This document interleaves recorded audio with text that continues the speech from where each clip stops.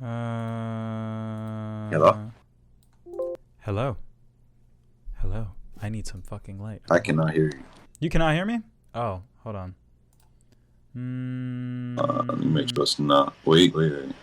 No, it's on my end. I know it is. Hold on. You can hear me now. Yeah. Okay. I didn't have the mic in. A different camera angle. I know it's slightly different. I moved my thing. I didn't set up my shit properly. I need things to be exactly the way they were. Ugh, my black ass. They literally look like Batman. Where is she? Yeah. A lot to talk about. Manny, we have too much to talk about. Yeah, I know. I should go first because I know you have a lot. Yeah. But I have a lot. We have so much to talk about that I don't think I'm going to be able to say it's been 2 months. When was the last time we recorded? Let me look up the date. It was like before beginning of July, I think. So it's been a long time. Wait, hold on. Let me see. Okay, your audio is recording. Yeah, it's been an extremely long time. So, I don't think I'll be able to say everything that I did while I was on my vacation. I don't think that I'll be able to say everything that I watched while I was there and while I came back. But I guess I'll just try to give the cliff notes because there's also a bunch of news. And even though we have like 5 hours and we're recording really, really, really early compared to how we usually do it, I don't even think that'll be enough time. So we'll get to it as much as we can. But it's nice to see you again, Manny. It has been great to see you. I missed you. I missed you too. I missed this. Not having these calls made me dumber. It for 2 months, my takes were ass. I was like, I can't be talking to people about things. I didn't realize how much my opinions are stronger because of this.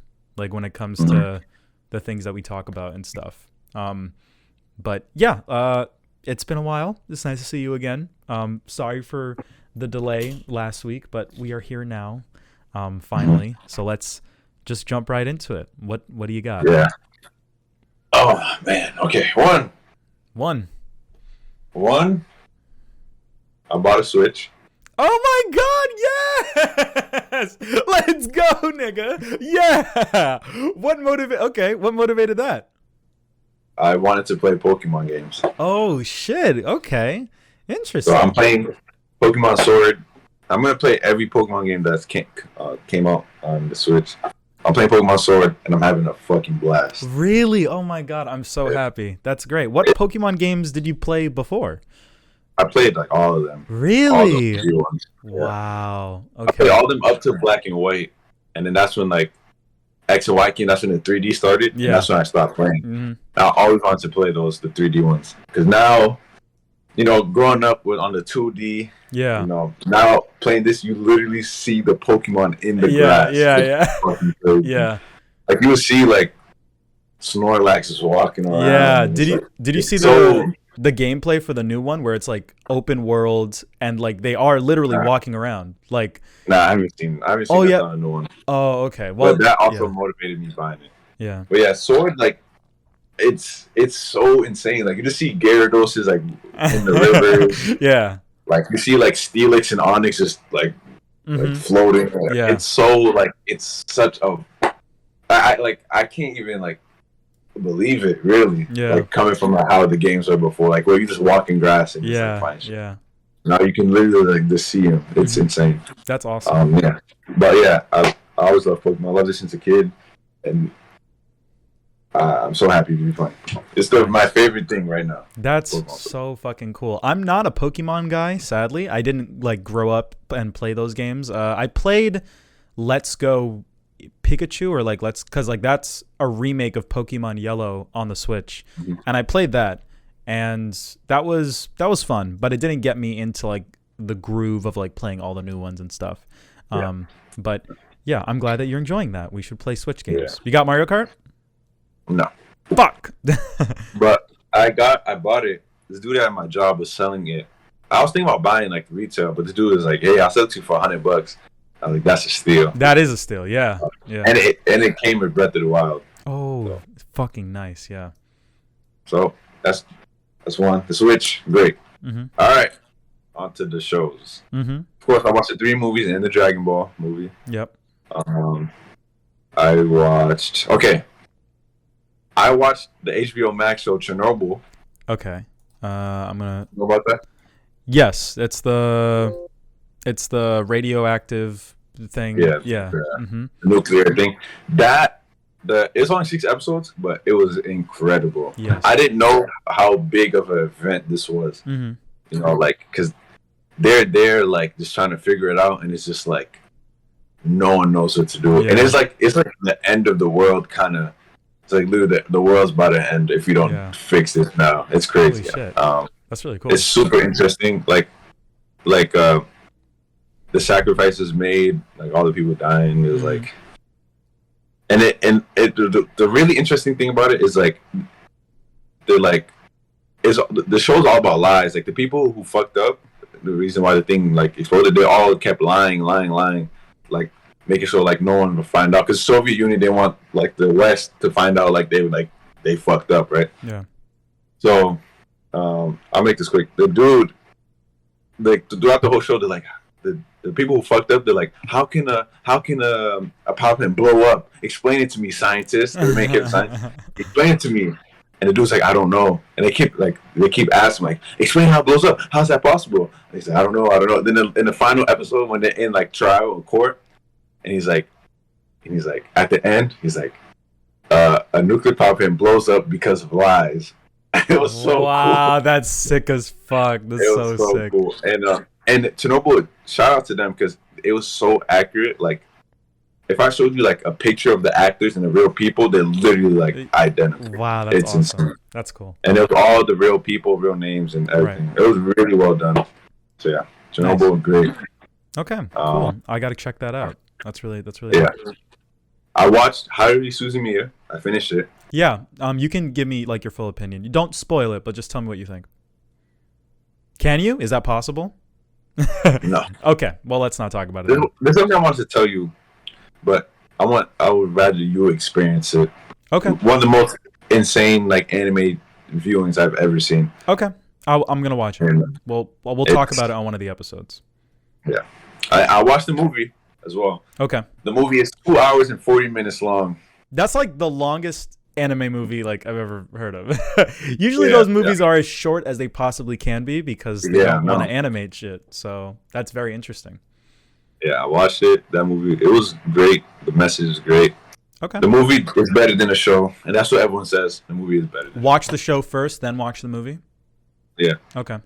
That's what I'll do. But the interesting thing about the show is that the show has 2 different watch orders. So when it aired in Japan, the show literally like aired in like it was like first episode like it would run like 6, 11, 5, 2, 3. But now you can watch it 1, 2, 3, 4, 5, right? Oh, okay. And it's so like jarring. Yeah. Watching it this way because it's like that's not how you're meant to watch it. But there's 2 different ways to watch it because like literally like the final episode is not like episode like the last episode kind of thing. Wow, that's really. So it kind of like jumps around. It jumps like arc to arc, and then you got to remember shit from like 6 episodes ago. Interesting. So it is like, you can watch it either way. Mm-hmm. But I had to learn about that. Yeah. That's that. So I watched that, the movie. I watched all of The Boys. Oh really? I watched all The Boys too. I caught up while I was watching it. What do you think? I think out of all the shows that are like popular right now, that's the one I would recommend to you because it's like a superhero thing that's not like Marvel. But what do you think? We can talk about it, but yeah, we can talk about it. I want to go and kind of talk about that a little, but I'll say that for after. Mm-hmm. So I watched all The Boys. I watched Danganronpa. Yeah, you know about that? Yeah, we talked about it before. Yeah, remember I said I was gonna watch it. Yeah, I watched it. Oh, I thought you said you saw it before. And no, I did, but I rewatched it. Oh, I don't remember anything that happened. Oh, okay. So all the spoilers, I was like, all the like twists and turns still got me. Okay, right? Great. It was really good. Yeah. But Danganronpa, Danganronpa 1 came out animated, but Danganronpa 2, the game, never got animated. They just skipped to Danganronpa 3. Yes. So what I did was I watched a 4-hour YouTube video explaining the whole thing. Interesting. It was a great video. Yeah. So now I get it. Mm-hmm. Yeah. That's a valid way to experience it. Yeah, I didn't watch the anime. I played the game. And it was interesting because in the anime, the death scenes, how they're like really like well animated and stuff, those are the cutscenes from the game. Like when someone dies. And I believe, I could be wrong, but I believe in the game they're more uncensored than the anime. So it was like really interesting when I like noticed that. But I enjoy like visual novels and like games where you just sit there and like read shit for like 7 hours. So I'm gonna play the second and third one, and then I think the anime differs a little bit from the third game. Like I think the game is like the third game story, and then the anime is like an extension of that in some way, shape, or form. Or maybe there's another one called Danganronpa 3, and then like there's 2 parts. There's like 2 different. Okay, never mind. Yeah. It's 2 different like perspectives. Gotcha. Yeah. Well, better than Squid Game. Series. It is an interesting series. It's one of like the most popular like video game anime like things. And it's I really like Danganronpa. You should check out Ace. Well, I don't know if I wouldn't recommend the anime, but Ace Attorney is like the brother to Danganronpa, like a visual novel that people like. I seen a little of Ace Attorney. Yeah. Danganronpa is funny because I seen gameplay of the game, and it's just like the show. But the main character, it would be like, the dude would be like, I was downstairs. I didn't see anything. Yeah, I love the game so much. It's so fun. And the anime, it's not predictable. That's the best part in a series like this. Yeah. It's not predictable. And like they give you so much things to like try to predict, and it's just wrong and everything. So I think it was really like well done. It was very well executed, very well made, and it like I love shows like that, like shows that like death game shows where it's like who's the killer, and then like by the end of it you're like, oh, that was cool, because sometimes it can be underwhelming, like when you find out like who the bad guy is or whatever. But I love Danganronpa 1, and I'm excited to play the other ones. Yeah. Ratings for Danganronpa? Do you have like a? I think I gave it an 8, like solid 8. Nice. I really liked it. Cool. Okay. Then I saw 1, 2, 3, 4, 5, 6, 7. I saw 7 Dragon Ball movies. Yes. I peeped the list a little bit, and I was like, okay, bet. Yeah. So I watched the Cooler movie, Super Angel 13, Fusion Reborn, Rise of the Dragon, History Trunks, BoJack, and A Plan to Eradicate All Saiyans. Rise of the Dragon? Yeah. What's that one? Is that Dragon Ball Z or Dragon Ball? That's Dragon Ball Z. Oh. This is Rise of the Dragon is probably the best movie. Really? Prior to like the new ones. Wow. It's probably the best. Who's the bad guy? One, that and the Gogeta one, right? Those are the best ones, right? Okay. Yeah. And the Rise of the Dragon, the villain is pretty much Cell Max. Oh, okay. The dude looks just like Cell Max. Really? And it's interesting because Rise of the Dragon, the dude, the bad guy, is like a big monster, right? And it's interesting because no one knows this except me, because I'm the one who watches this movie. Right. This is like the only time like the Z fighters fought like a big boss, not like someone like their size, right? What about like Lord Slug? Have you seen that movie? Didn't he like transform into like a big thing? Because he's like a Namekian and he was like huge. Yeah, but okay. I'm talking about like I think they're still like 1v1ing that. Okay. Or what? I don't remember. I didn't watch it either, but I was just thinking about that. But this one it's just like the new movie where like they're ganging up on this big guy, and so everyone's there like, but the big guy's like as fast as them, like still fighting them and shit. Right. So, but it's cool because they introduced a character named Tapion. Yeah, I know Tapion. Yeah, and he was great. I love his character design. Yeah. And that movie was really cool. And it's just like the Cell Max thing. Rise of and the Dragon. Had, like, yeah, Rise of the Dragon. Okay, keep going. And it had a incredible ending with Goku using a non-canon move called Dragon Fist. Okay. You know what that is? Oh, they do that in Dragon Ball FighterZ, right? Yeah. That came from this, and it's funny how that move isn't canon. It's like so fucking cool. That's interesting. I always was like, oh, I feel like I've seen that before, like when I saw it in Dragon Ball FighterZ, but interesting. Yeah, came from this. I think it's in GT as well. Yeah. All right. So I'll quickly go over all of them. The cool movie is cool. Nothing really to go over. Have you? Android 13. Are these the first time you're seeing these? Yes. Ooh. Some of them. Okay. Yeah. So I knew about all these characters because of the games, but this is the first time seeing it. Cooler was cool. Android 13 was nice because he talked a lot of shit. We were born. I seen the Gogeta versus Janemba. Incredible. First time? No, I've seen it before. Okay. I've seen. I love that movie. Yeah. Rat the Dragon. History of Trunks. I seen it before. I rewatched it. Such a cool movie. Yeah. And it's such a cool movie to a great arc. The Android arc. Yeah. Give me 1 second. Keep going. Then you got BoJack Unbound. That was another cool one. Really cool. I like that one. Mm-hmm. Then Plan to Eradicate All Saiyans. That was like the worst one. But the funny thing about all these Dragon Ball movies is that like, how Vegeta is used in them. Like Vegeta will come late into the fight, and then he'll get his own like his music. Like Vegeta's here, and he'll just like get beat up like immediately. That's pretty funny. Yeah, I saw all of those. Then also I played this Dragon Ball Z mod. That's like it's Pokemon Fire Red, but it's the Dragon Ball Z mod. Okay. All the Pokemon are fucking Dragon Ball characters. They had everyone in that bitch. So I also beat that too. Wow, that's cool as fuck. That's awesome. They changed the map, all the characters, all the gym leaders, all Dragon Ball characters. Wow. That's cool. That's cool. And I think that is it. That's it. Yeah. Okay. Nice. It's been a long month. You got yourself busy. Yeah. And this is on top of like watching shit weekly. Yeah. Oh yeah. You can talk about some of those like real quick, like Call of the Night. Like a lot of people are talking about that. Is that what it's called? Yeah. That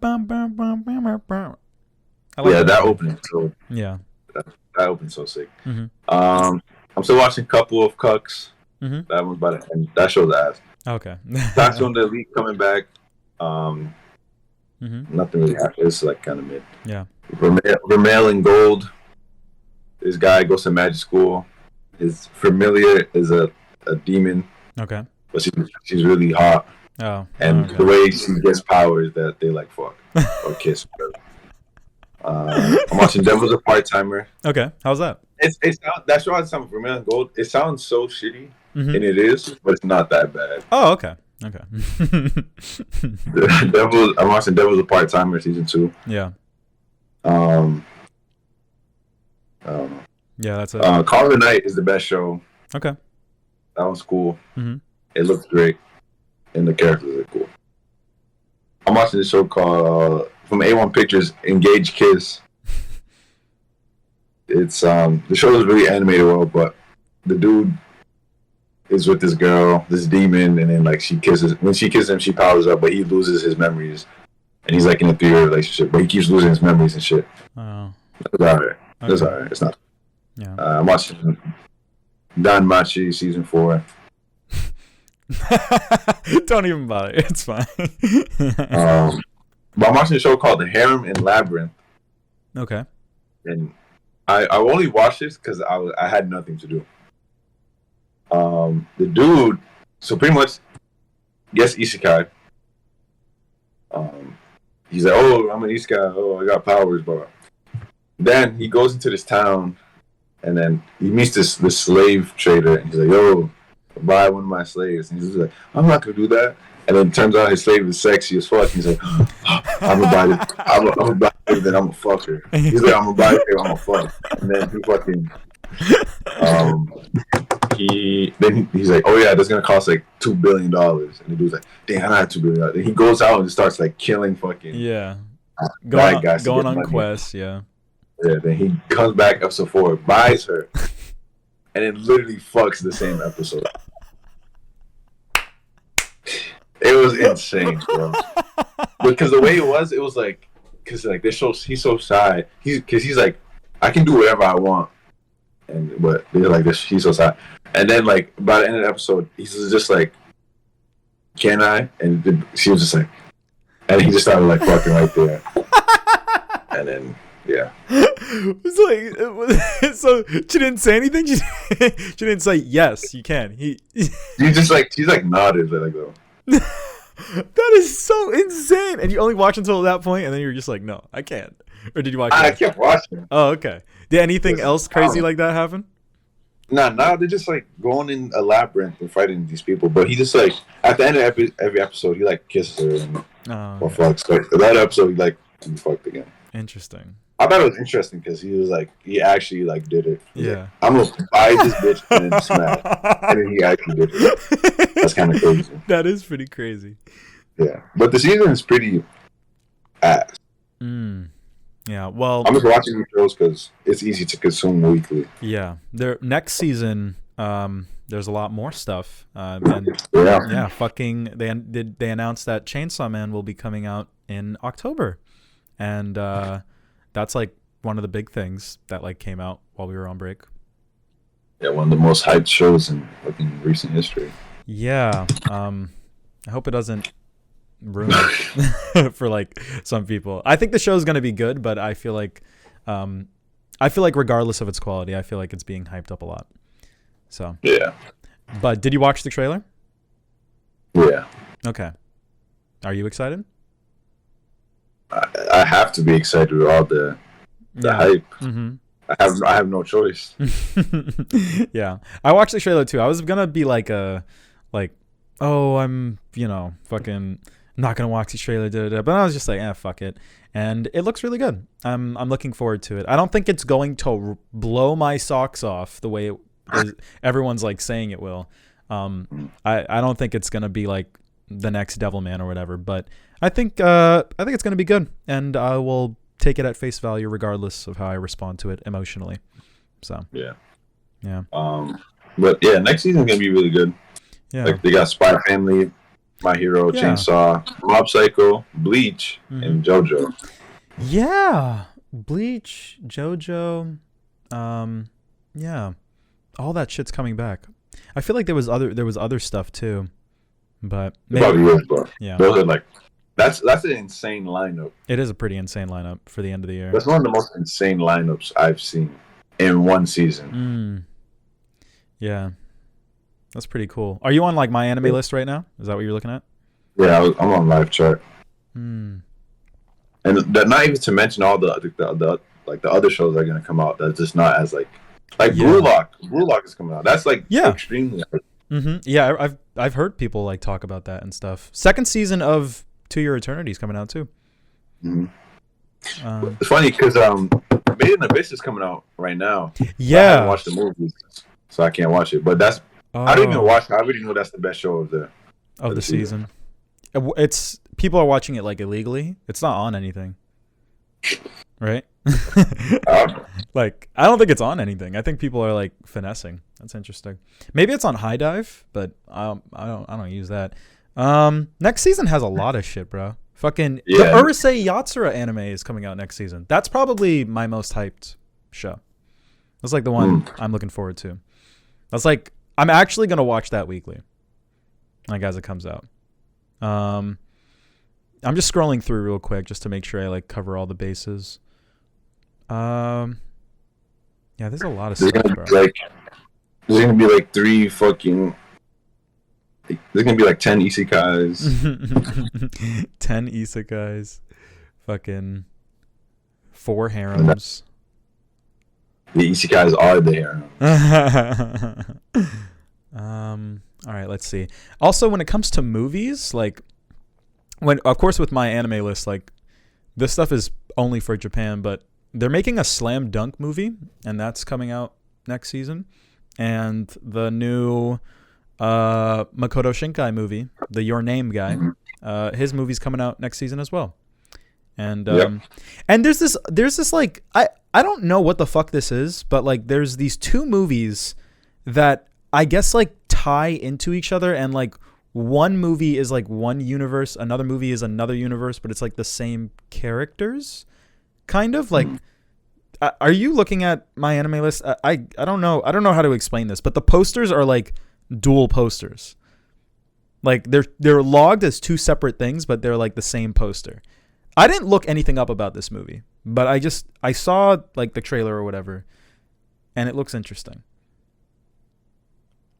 Is it? You talking about Boku? Oh yeah. Like Kimi wo Ashita Hitori and Boku no Ashita. Is that what you're talking about? Like the blue and pink shit? Yes, the blue and pink shit. Yes. I'm gonna try and find the actual title, but yeah, I don't really know anything about it. But I just thought it was interesting. The synopsis are the same too. Interesting. Yeah, look, the synopsis in a world that has been proven that people swing between slightly different parallel worlds. And it's gonna be two different movies. Oh, it's gonna be coming out the same day too. It's like Pokemon Red and Black, or like it's literally just like that. Like, you gotta watch. Which one are you gonna go watch? You gotta watch both of them in order to get the full story, to get all the Pokemon, to get all the references. You gotta watch both. Oh, that's funny. Interesting. Yeah. That's fall. That's crazy. Yeah, it's pretty crazy. And right now, when it comes to like anime movies, obviously the Dragon Ball movie came out here, but the One Piece movie just came out in Japan. That's doing the rounds. Everybody back home, like everyone here has like watched One Piece now. It's pretty cool. So like the boys are gonna go see the One Piece movie, like the fucking minions. That happened while you were gone. The gentle minion. I completely forgot about that. Oh man. Yeah. That was stupid. But yeah. Fucking yeah, but besides, that's what's happening next season. Let's see what other like big anime stuff is happening. I'm just trying to make sure I cover all my bases. I gotta look at this giant list of like news. Oh, go fucking, ahead. You notice that fucking Kaguya-sama? Yeah. Fullmetal Alchemist? They're tied right now.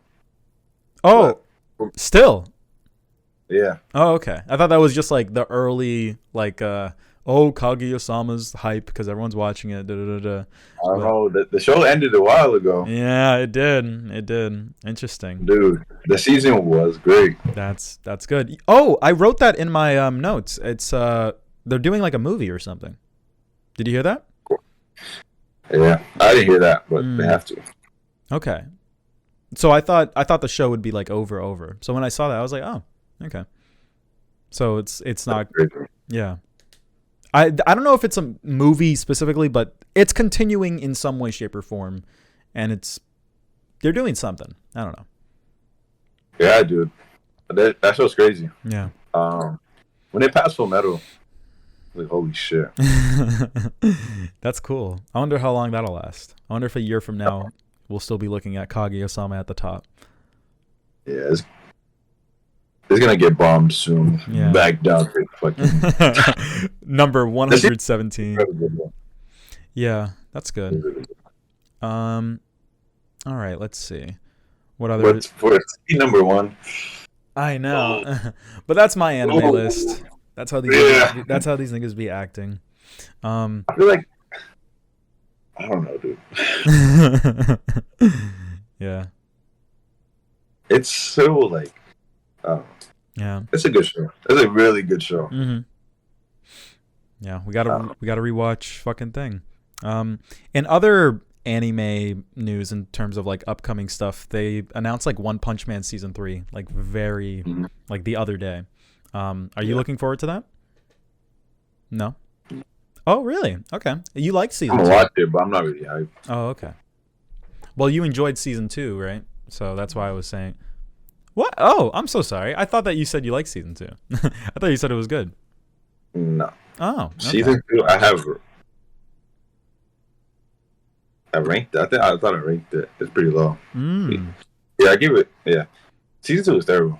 Season 2 was terrible because of its animation or the story as well? The animation was something, but it was just the villain of the show, like, just severely carried it. Yeah. And for me, I don't know. I need to see way more interesting things for like Saitama to be like. Yeah. I don't know. I need something. That's what everybody tells me. People tell me like it's no longer the Saitama show. It's kind of like not about him anymore. And I'm like, and I've heard a lot of people be like, I liked season 2 of One Punch Man. I'm like, interesting, because it does. After season 1, I was like, I don't want to watch the rest if it's like about a new guy, and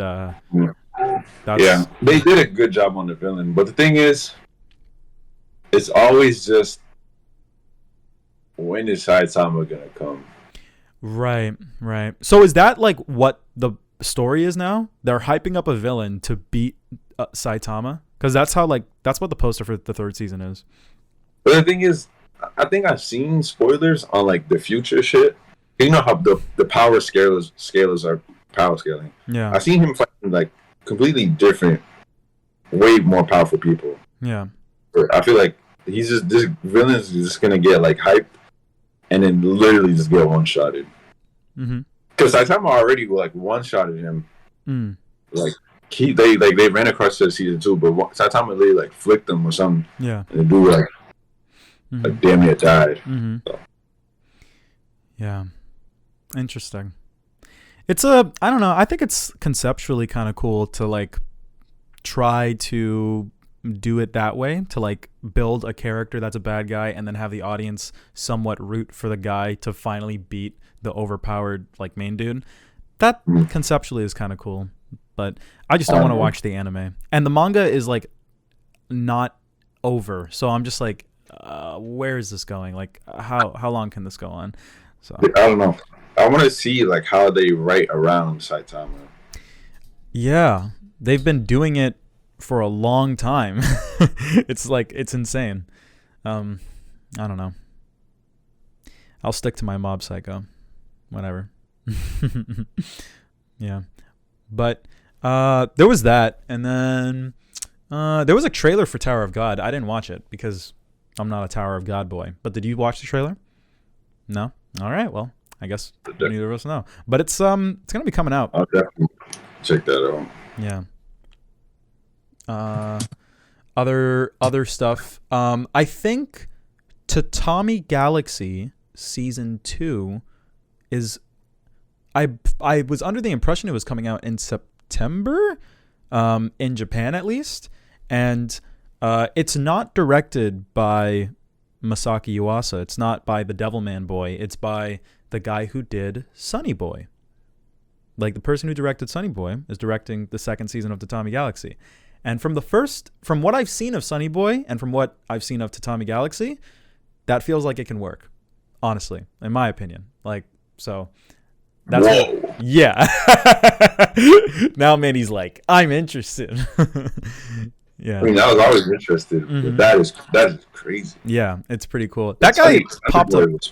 Yeah, he popped up out of nowhere. Like, I've never heard of that guy before Sunny Boy, but now he's hot shit. He's doing the fucking 2nd Tatami season. That's crazy. But Sunny Boy was crazy. Yeah, let me look up when that's coming out. Give me a second. All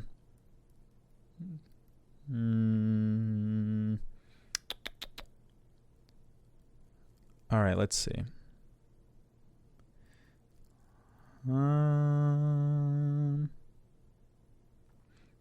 Just give me a second.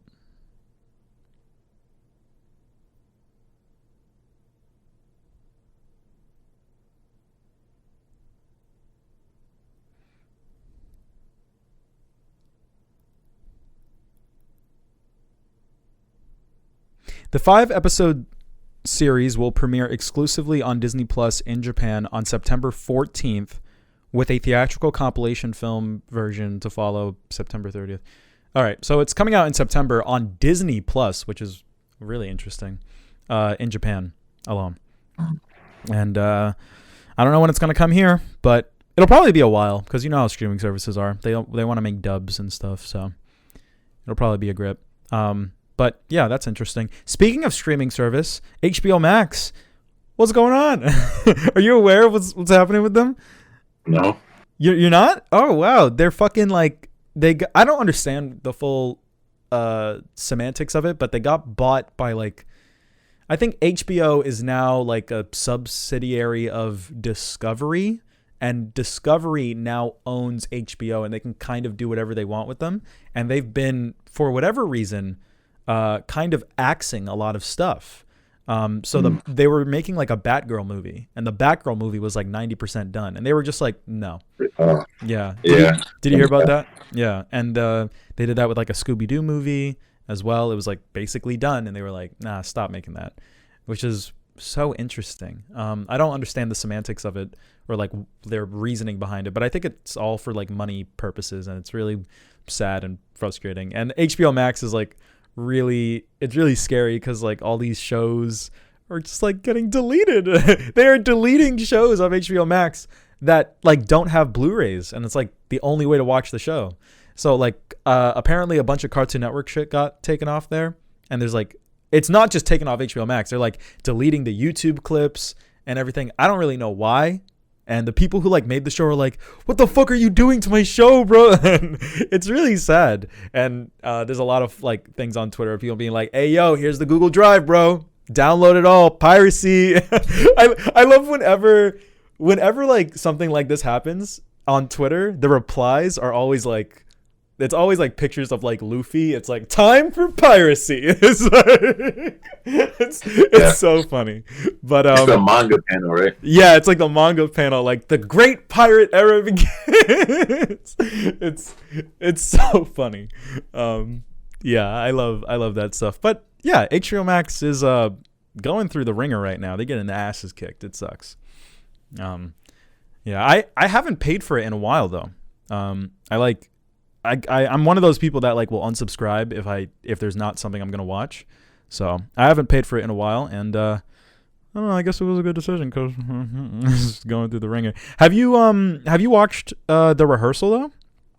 Like are you aware of this show? It's called The Rehearsal. It's by Nathan Fielder. I watched the first episode, and I guess that can be like a segue into like what I've seen. That show is like going through the rounds. It's a show it's a real life show. It takes place in like the real world, and this guy pretends I didn't know how else to explain that. It's a show that's not like it's not like acting.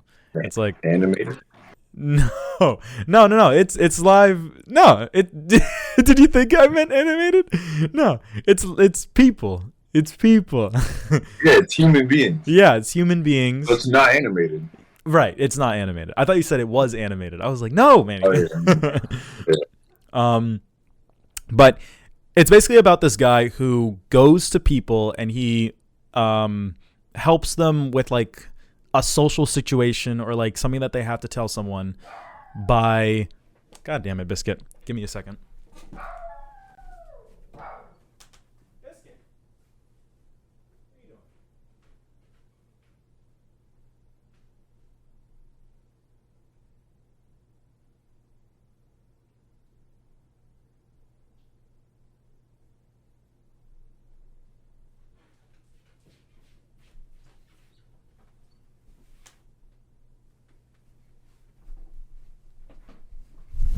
Okay. Basically it's about this guy who goes to these people that like need advice in like saying something to someone. So the first episode, this guy like has to reveal like a secret that he like lied about going to college or something. And he's like, oh, well, we go to the bar like every Saturday. And Nathan's like, okay, the main guy like who like runs the show, he's like, I'm going to recreate the bar that you go to like piece by piece, like every like essence of it is going to be exactly the same. and I'm gonna have actors, and you're going to like reenact how you want to tell the girl like the secret, but with the actors. And it's like a funny show. It's like he's like making fun of these people, and it's supposed to be like ridiculing and comedic. It's not like a genuine like thing. So it's but it is real. Like all of it's real, and it's insane. You got to watch the first episode. He also made a show called Nathan For You, which is a 10 out of 10. It's like one of my favorite shows of all time. And that's also on HBO Max. So him coming back is like crazy to me. I'm like, let's go. So I watched the first episode, and I don't have HBO right now, so I'm not watching it, but it's like weekly, and everyone's like been watching it weekly, and it's great from that first episode that I saw. So check that out if you're interested. Okay. Yeah. So that was like one thing that I saw, but obviously I saw a bunch more stuff, and to be honest, we don't have to like go in the order that we usually go in because there's like so much shit. So we can kind of just, as long as we cover everything by the end, that's all that really matters. I guess we can start by talking about, I'll talk about like the other stuff that I like watched later in a second. But let's start with like The Boys. Okay. Yeah. Yeah, The Boys. Yeah, The Boys. The Boys. The Boys. Mm-hmm. The Boys is a great watch. And I don't know if it's just me, but everyone I talk to has nothing but praise. Right? Yeah. I watched it, and I do think it's good. I do think it's interesting. Homelander is one of my favorite characters now. Yeah. He severely carries that show. Yes, like way too much in my opinion. A bit too much. Yeah. He's it's so hurting how much he carries. Yeah, I honestly wasn't intending on watching season 3, but on my drive to Canada, my 10-hour drive, I watched The Boys like in the car. Like I was like, this is a background show. I don't want to give this season my full attention, and that's like what I did. And yeah, Homelander. Did you watch it after I sent you the meme or before? I watched it before. Oh, okay, cool. Yeah, I watched it because I watched it because a bunch of guys at work just kept talking about it. They're talking about like it's the best thing ever. No, but I think it's not. It's not. I have my criticisms as well. I'm not on the hype train. I was for season 1. I think season 1 was really good. Is really good. And then yeah. Oh my god. Season 1 was like really good. Yeah. I feel like the show season 2 with the first off the whole Nazi thing was so boring. Yeah. That was like when it was revealed, I guess the show thought this is gonna be a crazy reveal. Yeah. When it was revealed, I was literally like, yeah. But I'm talking about season 3. Season 3. You can talk about the whole thing. Talk about whatever you want. I mean, with season 2, I feel like it's been a long time since I've seen season 2, but my issue is that you can tell they're making it up as they go, and because this is a show that is ultimately building to this grand conclusion of how they're going to eventually defeat Homelander, the journey to that is like what's supposed to be fun. And when you can tell that journey is like spliced up into these like weird little arcs like that don't really connect and have like this really loose thread that's kind of progressing things, it gives me the impression that they are going to milk this as much as they can. That's the problem. Yeah. Yes. And this is gonna get milked. It is. It's already. And it's gonna get boring. It's already getting boring. It's already boring. Yeah. Which is hypocritical because the whole point of this show is to criticize and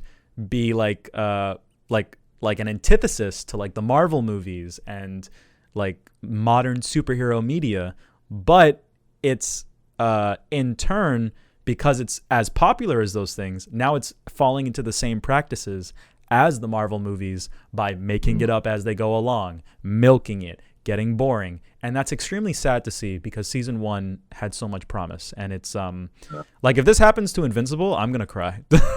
like that's it's this was like, for me, this and Invincible were on like somewhat of the same level. I would give Invincible a 9, and I would give season 1 of The Boys like an 8. And The Boys just like stopped trying as hard. Yeah, it literally nosedived. Yeah. And like when it comes to like season 2 and season 3, the only thing keeping me watching is literally Homelander. Yeah, me too. Just to see what he's up to. Mm-hmm. Everyone else was just like, yeah. But season 1, like they killed Translucent, and it was like interesting because it's like, okay, how can these normal motherfuckers kill this indestructible thing, right?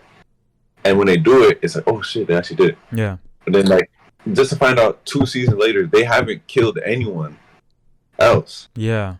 And I thought the whole thing would be like them like finding out ways to like, take these people down. Yeah. Just to find out, the show is all about literally just politicking and blackmailing. Yeah. Right? Yeah. And if you look at it, it's like Homelander has done more killing than The Boys. He's doing your job for you. Yeah.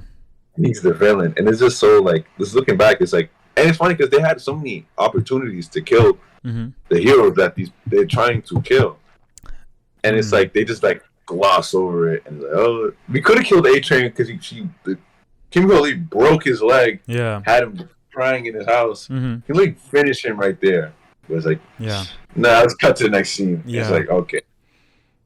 I feel like that scene for me kind of did it when they like just left A-Train. It's like, aren't we here to like kill these people? Yeah. And even for like the main character, what's his name? Huey? Yeah.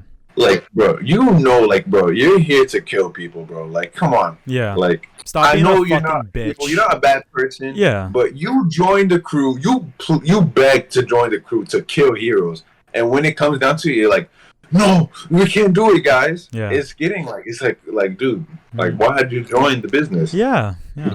You're just chilling at home, right? And it gets so annoying because at the end of season 2, when Starlight and him are fighting A-Train, he has a heart attack. You can literally finish him. Yeah. No, let's call the ambulance. Like, bro, you literally joined the crew to kill these people. Yeah. Yeah. And now it's getting like, now it's just, I don't know. I understand what you mean. I understand that they're trying to make it a little bit more nuanced, and like there are reasons why they like let A-Train live and stuff, but like I agree with what you're saying. It's like the selling point is no longer what the show is. It's not about these guys trying to kill the Supes. Now it's a lot more complex, and it's so complex that like you're not going to satisfy me by the end, because now it's not just about killing the Supes. Now it's about dealing with the politics behind killing the Supes, and we have to kind of do it in like a more sleazy, like under the counter kind of way. And I can tell by just how many episodes have come out that they're not going to like really deliver on a conclusion for that, because that's not really their goal. Their goal is to have these mini anime arcs and then like have slight progression each time based on the things that happen in those arcs. It's literally like it's like fucking Dragon Ball. Like a new bad guy like pops up, like everything. When Stormfront like died at the beginning, I was like, wow.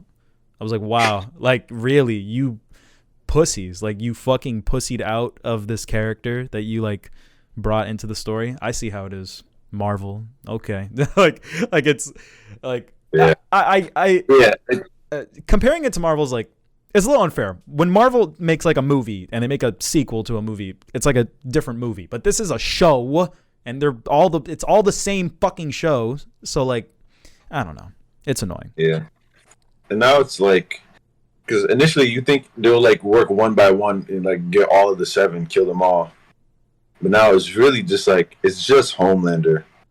It's just Homelander. That's like the only bad guy they got to worry about. Yeah. It's just like, because I thought it would be like, they're going to kill Translucent, they're going to kill Maeve, they're going to kill Black Noir, and it'll be like different every time. Right. Depending on their abilities and shit. Yeah. But it turns out like everyone's just turning their backs on Homelander. Homelander kills Black Noir. He kills Stardust. Yeah. He kills everyone. Then they bring in Soldier Boy, and then Soldier Boy just literally spawned in the show, and he already killed through like 3 heroes in like 2 episodes. Mm-hmm. The boys killed 1 in 3 seasons. Yeah. It's like, come on, guys. Yeah. Come on, guys. I don't want to see the heroes kill heroes. Yeah. I want to see the normal people. Right. Yeah. You know? And it's not even like Soldier Boy is bad. He was great. But the ending really pissed me off for season 3. I can imagine. Yeah. Because it was like, I knew the show wasn't gonna end. Yeah. I knew Homelander wasn't gonna die. Mm-hmm. I knew they're gonna keep running this shit. Mm-hmm. Right. The show was really big. But the way it was like handled, it was like kind of like ridiculous. Like Soldier Boy bodies fucking the kid. Right. Boom. He bodies the kid, and then everyone's fucking Butcher starts going crazy. He's like, don't hurt the kid. Literally, the kid is a fucking Homelander 2.0. He's okay. Yeah. Like that didn't. He's good. Mm-hmm. That's not gonna kill him. Yeah. He's gonna get it. He's gonna be fine. And Butcher she's like, and then starts fighting Soldier Boy. Like you could have just said, "Yo, Soldier Boy, just leave the kid out, bro. Yeah, that's my son. Please don't hurt my son, Soldier Boy. Kill Homelander. That's all we're after. Mm-hmm. My bad, bro. Yeah, get the kid out of the building. Yeah. But literally, he's like, "You hurt my kid." Laser eyes. Yeah, and then they do that real scene where Homelander and Butcher are lasering Soldier Boy. Yeah, like, bro, where's the show going, bro? Yeah, I know.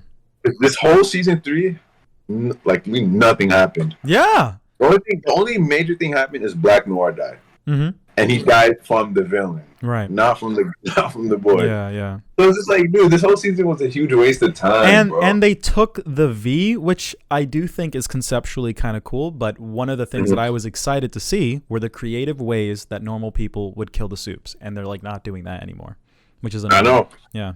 I know. Yeah. Now Butcher's just like lasering like Homelander. Like, same thing, dude. Mm-hmm. Yeah, it's really I understand what they're going for, and I don't hate it. It's not like the worst thing in the world, but it's very underwhelming based on the potential that this show has. I was also really underwhelmed when his girlfriend died in season 2. That was like a component that I really liked. And for it to wrap up so anticlimactically for me was I know.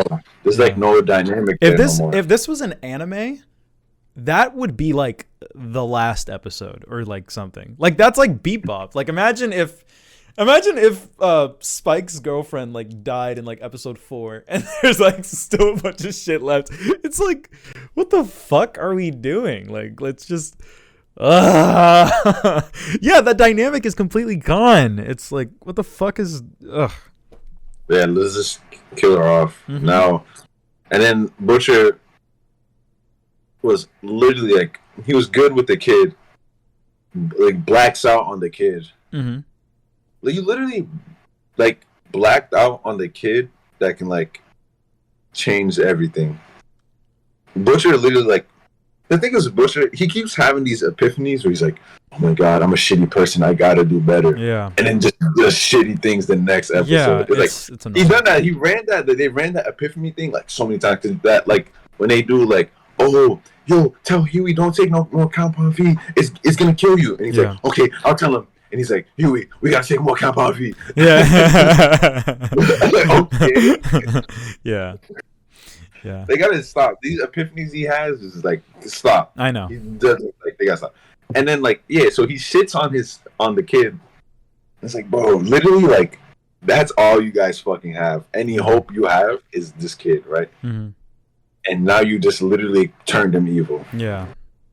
Now it's gonna be like, oh no, now I have to kill the kid. Yeah. The mom said I have to protect him. Yeah, like I'm not invested in that dynamic like at all. That's not nearly as interesting as like how it began.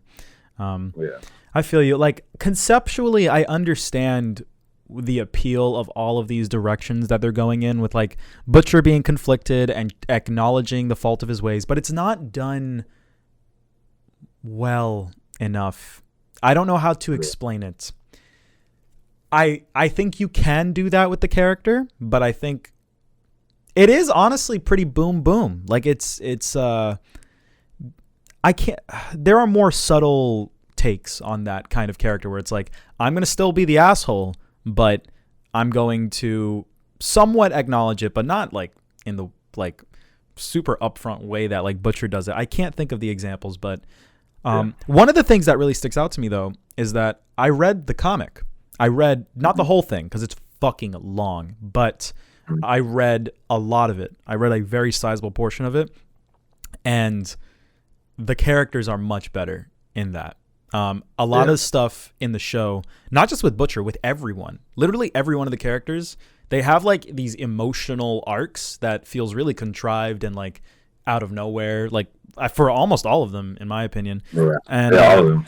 And in the comic, they all work like so well, at least from what I read, because in the comic, like the only person that's new is Huey. Like Mother's Milk, Butcher, even the female and Frenchie, they all like know each other, and they did like kind of in the show, but in the comic, like when they all get together, they already have a relationship, and their trust is like, you already see it. Like you already see that they have like a bond and stuff.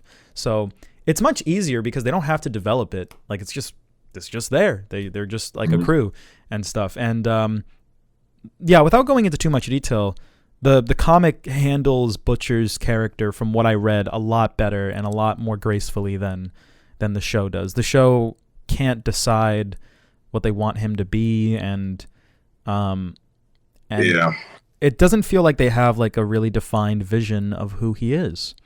And he feels really just, he doesn't feel very deep. Even though the ideas are deep. Because the way they're presenting it is just really flaccid and like plain. Yeah. He like I get like he's like the asshole of the group, like, and all that shit, but he has to stop. Mother's Milk has to stop too. Yeah. Like Mother's Milk, the whole thing with Soulja Boy killed his family. Listen, bro. Yeah. Shut up. Listen, bro. Listen, please. Mother's Milk, please. Like, you're doing so well season 1, season 2. Please stop, bro. Yeah. Like, first of all, whenever you see him, you literally start like losing your fucking mind. First of all, you're like a CIA agent. Like, you're trained to not do that. Yeah. That's the one. You're not supposed to do that. Right. Two, when in that scene when he squared up against Soulja Boy, it's like, dude, like, come on, like, get a grip. Yeah. Like, I know, I know he killed your family. Like, come on. Like, this is not gonna say, like, you're gonna square up with this guy. What's gonna happen to your daughter? Like, you just died.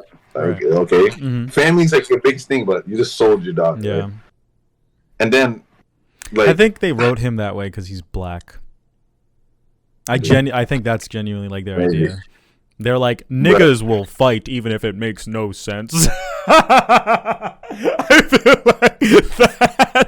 feel like that's what they're trying to say. And I'm gonna be honest. I appreciate the sentiment to try and like have that be like a part of his character, because I do feel like that is a part of like a lot of black people like do be like that, but I think that's taking it way too far for like the stakes of this type of thing. Like, it's like, dude, like, bro, like, come on, like, like, cause he's like, it's so like, it's such a far cry. Yeah. Season 1 and 2, he's like the level-headed guy. Yeah. And now he just completely went bonkers. Yeah. The whole season, right? And then, and then he Boing. Huh? Nothing. Keep going. Yeah, Mother's Milk. You want to kill Soulja Boy? Great. Can he like kill Homelander and then you guys like just like backdoor him, like backstab him? Yeah. Like, he's gonna be tired after the Homelander fight. Oh, you beat Homelander. Good shit, Soulja Boy.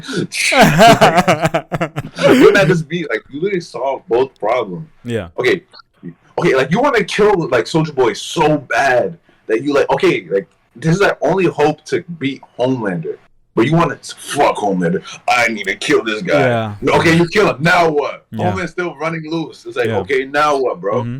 Literally, like, let them fight and then fucking, like, backstab them. I know. When they think they're all cool. This is, like, such a convenience for them to actually have a way to kill Homelander. And for them to be like, no, not now. It's like, bro, fuck, dude. And it's like, you think like this is like the grimy, dirty group that do anything to get the victory. Yeah. No, that's not what we do here. Yeah. We're good guys. The right way. Yeah. Yeah. It's so fucking. No, you're not the good guys. Yeah. Yeah. Fuck. I'm happy Huey started like being like, bro, fuck Doom being the good guy in season 3. Mm-hmm. Give me some fucking I can't take this anymore. Yeah. Huey is really like the viewer, like, bro, I can't do this anymore. Like, bro, this is not fair. Yeah. Like give me the thumb up now. Yeah. Huey actually like started acting like I actually like human in season 3. And I like that, like, even with his Starlight, and she was like, Huey, don't go with Butcher, and he just goes with Butcher. Yeah. I was like, all right, good shit, Huey. Mm-hmm. But Starlight too, like, bro, you literally like, you are so afraid of Homelander. Why are you trying to stop Soldier Boy? Yeah. Yeah, it's insane. And plus, they had the gas. They had the gas to kill. I know Maeve like knocked out his hand, right? Mm-hmm. And, like destroyed it. But they had the gas to get Soldier Boy. Try to get that shit again. He beats Homelander and just like put that shit in his face. Yeah.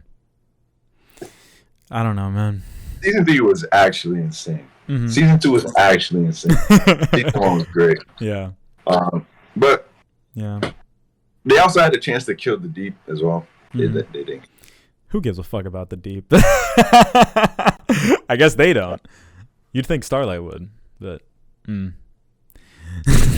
But even with all that, I still think the show is like, it's still funny. Yeah, it's still a great watch. Mm-hmm. It's still a good watch. Let me not say great. Yeah, it's a good watch. It's now just like a fun show. If I'm forced to watch it, it's not torture. And I was forced to watch it, so because of my friends. Yeah. No. I'm here for Homelander, and I want Homelander to win at the end. Mm-hmm. Right. It's fuck the boy. Yeah. Bro, but what did you think of like the ending when Homelander like killed the person? I loved that. I thought that was really cool. Yeah. Homelander like literally does no wrong. He can't do no wrong. Like everything he does is like great for me. Like great in what way? Like like as a viewer. He's so entertaining. Mm-hmm. Yeah, he's extremely. I love like the best thing about Homelander. He's written so well because he is such a threat. Yeah. Like whenever he's not in the scene, it's always in the back of him. Homelander, right? Because those scenes where he like just pull up. Mm-hmm. Randomly, and he just pulls up. What are you guys talking about? Yeah, and everyone's like, I love that shit. Yeah, that's how it really be. Right. He and the actor Anthony Starr, he's so fucking good. Yeah, he's really good. Like, the facial expression is like he's like completely like nails it. Yeah, you know what I mean? Like how he can go quickly from like happy to angry. Yeah, like one of my favorite scenes when they try to replace translucent at the start, and this is that Asian blind guy. yeah. Like, oh my god, you're a real hero. Like, okay, like let me just say something real quick. What happens if I?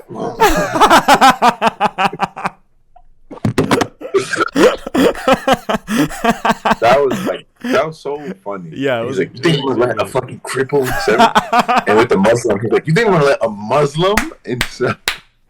I was like, holy fuck. I love that part of it. I was like, holy shit. Homelander is an amazing character, but I do feel like sometimes they play the same hand like multiple times. And when Homelander does like what are you guys talking about, bro? It's really great, and I love whenever he does that. But it happens so much to the point where it's like, like, okay, are you really listening, Homelander? Because at this point, maybe you should like be able to stop this more. But like I said, like he should, he should be able to stop everything. It's really frustrating because like I understand. I'm not saying there are plot holes, but as a viewer, it's like, oh my god, this is like not moving forward in the way that I really want it to be. Like it's Homelander hasn't progressed, and the boys haven't really progressed. Yeah. Everything is stagnant because of these fucking side bitches that keep coming in here. these Dragon Ball movie antagonists that keep like popping up. These DLC characters. It's like, oh my god, like the arc, the main anime is still going, guys. It's going the side movie. Yeah, the last 2 seasons are literally filler. Yeah. And then Maeve somehow survives. Like, no. Like, you blew up. And with that explosion, like, you lose your powers. She just survived. I mean, I guess it kind of, like, drains. But she just survives at the end. I'm like, okay. Yeah. That could have been, like, her moment. Like, oh, look, Maeve saved us all. No. But Homelander is cool. I think he's hilarious. Yeah. He has a lot of great scenes too. Yeah, even when it is getting repetitive, it's still funny. Like when he's like, "Eat the fucking squid, bro," and he's like, that was funny. Did you find all the dick sucking bestiality squid parts funny? I thought they were funny. I think the Deep is hilarious. Yeah, he's really funny. I love those memes of like the Deep. Have you seen like that part when he's on the TV show and he like wins like the thing? Like the meme of him going like like it's so fucking funny. It's so funny. Nah, the Deep, I like the Deep because even though he's not fighting, he's a good relief, like comedic relief. Yeah, he is. So if he's doing that well, I'm happy with him. Yeah, he's hilarious. Yeah, I do not like how Black Noir was done. I don't know. People saying he might come back or whatever. Nah. What? How did he die again? Homelander fucking. Oh, okay. Yeah, because season 3, like they built him up.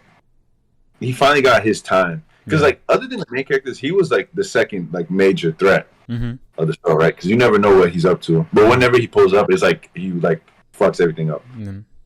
Like when he blew up like Butcher's aunt's house and shit. Yeah, I remember that. Yeah. So he was a major threat, and I like how Homelander always knew that. He was like, "You guys suck, Black Noir. Keep doing your thing." Yeah. He's like, "You guys suck." I love that, right? Yeah. But the way like. He like season 3 built him up. They had like they got his flashback and what Soulja Boy did to him, and then like he was like telling Homelander like, "Yo, Soulja Boy is alive and he's coming right now." Yeah, that's what he did. He warned me, "Yo, Soulja Boy's coming. Like we gotta get him." And the Homelander's like, "You knew I had a dad." You know, I feel like they should have had Black Noir at that final battle, and he would have like split up the groups. It would have been like, oh, okay, like Homelander's fighting Soulja Boy. Right. Oh shit, Black Noir just came. Now Black Noir's fighting Soulja Boy. Yeah. That means fucking Butcher, and he would have to fight Homelander. Yeah. Oh, and then Maeve. It would have been Maeve, Butcher thing, fight Homelander, and then like Black Noir gets his fight. Yeah, that would have been we're fucking building that shit up just for him to get one shot before the finale. And it's frustrating because as a viewer, you're like, you can't say that it's like a plot hole because it makes sense, but it's a narratively uninteresting thing to happen. It's like really boring and like lame. It's like, oh, all that for that? Like you're literally building up that scene. And if that scene is not good, then it starts to feel like you only did that to write the dude out of the show. It's like they just wanted Black Noir to not be in the show anymore, kind of. It's like they only want the threat to be Homelander. Yeah, everyone's gone now. Everyone's gone. Maeve is gone. Deep is like a joke. Fucking Black Noir is gone. A-Train. I don't know. Oh yeah, I forgot about A-Train. His memes are you don't know where he stands because you think like he's not with him at the start. But then he snitches and gets Stardust killed. But then, like, his brother gets paralyzed. And then, like, remember that scene where, like, him and the Deep are fighting? And then Homelander comes, steps over him, picks up the Deep. And like, dusts off the deep and just looks at him on the ground and shit. Yeah. I really like that scene. But like you think like A-Train is starting to like waver, but you never know him. Yeah. It's annoying. Make up your goddamn mind, dude. Like, yeah. It's and like you'll be like, hey, like Homelander, what do you think about all the black people dying? Homelander's like, I don't fucking care. Okay, Homelander. Me neither. That's so funny. I love when Homelander called him fat. He's like, "You drinking a fucking smoothie from Starbucks, Tubby?" And A-Train was like, "Yeah, I'll go get you one. They're really good." There's some funny moments. But there's a lot of funny moments. And then I like the scene with the dude who like paralyzed his brother. Mm-hmm. After they're like, he's like, I felt threatened. He's like, and the girl like the head of the he's like, you felt threatened by like, you're a superhero. You felt threatened by like normal people. Mm-hmm. Yeah. I felt threatened. Yeah. I know that's like a commentary on like real life cops and shit. I felt like it was. I liked that part. I liked it. I thought it was cool. It was like, it's like damn. Mm-hmm. He's like, all lives matter. Swoop lives matter. Bro, because that's so real. Like that. I think they depicted like that. Because it is very much a commentary on those type of people, like in our society, and Homelander is like one of those people as well. And because of how much that's happening, like today, I think that part was effective, and I also think that's another reason why the ending was like so good. I think that final scene of Homelander like killing the person was like amazing. I was like, that was cool in like that was like evil, but you know what I'm trying to say. It was a great scene. I liked it. I wasn't expecting him to do that. You know, I was like, oh, it's gonna be a hallucination like last time. Like last time. Yeah, and he's like, and the guy's like, you think people are gonna get mad? The guy's like, yeah, and bro, that's exactly how people would react. Like genuinely, like I know that's what people would be. Yeah, his first time with hallucinating, it was like the Black Army guy was like, I forgot what he was saying, but he's like, blah, blah, blah, blah. And Homelander's just like, and it's like, it's funny because like, he's black, but he's in the army. Right. Yeah. Like, yeah. He was so like, fuck. There's some really cool stuff in this show. There are some parts that are really smart. Yeah. Like that scene when he finally broke, he's like, no. He's like, Starlight was talking. He's like, no. She lied. Everyone's lying. He's like, I'm being controlled. If they're taking control of me, they definitely can take control of me. Yeah. Like, I'm better. I'm smarter. I'm better. That was great. Yeah, it was great. Yeah, that was a really good scene. Yeah. Oh, and one more. When he fucking killed the girl that he liked, and like you think like Butcher has him cornered. Oh, Butcher got him. What is he gonna do now? Butcher got hostage, and he just comes in. He's like, "Oh, what are you gonna do? Blow her up?" And he's he's walking around. He's like, and he like when he kills her, he looks at him like now what? And as a viewer, I was like, bro, now what? Yeah. He killed his own hostage. Yeah. After that scene, I was like, yeah, this character right here is amazing.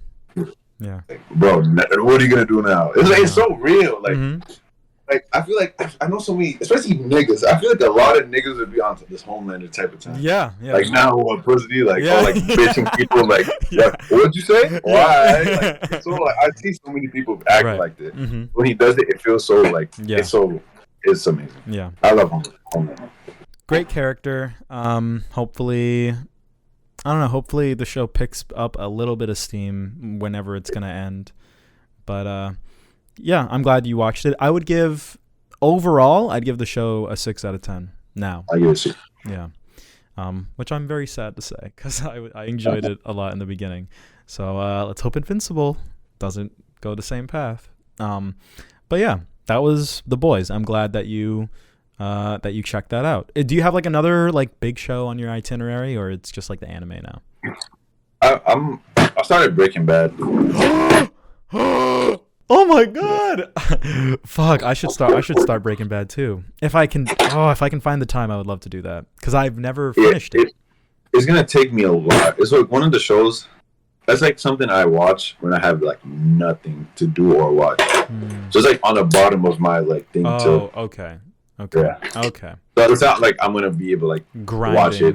Talk about the next episode. Yeah. Gotcha. It's gonna take a while. Are you watching it because of Better Call Saul? Because like, no. Oh, okay, interesting. Because Better Call Saul just ended, and people are hyping the fuck out of it. And I'm watching just because it's Breaking Bad. I'm watching just because it's Breaking Bad. Okay, cool. Yeah. I have to watch it. I know. I have to watch it too. I have to watch it before I die as well. Like I can't believe I've gone so long without seeing it in full. What I did see was really good. I loved what I did see, and I watched a good amount of Better Call Saul too, which was good, but it's a very different type of show. It's not the same kind of show as Breaking Bad, but yeah, I'll watch Breaking Bad one of these days when I have like an entire like month to spare. Yeah. There's a lot of stuff. Yeah, extremely long. But yeah, that's Breaking Bad, The Boys, and talk about Dragon Ball. Yeah, we can talk about Dragon Ball. Let me see if there's any other like news that I want to like squeeze in really quick. Well, speaking of Dragon Ball, fucking Dragon Ball FighterZ Evo happened like recently, a couple weeks ago, and Dragon Ball FighterZ, they announced that it's going to have rollback netcode on the PS5 and Xbox Series X and on PC as well. And I don't know if you're aware. Do you know what that is? Like rollback and stuff? Explain it to me real quick. I can't explain the semantics, but the short version is that a lot of video games, fighting games, used delay-based netcode. A lot of video games do, but for fighting games, it's awful because your inputs are very important and for them to react like at a given time. So when you experience lag in a game, it's because the way the online is built and the way that the connection between you and that player like functions, like the infrastructure of like how that operates, it breeds lag when there's like a drop in connection. Rollback doesn't necessarily make your connection better, but the infrastructure like underneath how it connects you to someone else won't cause that type of lag. So you will literally not lag.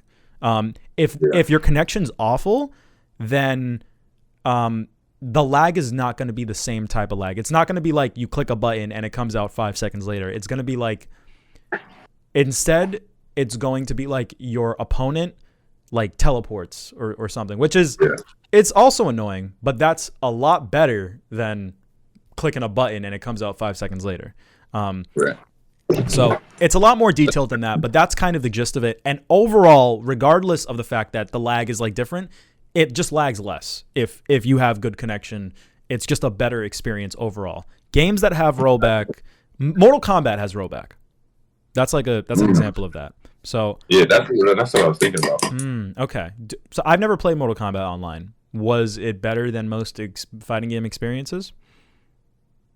I'll say so. Okay, well, Dragon Ball FighterZ is hopefully going to get good online, and when that shit drops, I am turning into a fucking loser for like a long time because I am playing that shit. If that shit actually works and it's like not ass, oh my god, Manny, yeah, you ain't gonna see me. We're gonna have to skip another goddamn episode because I'm gonna be fucking Dragon Ball fighting. Oh my god, that's interesting. Talking about Dragon Ball, you heard about the Bandai Namco leak? Was that real? I heard there was a leak. I didn't know anything about it. I feel like they were saying it's fake, but I think that's what they would say if they did get a leak. Yeah, true. But they revealed that the leak revealed that they're releasing Xenoverse 3. There's a DLC for Elden Ring on the way. Right. Was it like a JPEG of like a bunch of like shitty logos of like is that or did you like read an article or something? Because someone sent me like an image. I read something. Oh, okay. Yeah. Well, I had a friend send it to me, and then the friend told me that it was fake, and I just took his word for it. But I don't know. I'm not sure. Hopefully, Elden Ring does get that DLC though. Yeah, that would be sick as fuck. Even if it is fake, I don't know. It's probably gonna happen. It's Elden Ring. Come on, it made so much money, and it's Dragon Ball FighterZ. Xenoverse 3 is gonna add all these new characters on the new movie as well. I wonder what they're gonna do for Xenoverse 3. I don't know. I feel they can like definitely conjure up something though. Yeah, I feel like they still support Xenoverse 2, so I'd be very interested in like how that's gonna work. Yeah, I know it's probably gonna be like next year. It's definitely gonna be like 100% like next year. Mm-hmm. That's cool though. Yeah, I think how you can make a Frieza, Namekian, Insane, or Majin. I feel like you should be able to make an android. Yeah, you should. I think maybe they don't do that because they would be aesthetically like they wouldn't have anything going for them. Yeah, but I mean, I guess they have stats and stuff, right? That like make them differ. Yeah, they're all different, like style-wise. Yeah, and they have like moves and stuff. Maybe you can have like a Android 16 move where you like kill yourself. That would be funny. That would be sick. In like team battles, like it's like, bro, he's an android. He's gonna do the thing, bro. Get away from Kianjo. He doesn't even care. He's about to get lunch. He's trying to kill himself. You know what's funny? I played a bit of FighterZ when it came out. Yeah. I'm actually very disappointed that I didn't take that game serious. Yeah. I mean, at the time the game was really laggy. Yeah, it was extremely laggy. That's why I didn't fuck with it. But the only way I'm gonna play a fighting game is if I have friends that are like on the same level as me. So if you want to oh, he's gone. If you want to play the game with me, because I don't really have anyone to play with that isn't already great at the game, and I'm like, I don't want to play with you. That's not fun. Yeah. So I don't know if you want to play. I will. I had a boy. Yeah. When Mortal Kombat 11 came out, I got really good. Mm-hmm. I was actually doing the Pro League combos and all the crazy long input combos and shit. I was actually learning how to play. Nice. But my boy, who got it at the same time, he got it too. I was happy, we're in a verse, we're gonna get better together. But literally the last time we played, I went on a 21 win streak against him. Then he deleted the game. Wow. Yeah. When you're playing fighting games, if you're actually going to invest time in them, you have to just be okay with getting shit on. Yeah, getting shit on. That's the point. That's the fun part. Yeah. I understand it's fun to for a lot of people to mop your friends, but I think the idea is that you are supposed to learn and you are supposed to get better, and that is supposed to be what you invest your time in, not wishfully thinking oh yeah, I'm gonna mop him even though I didn't practice, and he did. Yeah. That's crazy how many people actually think like that. Mm-hmm. I haven't done. Yeah. I haven't gone trained with this character at all. Mm-hmm. But somehow I'm gonna just down uppercut you to death. Yeah. It's I was going on rank in Mortal Kombat 11, getting shitted on. Yeah. By people who've been playing Mortal Kombat since the first game. Right. I'm there damn, this guy's nasty. I'm not there fuck. Yeah. I might hop on Warzone. Right. Fighting games are really fun, but I know they're hard. They don't they're really the only games that really get tilted. Like that. Yeah. Yeah. They get that dog out of me. I want to get so much better. Yeah. The fighting games are at their most fun when you have someone to get better with. Exactly. Yeah. Because when you play online, it's you play one match, it's I'm not gonna see that nigga again. He just beat me, and that's it. Ranked is supposed to be he beat me, I pressed rematch, and he did not. Yeah, rematch. and he did not rematch you. Yeah, and it's ranked is not. You can't treat it the way you treat Call of Duty or something. You can't play it casually. You have to when you hop on ranked, you have to take that shit seriously. Yo, this is your one set with this guy, and it will dictate your rank, and you will lose if you suck. So only hop on here when you know you're good. And it's really intimidating because there's like a culture that forms where someone's like, haha, look at my rank. It's only been a week, bro. I'm so good. And like you want to be on their type of wave, but like you're not good. So you should really just practice more. And bro, when I was like practicing and I realized that I was getting better, like, you know, like in Dragon Ball FighterZ, like your rank is like based on the color next to your like name. Like I think it starts out as like green, and like my shit got to like orange, and like it was not by luck. Sometimes it's by luck. You just run into a couple people that suck and like they just can't like get around like your easy shit that you like know how to do. But like I genuinely learned the game, and like a lot of people who are green like just don't. And I was just like, okay, I know how to mop you. I know how to like get around like that and that and that. And then when I got to orange, I was like, oh, it's harder now. Like it felt like the difficulty like raised. It was so cool. If the game gets good connection, you know, you get better when someone picks a certain character and you're like, oh, I know what they're gonna do and I know what to do. Yes, that's the best feeling, bro. That's the best feeling. Oh man, yeah. And I feel you on that. It's so cool. But that the other game that I got like really invested in was like the game for me, the fighting game that I was the best at was the My Hero game, like the one that just came out, and it was honestly like really, it's not like the best game ever made, but for an anime game, it's really fucking cool. I fucking love that game. Like it is the most unique. It's not like Storm where like everyone's kind of the same. Like everyone has a unique moveset, and like everyone's quirks like do what they do. Like Night Eye, you know, he has like foresight and he can like see the future. In the game, his foresight is like a counter. So you like go in counter mode, and if someone hits you, someone has to hit you in order for it to activate. You can't just like thing. So you go in counter, someone hits you, and then you counter them, and every attack they do, the game will show you the attack they're gonna do like half a second before they do it. And you can like react to that shit. Like you can dodge it and like do a whole combo on them. So it's so cool that they incorporate the quirks like so well. I'm trying to think of other ones like Inasa, like the wind dude. He can like fly to like the top of the stage, bro. It's so sick.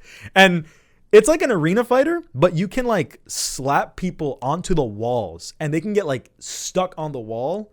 Like fucking Looney Tunes, like their head is like in the wall and their legs are sticking out. And then the game like the map be like this, like with the walls. And when you stick someone onto like the wall right here, the game will shift and like this will be the floor, and like now like the other walls. It's so fucking cool. It's like, and then you be fighting on the wall like a fucking anime. It's like I love it. It's I stopped playing it, but I played it for a long time. I played like all the DLC characters and shit. It was a creative ass game. But yeah, fighting games are cool. We should play the Dragon Ball one. The other one I want to play is the Persona one, because that also got rollback, and that shit looks amazing. And Street Fighter 6 honestly looks awesome. So that'll be like, if I get a PS5 by the time that game comes out, I'll play it. Right. Yeah, I love fighting games. Yeah, probably the best genre. Yeah, I kind of don't like any other genre. I like JRPGs. I like Japanese like Final Fantasy shit, but them shits are long, and I don't have time for them, sadly. But I do like them. You should honestly try some Japanese games because they're just like anime for like. Wow. Yeah. I'm really excited to hear what you think about it. Take your time though. It's gonna be a long time. I gotta run through the Pokemon games. Yeah. And then I'm gonna have to run through the new one. Yeah. I'm excited for you to play Legends Arceus, because that one's like the one that I was talking about, where like they are walking around and it's like open worlds, and you don't like walk into them and it's like do and then like it doesn't do that. Like you like walk up to them and like you fight them with your Pokemon like it's GTA. Yeah. And like you have to like manually like aim and like throw the Pokeball at them, which is pretty cool. Yeah. I got it. But there's a lot. There's a lot to go through. Yeah. One thing, because there's 4 different games on the Switch right now, and Sword apparently Sword has a long post game. So, well, I've been having a lot of fun. Nice. Love Pokemon. Don't like the anime. You don't like the anime? You never watched the show as a kid? No, I have a few episodes, but it never really stuck with me because it would be it's just so different from the game because I played the game first. Interesting. And the game would be okay, water beats fire. Right. That's it, right? But the show it would be Charizard Charizard is a fire flying, right? Yeah. So he's weak to electricity, he's flying, and water. But in the show, Charizard would just simply overpower all his weaknesses and just punch him in the face. And I can't Well, that happens in the game if you level up. Nah, it does, but if you're level playing field, that does not happen. Okay. You know what I mean? One water gun and he's dead. Well, a critical hit or something, isn't that the same thing? It could, but it's just I'm not saying it's bad, because in the show, obviously, it's different. But I grew up on this first. When people go up on the show first, I grew up on this first. But when I go watch the show, Pikachu literally just overpowers any weakness, any Pokemon. Pikachu literally in the canon show had shitting on legendary Pokemon. Let's keep in mind that Pikachu is a not fully evolved. He's a baby Pokemon. Yeah. Very weak stat wise. But he's just in the show shitting on legendaries. Interesting. And it's all right. That's interesting that you say that. I haven't really seen any of the Pokemon show. I've seen a couple of the movies growing up, but the reason why I'm automatically in defense is because when I watched Yu-Gi-Oh, because speaking of Yu-Gi-Oh, the Yu-Gi-Oh guy passed away. You didn't know about that? Oh, I thought you said yeah. No, I didn't know. Oh, you didn't? Oh, he was 60 years old, but he drowned. It was really sad. It wasn't a natural death.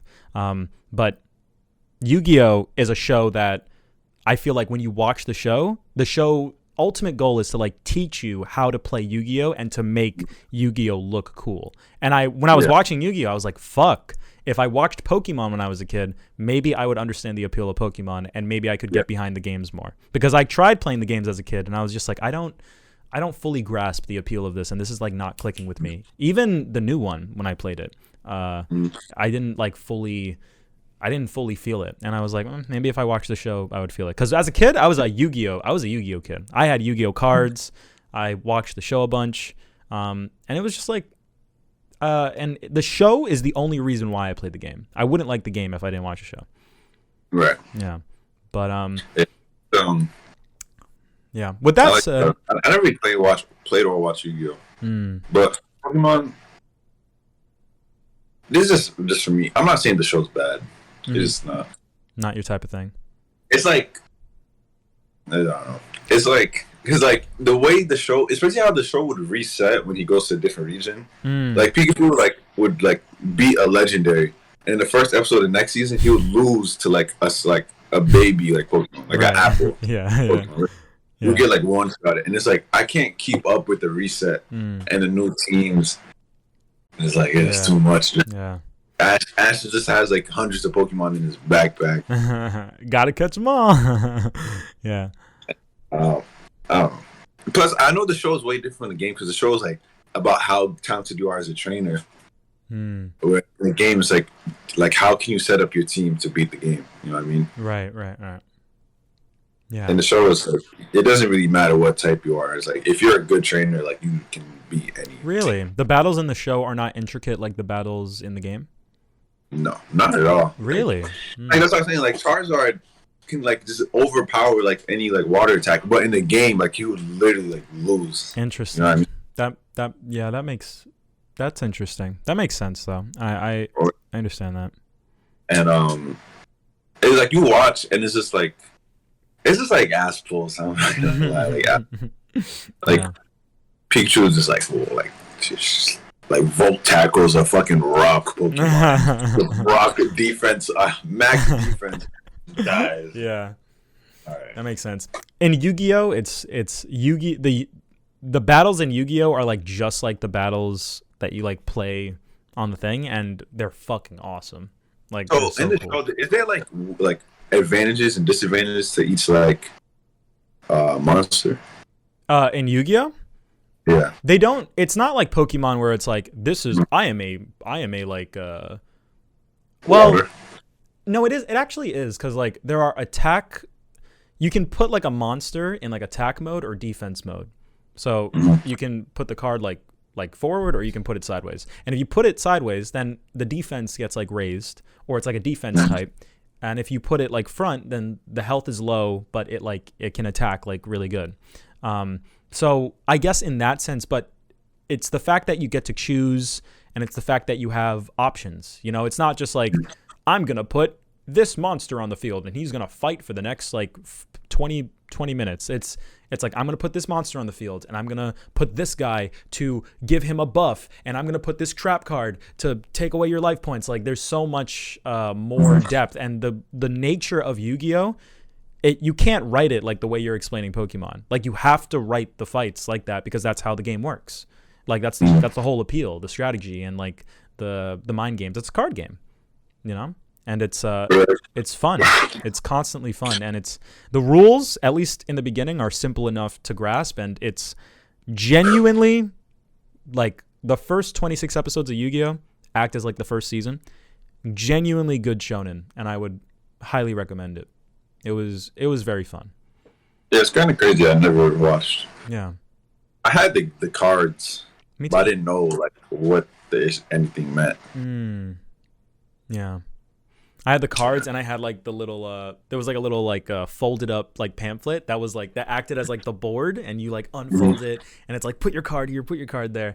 I vividly have a memory of a dude in kindergarten who had like the arm thing, and he would like take them out of the arm thing, and as like in kindergarten, I vividly remember being like, that nigga's so cool, man. Oh my god. You wanted to ask your mom. Yeah. Yeah, bro. Yeah, fucking Yu-Gi-Oh's good. Rest in peace to the Yu-Gi-Oh guy. That's really sad. Yu-Gi-Oh's amazing. It's as big as Pokemon. Like, not. I wouldn't say it. Like, if we're being objective, not really. Not as big.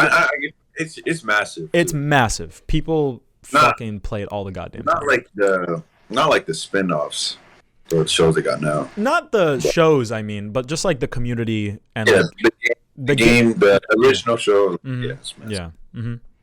Like everyone knows about Yu-Gi-Oh. Mm-hmm. Yeah, everyone knows about it. It's cool. Kind of crazy. I never like watched it.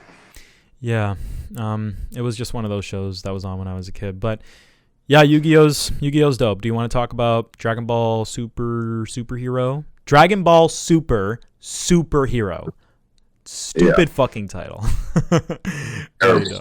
Yeah. Dragon Ball Superhero. Yeah. Well. Yeah. I watched the movie yesterday with my boy. Theater. IMAX. Yeah, I also saw it in IMAX. Ooh. So expensive. I bought tickets for all the boys and they didn't pay me back. It was like $100. Ooh. Yeah. I went with a lot of people. I went with Jeeves Vanitas. Yeah. Yeah, I didn't know who Jeeves Vanitas was. So I was like, oh, I'm finally gonna get to know the man behind the name. But like, I've obviously met him before, but I just didn't know which Geo it was. And I was like, if it's the Geo that spoiled Attack on Titan for me, I'm kicking him out of the theater. But it wasn't. It wasn't him. Yeah, yeah. And also, slightly unrelated, but I smoked weed for the very first time this past Saturday. Whoa! Yeah. I'm sorry, I didn't want to bring that up while you were talking about Dragon Ball, but I had to say it because I was high. Like, it was the first time I went to a movie like high, and it was amazing. It made the experience like very good. I don't know how it would have been if I was like normal, but like I was following it. I understood. I was just really happy like at everything. I was like, yeah, Gohan is back, nigga. Like, so I had a very positive experience with the movie. I still have my criticisms. Even when I was high, I was like, that shit is ass, bro. But it delivered in the way that I wanted a Dragon Ball movie to deliver, but there were other things that were faltering in it. And there's definitely a lot to criticize, but I'm not going to deny it was fun, and I walked out with a positive impression, even though it didn't surpass like Broly. Yeah, I think this movie. I'm gonna start with the praise. Yeah, let's start with the great stuff. I think the movie looks. I think it looks cool. Mm-hmm. When I first saw the trailers, I was like, "Damn, it kind of looks weird," but I did like it. The movie was funny. Yes. There's a lot of good shit. There was a lot of great stuff. Yeah. There's a lot of good funny scenes. Yeah. But the massive ones was what they made Android 21 canon. Yeah, I saw that. I was like, dude, that's well, they actually said she was canon when she was in FighterZ. They actually like said that. Like yeah, like a Toriyama was like FighterZ saying that was like no, it was like it was like Toriyama and like the people who made the game being like she's canon, but seeing it in a movie did kind of get a reaction out of me regardless. Yeah. Like, oh shit. Because this is like now she's like extra canon. Yeah. As canon like Goku now. Yeah. I wish she would like actually pull up in the show. Bro, she's the movie so probably cool. should have been that's what I was saying. Say again? The movie probably should have been about her. Bro, yeah, because those side characters were ass. I did not fuck with... I liked Gamma. Oh, I actually liked Gamma 1 and 2. I didn't like the other guys. And the story was mostly about those... Like, anything relating to the Red Ribbon Army was about the fat kid and, like, the two other guys. I like their designs. I don't like the arc that happens with them. I thought that like... I didn't watch OG Dragon Ball, so I don't really understand, like, I don't have the full grasp of the appeal of, like, the Red Ribbon Army and that arc. But I imagine that the charm was seeing little boy Goku fight all these, like, goofy bad guys that had, like, you know, these fucking Mega Man, like, villains that had robots and stuff. And that doesn't really happen in this movie. The Red Ribbon Army is there, and then they fuck themselves up when they release Cell, and then when Cell comes out, it's no longer Red Ribbon Army, it's Cell. Like, that's the appeal. And that was disappointing. I like Gamma 1 and 2, but I don't like anything else, and I feel like they were the only good elements of that Red Ribbon bit. Maybe that's an exaggeration, but they were the ones I walked away with the most positive impression. But what did you think? So back to Andrew 1. If she was a villain, this probably would have been one of the best movies they ever. Yeah. When I first saw her in FighterZ, I was like, damn, she's dope. And then she goes to her Super Buu form. Yeah. That would have been cool. It would have been like, oh, like she fucking spliced up fucking Majin Buu, got her DNA. Yeah. Mm-hmm. That would have been incredible. Because her Majin Buu form looks so fire. Yeah. But seeing her on the screen, I grabbed my boy. Yeah, I wonder if that would have complicated things, because then you have to ask, is the story of FighterZ canon? Because the story of FighterZ is insane. It's I didn't play it, but like it's like most ludicrous like shit happens in that. Interactions that like would never happen in the show. But I played it. Yeah, they could have done like a Broly thing where like it wasn't canon in the game, but it's like, hey, this is the canon version. Check it out, how it is in canon mode. And they didn't do that. And you're right about like that would be cool, because it would establish a new character into like Dragon Ball, and it would be dope. I mean, they might have killed her at the end, but I think between this and actually I'll save this for later, but like I'll just say it later. Let's continue with the positives. Yeah. So seeing Andrew 1, that was cool. Off rip, I was like, oh shit. Yeah. Mm-hmm. She's canon now. Cause I didn't know about her being canon already. Yeah. But now she's canon. I really hope she pulls up one day. She's dope. Yeah. It was cool seeing Android 16 in his human form. Huh? What? 16? Yeah, 16 is their son or their kid. Yeah. I'm sorry. Did I miss something? Uh-oh. Yeah, I think you did. Android 16 is Dr. Jorah's son. Okay. And he died. I don't know how, but then he turned him into Android to fight Goku. Oh. So they showed him. They just showed him. They're like, oh, and like Jiro 21, and then they showed like a picture of 16. Oh, okay. Yeah. Oh, I thought that. So when they showed Android 21, Android 21 is the wife of Jiro, Yeah. and were they? I guess I just glossed over that because I was so confused. Were they saying that they made Android 16? That's what I thought that was implying, because she's an android. Can he fuck the android and the android give birth to another? Was she an android? I didn't. Did she like turn into an android like Jiro? I didn't play the story of Fighter, so I don't really know. So is that like, if that's their legit son, that's actually pretty cool. But I was under the impression that it was saying like, oh, we just made them. But it probably isn't saying that. It's probably what you were talking about. I was just confused. If you look it up, I don't know if it's gonna say it. I can't even find an answer. Well, I'll look at that later. Yeah. But yeah, I saw him. I was like, oh, it was 16 years old. Damn, Android 21 should have been a character, because they added her in Universe 2, and she's so good in that game. Yeah. Okay. Yeah. So that happens, and yeah. So seeing Broly put a massive smile on my face. Yeah, me too. When I saw Broly, I was like, holy shit, they actually put Broly in the movie. I thought that was cool as fuck. That made me so fucking happy. Yeah. I was like, dude, because the worst case scenario is that they have the Broly movie and then he just disappears. Yeah. But he's here. He's on their planet training. Yeah. And he's like actually like, bro, he's actually like chilling. He's chilling. He's one of the three now. It's not Vegeta and Goku anymore. It's Broly, Vegeta, and like, I think that's so sick. Like that he's like one of the squad now. He fits perfectly too. Like, he's not annoying or like a bad addition. He's just there chilling. Yeah, he's vibing. He's just like, okay, you guys have a 3-way fight, and he's like, nah. Broly's chilling. Yeah. But yeah, Broly. Nice. That honestly, as a pure Dragon Ball diehard fan, that was enough for me. Yeah. The movie already sold that to me at that point. I was like, all right, this movie can't really be too bad. Yeah, I felt the exact same way. Yeah. Broly's here. I was like, all right. The movie did everything good. As a Dragon Ball fan, it delivered like in the ways that it needs to deliver.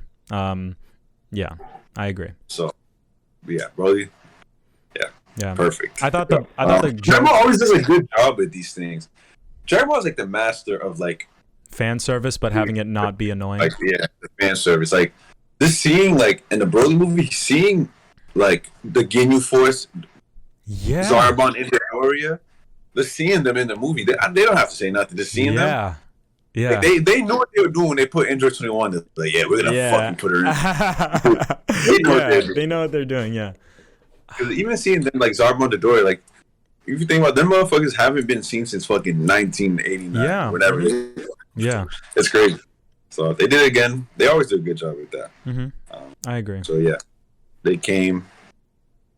And then I love how Piccolo like feels such like a main character. Yeah. Piccolo is I didn't really know what this movie was going to be about, and I fully expected like Goku and Vegeta to pull up, and when I got further into the movie, I'm like, oh my god, this is a Piccolo and Gohan movie. I like bro, when Piccolo like got Gohan to like come to the Red Ribbon place, he looks at the camera, he's like, yeah, Gohan is back. I'm like, let's fucking go, nigga. Like, I was so happy. I wish, I was so mad because I saw the very first showing of it, but there wasn't really a crowd there. Like, the theater was not like filled or anything, so there wasn't like a cool type of energy, like people weren't like cheering or anything. And when I was in Canada, every movie, niggas were like, woo! And like, it was cool because the movies there like kind of warranted that. And I was so ready for Dragon Ball to be like that. And I was like, fuck, bro. Like, that was a sheer moment. Like, they put that in to make niggas go like, woo, woo, woo. And I missed out on it. Yeah. But let me tell you how, because you weren't spoiled on anything, right? No, I wasn't. And I had a great experience because of it. Oh my god! So I was spoiled on their transformations. Yeah, because I went on YouTube afterwards, like just casually looking stuff up, and niggas just put it in the thumbnail, and I see the upload date, and it's like 1 month ago. I was like, oh my god! And I'm talking to my friends, and I'm like, hey, when are you gonna see the Dragon Ball movie? I want to talk about it with you. And they're like, oh, I watched a rip. I watched like a cam rip, like a week ago. I'm like, god fucking damn it, bro, because it came out in Japan. So I just got spoiled like wholeheartedly, and I'm really happy that you said that you weren't gonna watch it, because I didn't watch it because you didn't watch it. Like I didn't watch the newest trailer and stuff, and I'm happy I didn't, because they do that thing where they like kind of show you little pieces of the entire movie, and I'm just happy I went in like blind as fuck. Not knowing it was a Piccolo and Gohan movie made the experience so good for me. Like like that was so cool. I was like, fuck. Yeah, so I got spoiled on Gohan's new form because a YouTube short, just a thumbnail was just him. Yeah. His full form. Like, I was like, yeah. That was like 2 months ago. Bro, I guess the entire internet collectively was just like, this one's out the bag. We don't care. I was so surprised. Like popular, do you know Geekdom? Mm-hmm. I don't watch him, but like, he like had that shit in the thumbnail. I'm like, bro, you're big. Like, what are you doing? Like putting people do not fuck. Like I like a year ago, because of like the Dragon Ball Super manga spoilers, I unsubscribed from every single Dragon Ball YouTuber. I unsubscribed from all of them. Like really? I couldn't take it no more. Oh, that's interesting. Like every thumbnail, it was just like boom, boom, boom, boom, boom. It was like, all right. I guess it's my fault because I guess they like, okay, you guys want to talk about manga, right? And like that's, you can do that, but I was like, I can't support you, bro. Yeah. I unsubscribed from like 10 people. Yeah. But let me tell you how I got spoiled, because that's not spoiled on Gohan. Let me tell you how I got spoiled on Piccolo. Oh no. Was it a meme? Dragon Ball Universe 2. There were countless, and I mean countless Piccolos. People created new characters of Piccolo and just made him. Wow. Oh my god. And I was like, why is it one orange? And I was like, okay. Damn, that sucks, man. That's so interesting. Then I was thinking about making a Piccolo without knowing, and then I've already seen all the orange Piccolos everywhere, and then I watched a video about like this Piccolo build. Yeah. Or the Namekian build, and he was like, yeah, this is gonna be as strong as the one in his new form in the movie. Yeah. I was like, I'm so sorry. That sucks, bro. I'm sorry. Yeah, I know about the transformations. Bro, seeing the transformations was crazy for me. Obviously, like I saw the Gohan one coming. I was like, there's no way they're not gonna do a Gohan like transformation like with all this build up. But the Piccolo one, I was like, oh my god, they gave Piccolo a fucking transformation, and I like it. I enjoy it. I think it looks cool. He's massive. Yeah. Like when the dude was like, bah, bah, bah, bah, bah, and he's just standing there, and I thought it was funny when Gohan was like you gotta give it a name, like Super Saiyan. And Piccolo was like, it's Orange Piccolo. I don't give a fuck. Like that was cute. There's a lot of cute shit like that. The movie is very cute. Like the start with Pan and Piccolo training. Yeah, it was really nice to see Pan, and it was fucking awesome to see Gotenks and Trunks grown up. I was like, yo, I didn't know they were gonna be in the movie. I didn't see them. They were in the trailer. They were in the trailer, but I didn't see them in the movie. Yeah, it was great. Goten looks dope. Yeah, I like Goten. Goten looks cool. Trunks is like just looking like normal, like slowly, like how we know him to look. And fucking it's funny how like Goten just loses like his dad's hairstyle. Fuck this guy. I never see him. Yeah. Like, fuck it. That's hilarious. But and another thing, remember how they love pleasing their fans and shit? I knew when they at the very end with pants flying and shit, and then they do it, and like when they do it, and you can see they do it right. Yeah, but in my head I was like, they're not gonna show it. Yeah, yeah. They're saving that shit for some other shit. Right. Yeah. They're not showing that. And then I know how these people think. Yeah. This is smart because that's gonna be another whole That's gonna be a whole movie when they're grown up.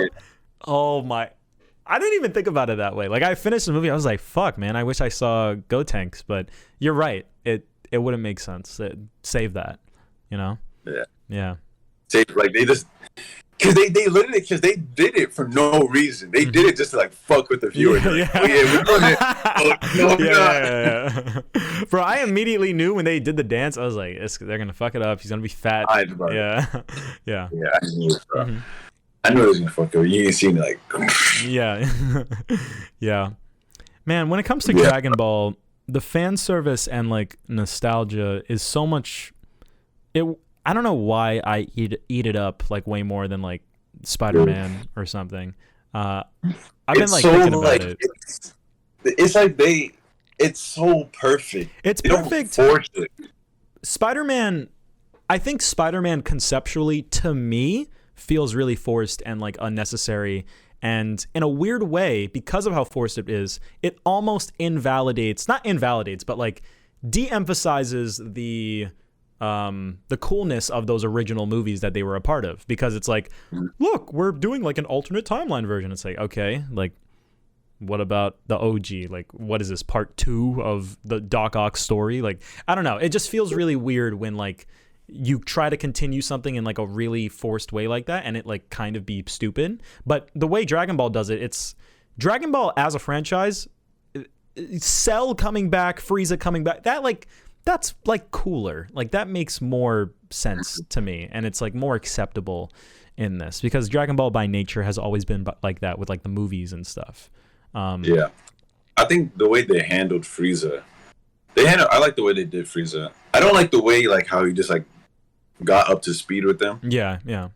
I like the way he's used in the Tournament of Power, and it was like how like him and Goku were at the end fighting Jiren. It was just him and it was like Frieza. It's so well done. Yeah, like I think if I had to explain it, there's shit for them to do. In Spider-Man, to me, it didn't feel like everyone's back. It's like, okay, what are they gonna do? They're gonna sit in the living room and they're gonna talk, and it's like, But for this, like, if Frieza came back, what if we did this? What if we did that? What if he teamed up with Goku and fucking beat the final bad guy? Like I love Frieza. You know? And it's still like Frieza's a good guy now because he still is like, fuck these guys. Bro, I loved. He's still like scheming. One of my favorite parts is at the end of Dragon Ball Super Broly. It shows everybody chilling, and it shows Frieza like taking over a planet. I'm like, bro, this nigga, like, I love that he's not like Vegeta. He's not gonna turn into like a good guy. He's staying this trifling ass nigga. But I know. He's too much of a staple, man. And I love how like when Goku first got him for the Tournament of Power and brought him, it was like Frieza and like Gohan, Krillin, Piccolo, Tien, they're all like Frieza, and he's just like laughing, and then, and Vegeta's like starts bugging out, and then then when it was like, okay, everyone hold hands, we're about to go, and he's like, I'm not holding my hands with that guy. I didn't see that. I never saw that. That's cool. Bro, I love that scene. He's like, come on, Vegeta. I'm not holding my hands with that guy. And then Beerus just like grabs Frieza's hands. Like, come on, let's go. I love that. That's hilarious. Yeah, but Dragon Ball, they do this perfectly. Yeah. They have new shit to do. They did it. You know, there's new moments for these characters to have. Like, it's justified. They make it worth it. You know, I love it, and I love new characters too. I love Beerus. Beerus is so good. Beerus and Whis are like, for them to be added and be so good late in like this like show, and then be so like beloved by the fan base. If Beerus was ass, I don't think we would be getting any of these movies. I think that first movie and Beerus, like, it rode on him. If you fuck up Beerus, you fuck up like the story kinda, because he's the god.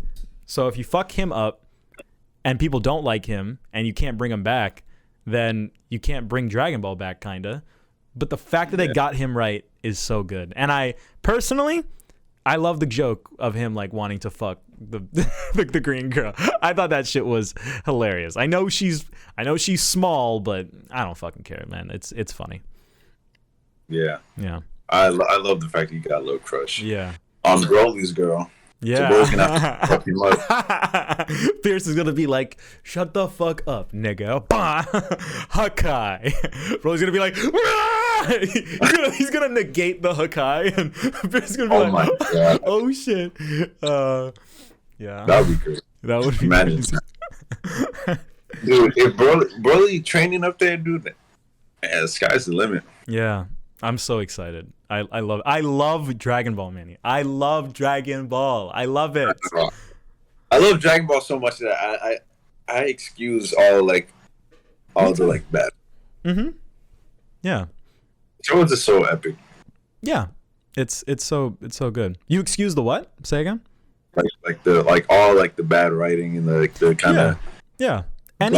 bad plot and things like that. I think people like to criticize Dragon Ball because of how simple it is and because of how it's like the grandfather of shonen, and there's been so many things to follow it and like innovate on it and make it more interesting. But I think people like those arcs. People like the Boo arc and the Cell arc despite their issues because the pros outweigh the cons, in my opinion. I feel like it's good beyond the things that are wrong with it, you know?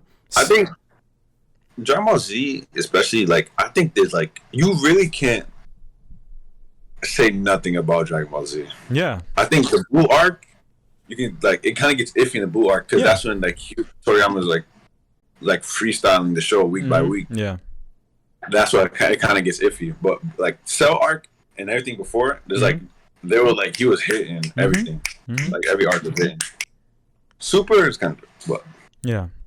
But we're talking about the movie. And the movie was cool. And all the cute character moments are always done well in Dragon Ball. Yeah.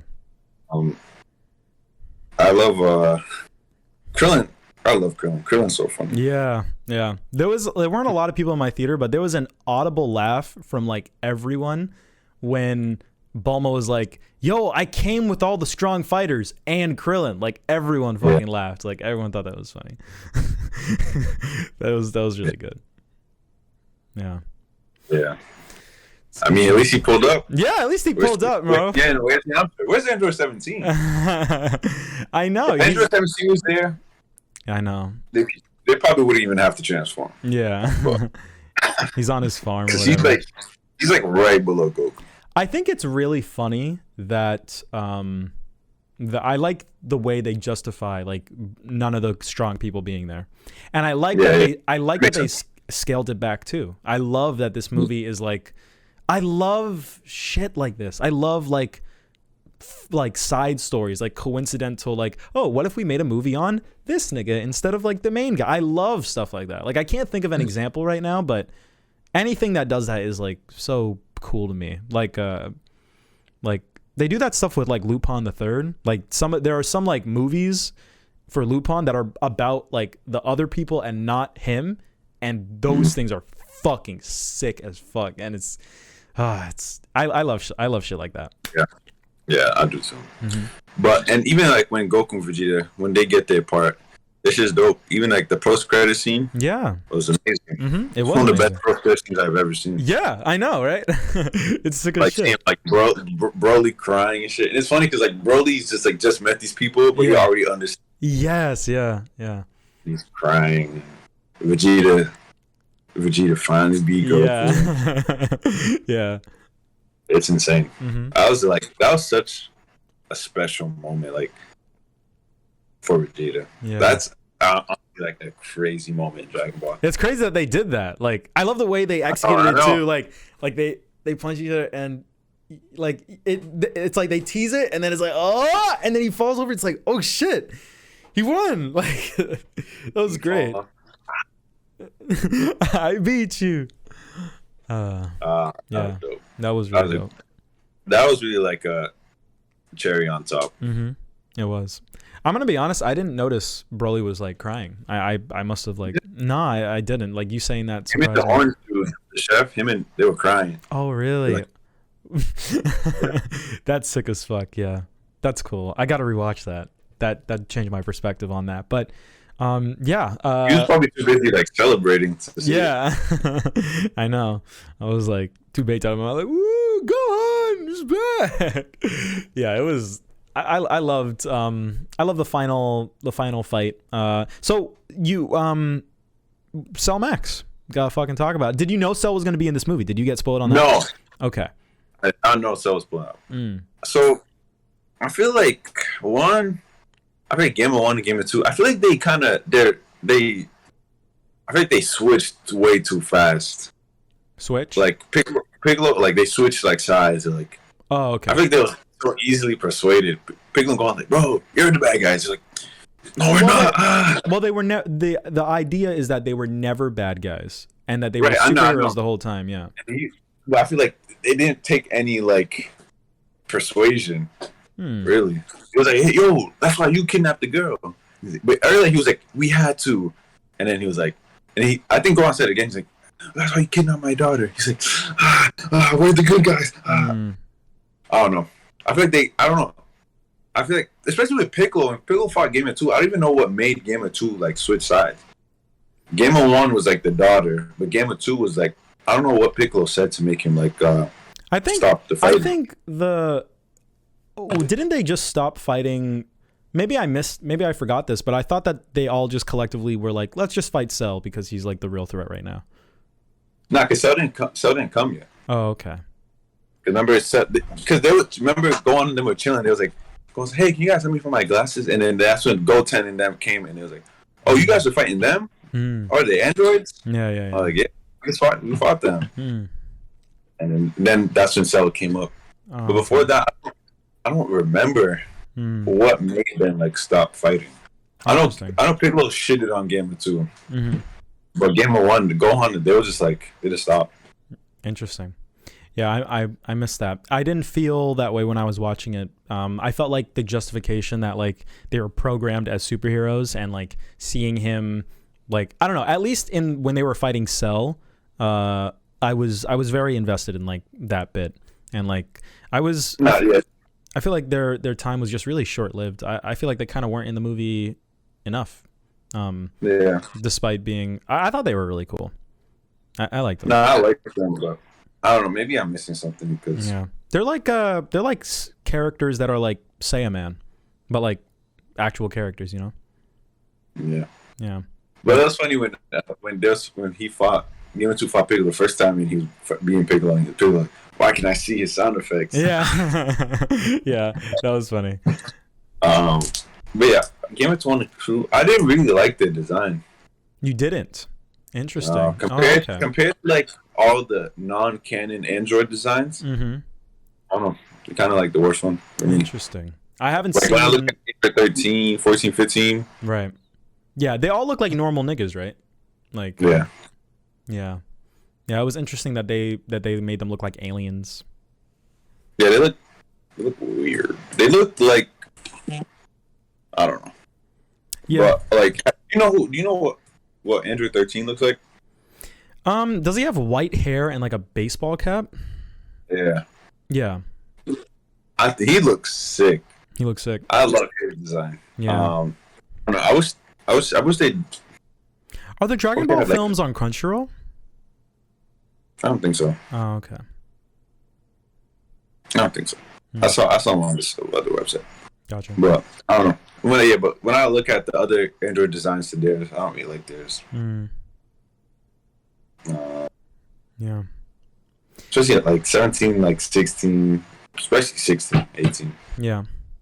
Yeah, they're pretty low on the tier list when it comes to Dragon Ball designs, but I do still kind of fuck with it. They're simple enough and superhero-y enough to like appeal to my sensibilities. Yeah. So Max. Yeah, what did you think of Cell Max? It's just like the Wrath of the Dragon movie I was talking about. Like the big guy. All the Z fighters fighting the big guy. So you never see that in Dragon Ball. Like especially like the Z fighters jumping someone. Yeah. So when I saw it, I was like, oh, this is just like Wrath of the Dragon. but no one watched that movie. He. Let me tell you my pitch, right? I thought that Cell was gonna come. This massive form of Cell was gonna come, right? They're gonna fight, blah blah blah. Then the Gamma 1 and 2 are gonna get absorbed. Yeah, me too. Like 17, 18 in the show. Then he was gonna turn small to like his perfect Cell, but like a max perfect Cell. Right. Yeah. You know? And then he's gonna come back and like, start talking shit like he did, and then fight like that. I thought that was gonna happen. Yeah. I felt like that's what they were setting up for. I'm like, oh, I can't wait till he eats them. Like, literally, I was waiting the whole time. I'm like, I was like, yeah. There was like half a second. I was looking at the clock. I was like, damn, we're gonna fit this in 2 minutes. There was like a part where they were fighting, and like all of them are like shooting him, and then he like grabs Android 18 for like half a second, and then he like throws her away. But for that half second, I'm like, oh, this is the part. Let's go. Yeah. Like I was like, and then he threw her. I was like, what the fuck? So yeah, because it's weird because it's Cell Max, but it's Cell in his imperfect form. Yeah.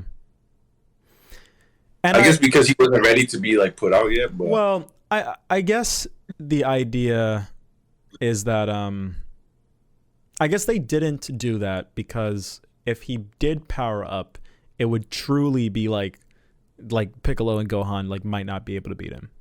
You know, even with Gohan's little like transformation thing.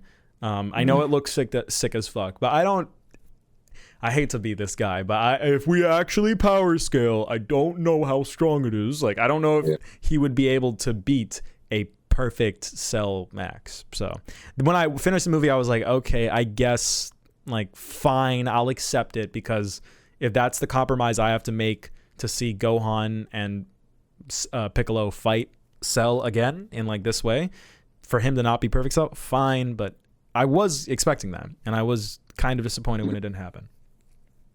Yeah. He wasn't that bad because like he still had like hands.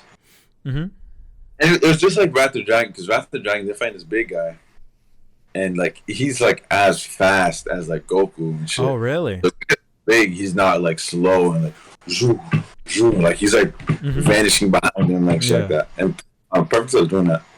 I like how they did the Piccolo like giant form, because we literally have not seen that since when he did it the first time. Yeah. So that was cool. That was cool.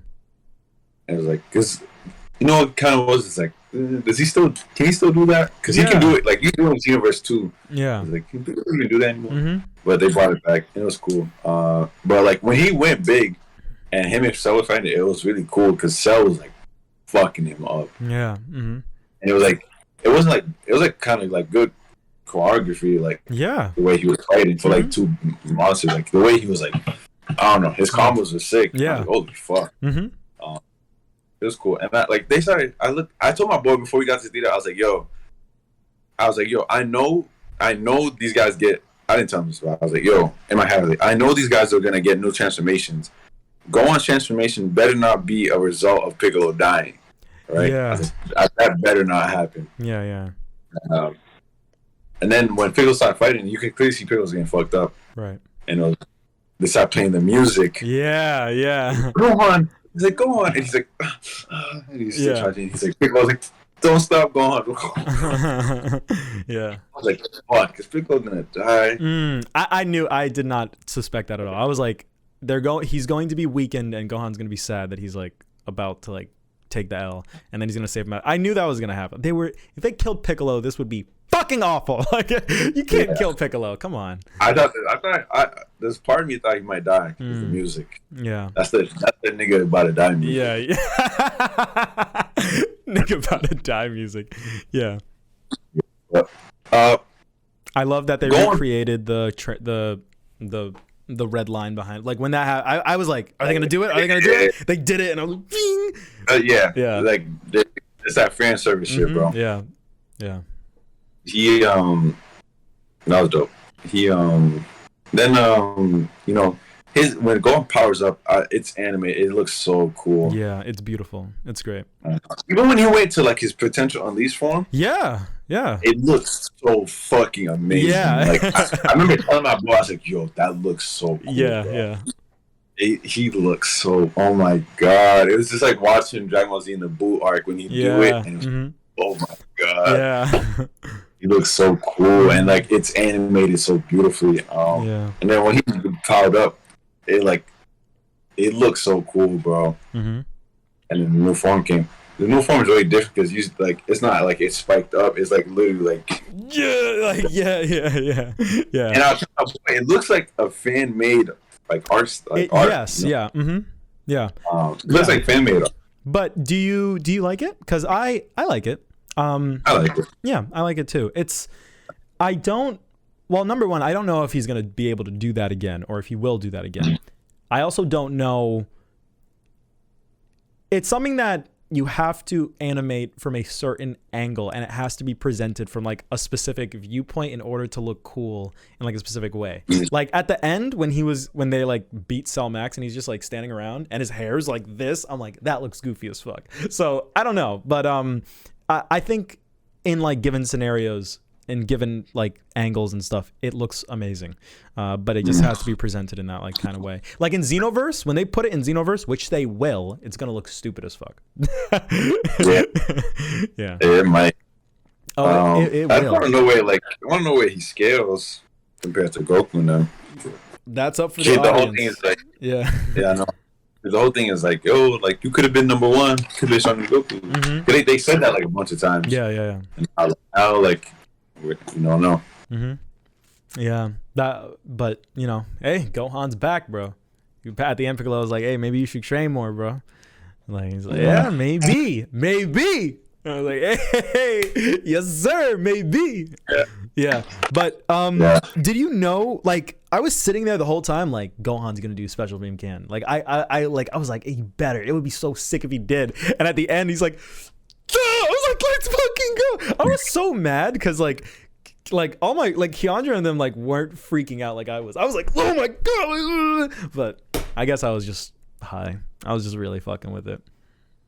Man, I wish I saw you guys. I would have been going crazy. Yeah, I was losing my mind, bro. I was. You're gonna come back here very soon. We'll watch movies together soon. I know. Yeah. Very soon. But yeah, that's about it. I feel like I wish. I don't know. I feel like Cell Max could have been better. I think that's really like the base of my criticisms. Interesting. I feel like Cell Max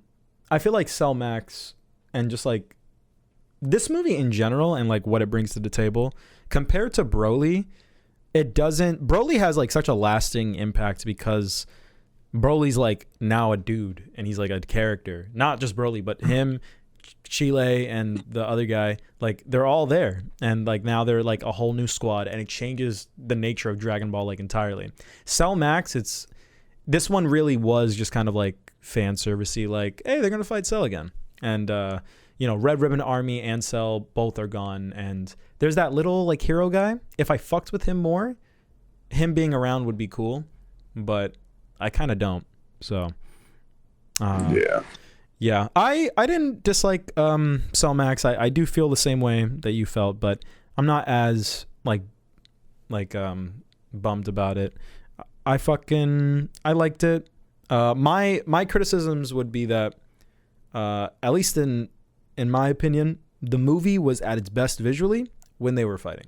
When you have like 3D animation, it's at its best when you are trying to express the scope and scale of like a setting or a character being giant and big. So when Cell came out and he was giant, I was like, this is exactly what I wanted. Like, this is fantastic. And when like Piccolo and Gohan were fighting in like the Red Ribbon place and it showed like this like train system like around them and the camera's like going crazy, I was like, this is why it's 3D. When it's like normal and they're just like walking around and stuff, it looks really like jank to me, and it looks like really like off, and the backgrounds are like really low texture. It looks like a video game, and I understand that Dragon Ball like has a light, it's not supposed to be hyper detailed. It's not supposed to look like a Pixar movie, but it kind of needed a little bit more fidelity, like in that realm a bit. So I felt like a lot of the movie before then, I was like, man, if this was 2D, I'd be fucking with it a lot more. Some of the animations feel very stiff and blah, blah, blah, blah, blah. But when they were fighting, it was great. I also feel like just a lot of the stuff leading to the fighting, when Gohan, everything before Gohan gets there, I wasn't like as invested. I was just, there was a lot of me that was like waiting for whatever the climax of the movie was going to be. And in Broly, I didn't feel that way at all. Broly is the first, leading up to the fight with Broly is actually 20 minutes long. Like, it actually takes a long time for them to get there. But for me, it's like, like when I watched it the first time, I was like, wow, the intro was like 10 minutes. That was great. Like, it felt like it. But, and I think it's because the intro is just fun and it doesn't waste time. And it feels like a lot of this is like, padding might be a strong word, but it feels like they are like doing a lot more than I feel like they can do with Piccolo personally. I love Piccolo, but I don't even know if it's Piccolo as a character or if it's just how they wrote him, but I don't know. He wasn't like enough to carry like 40 minutes of the movie for me. And I was just like, all right, dude, like, can Gohan like come in the mix, even if you guys don't meet the Red Ribbon people like yet right now? Can Gohan like tag along at least? But those are like my major criticisms are Red Ribbon Army felt like they didn't really do much at the end of the day. I know they brought back Cell, but like I felt like, the movie started with like this cool intro, like the Red Ribbon Army is back, and then they just got like kicked out of commission immediately. That took a while to get to the good shit, and the lead up to the good shit wasn't like very good for me. And the animation was shoddy when they weren't fighting.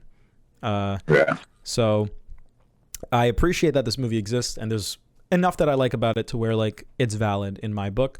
But Broly set very high standards, and I kind of seek that in like all the movies that I watch. Yeah. The standards are high. Yeah. So this movie has kind of reaffirmed that like Broly is truly like an amazing movie. Like, it's fantastic. Like I don't know. Like, me giving that movie an 8 is like super high. I usually don't give like fan servicey shit like that like an 8. The Irishman is an 8 out of 10, but I really feel that way. I feel like Dragon Ball Super Broly is fantastic, and this movie doesn't land on that high pedestal, but I still like it a lot, and I still enjoy it. But I will probably fast forward to the parts that I like more if I watch it again anytime soon. I have no inclination to like watch this in full. I feel like there was a lot of exposition in the beginning too. There were a lot of parts where I was like, damn, that nigga is talking a lot. I felt that. When they're in the car and shit. Yeah, I was like, holy shit, this is like a lot of exposition. And Broly just didn't have a lot of that, which was but Broly had a great start with the whole like seeing Bardock, Raditz, Vita. Broly had maybe it's because Broly has more going for it and it has more to work with. Maybe that's why, but I can't dissect it. I know there's like a deeper like reason why Broly works. Broly has such like high expectation because it's Broly, right? And like being canon now, and the fact that they delivered, Yeah. It's everything like we asked for. Yeah. To be honest, it really is. It's paced so well, and like it never loses rhythm. And I just didn't feel that with Superhero, but I think 5% audience score. Superhero, is that above Broly? I don't know. I think I saw like a Twitter tweet being like, "Look, guys, it's above like all the other ones," and I was like, "Okay." It just came out. Yeah, Broly had a 92, but it had like way more ratings. Yeah. But Broly's probably gonna be higher than it in like a month. Promare had a 93. A 97, 93. Promare? Whoa. Yeah. People had a lot of fun in the theaters with that one. I wish I watched it in theaters. Yeah. I saw it in theaters 3 times. I loved that movie. That movie was really fun to watch on the big screen. Yeah. Yeah. But yeah, that's I think that's all I got for Dragon Ball Superhero. It's somewhere between a 5 and a 6, and I'm honestly not really sure. For the sake of just having it logged on like the apps that I use, I would say 6 out of 10. That's closer to a 5, but in reality, it's like between a 5 and a 6. I'm not really sure. I don't have a rating. You don't have a rating? Okay. Do you have a rating for Broly? Do you have a rating for Broly? Broly is perfection. Broly is perfection. I don't really like rate. I don't know.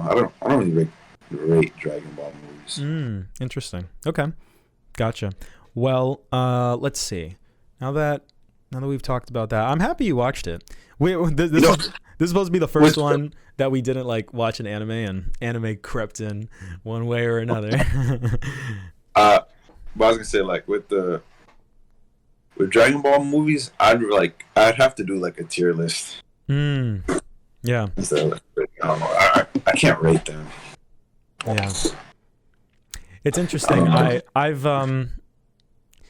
that's a lot of people feel that way about a lot of movies. I've always been someone that's like, I can rate everything. Everything can fall on the scale. Yeah, I'm pretty consistent with that. Yeah, but I'm really interested to see your Dragon Ball tier list. Like, genuinely make it. Like, make the movie like list. I've been actually one of the things that I've been obsessed with in the 2 months that we've been apart recently, like this past week, I have been watching the Lupin the Third films. Like, in the same way that there are Dragon Ball movies and they're like fucking, you know, like a ton of like non-canon like fan servicey like movie specials. Lupin has like a bunch of those too. And there's like how many Dragon Ball movies are there? Do you know? Like 23. Okay. There are like 40 like Lupin ones. And it's insane. And I've been watching them back to back because I fucking love Lupin the Third. And it's been one of the most fun experiences anime wise in a really long time. And it's great. So I've been rating those, and I plan to do a tier list of the Lupin ones pretty soon as well. And speaking... There's 33. 33. Gotcha. Yeah, that's cool. But speaking of the Lupin ones, they just announced, I think today, that they're doing... The guy who did Redline... I don't think I've ever told you about this, but the guy who directed Redline made a Lupin, like, the third trilogy. Like, the movies that I was telling you about Lupin, where it's like the dudes that are Lupin's friends, like the movies are about them. He made a trilogy of like films about like those people like individually. So one of them is about, there's like Lupin, Jigen, Goemon, Fujiko. One of them is about Jigen, one of them is about Goemon, one of them is about Fujiko. If you've ever seen like a cool fight scene with like the dude with a sword and like the guy with metal teeth, that's him. I don't know if you've ever seen that like on YouTube, but I'm going to recommend those movies to you. I kind of wanted you to get into Lupin like in a different way before, but at this point, I might as well just recommend those movies and just have you see it, like regardless of the context, because I think you should watch it as a Redline fan because it has the same art style. Yeah. Yeah, and he announced that he's going to be, I think, doing... It's either another movie or like a whole new show. And this one is not on one of the side characters. It's on Lupin when he was young, and it's going to be fucking gangster as fuck. And I'm really excited. But yeah, Lupin the Third is sick as fuck. On my birthday, I rewatched Devilman Crybaby, and I watched the Lupin the Third Castle of Cagliostro directed by Miyazaki. And it was fucking amazing. I loved it. I don't know if you would like it, but that's what I did on my birthday. Like ages ago, and that's kind of what started this whole like Lupin marathon, because I'm like, fuck, I need more Lupin in my life. So yeah, that's what I've been doing recently. And I guess I can, before we get into like the main show, I guess I can talk about my trip briefly.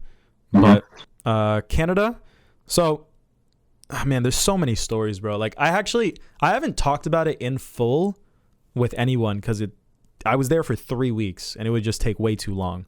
So the Cliff Notes version, I guess, is that I watched, I guess for the audience members that don't know, we're only mentioning it now, but I went to Fantasia Film Festival in Canada, and I saw a lot of movies. I saw 50 movies while I was there.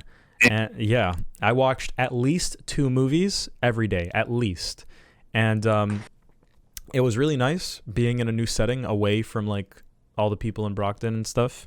I got to meet a bunch of like new people. It was very easy to like socialize when you're at like a film festival like that, because everybody's just there to watch movies. So it's easy to talk to people. And when you're like, when you don't know anybody, you don't feel like pressured that like to look stupid, because like, I'm not gonna see these niggas again. Who gives a shit? And I met some cool ass people, bro. I met some like really awesome people. I made a lot of friends. And at the movies, you know, the movies were really cool. Some of them were like ass, some of them were great, but no matter what, they were all creative and try hard as fuck, Manny. They were like, imagine like us, imagine an entire theater of people like us, like more try hard than us. And I could talk to people about movies and like, I like cool movies, and I wouldn't like look insane, you know? Like no one, I could talk to people about movies, people that don't watch Marvel movies. I could talk to like those type of people, and I never get to. I didn't mention a Marvel movie once in 3 weeks, and it was amazing. I loved it. It was so cool. Fucking there was a girl that I met, and I was talking to her. I was like, "Oh, what are your favorite movies?" And she's like, and she was French, like she was from Paris. And she was there, and I'm like, oh shit. And she was like, oh, I like this, I like that. I also like Force Majeure. And I'm like, let's fucking go. I just watched that. Like, that's so sick, bro. Like, Lahane, City of God, and Force Majeure were like movies that came up in discussion like frequently. It was so surprising, yeah. And I felt so good. I was like, oh my god, I'm so happy I've watched those movies like mad recently. Yeah, it was, and I recommended them. Yeah, I know. Yeah, one of the people I met there, like he was like, "Yo, City of God is like my favorite movie," and I'm like, "Oh my god, I'm gonna watch that like when I get back." And he's like, "Bro, it's so good," and yeah, it was really great. But one of the highlights is that like after a movie, the director would usually be there, because it's not like big budget. Well, some of them are big budget, but they're all like artsy movies that the people are willing to come to like most of the time. So the fucking directors will be there, and I wasn't anxious at all, so I would just ask questions like all the time. I'm like, this is a golden opportunity. The dude's right there. So I would always like raise my hand, always ask a question. And you'd think that like, you know, the directors would like sneak out the back door when they're done and like everyone would go home. But I would find that like the director would just be out in the front chilling with everybody. And I was like, oh shit. Like they don't, you know, they don't care. Like they're just there to like talk to people and, you know, show people their movie for the first time, you know. That's like the first time anybody's like seeing it and stuff. So there was like one director, and I talked to her at the thing, and then she was like out in the front, and then I like was like, oh, she's right there, so let me just ask more questions. And I was like talking to her about her movie and like how she made it and shit. And then we went to the bar like down the street, and like a bunch of people were there that like saw the movie and the director and me, and we were all just talking about movies and shit. And I did that every fucking night with like directors and like the people who make the movies. They would all just hang out at this one bar, and I would go there every single night, and like I would meet the same people. I'd meet like new people. And Manny, some of these movies were really good. Like there were, out of the 50 movies I saw, there were 2 10s. There was one 9, and there were 2 10s out of that list. And the fact that I got to meet those people is like insane to me. Like I don't know if these like movies are gonna blow up when they come out, but like I fucking love them. I'm like, dude, holy shit. Like some of these movies and some of the people who made these movies, I was so like flabbergasted. And like that was the highlight.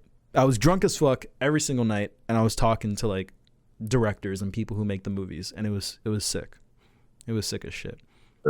Yeah. Damn. And I loved it. And I had fun. I talked to people, and I don't go out often.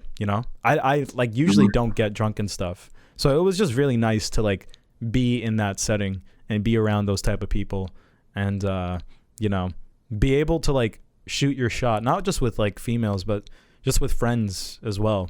And even when like things don't go your way, like if someone like doesn't want to like exchange numbers or something, the fact that I could just ask that like every day, it like didn't matter, because like I just go to the bar the next day, like the night's not over, bro, it's gonna continue tomorrow.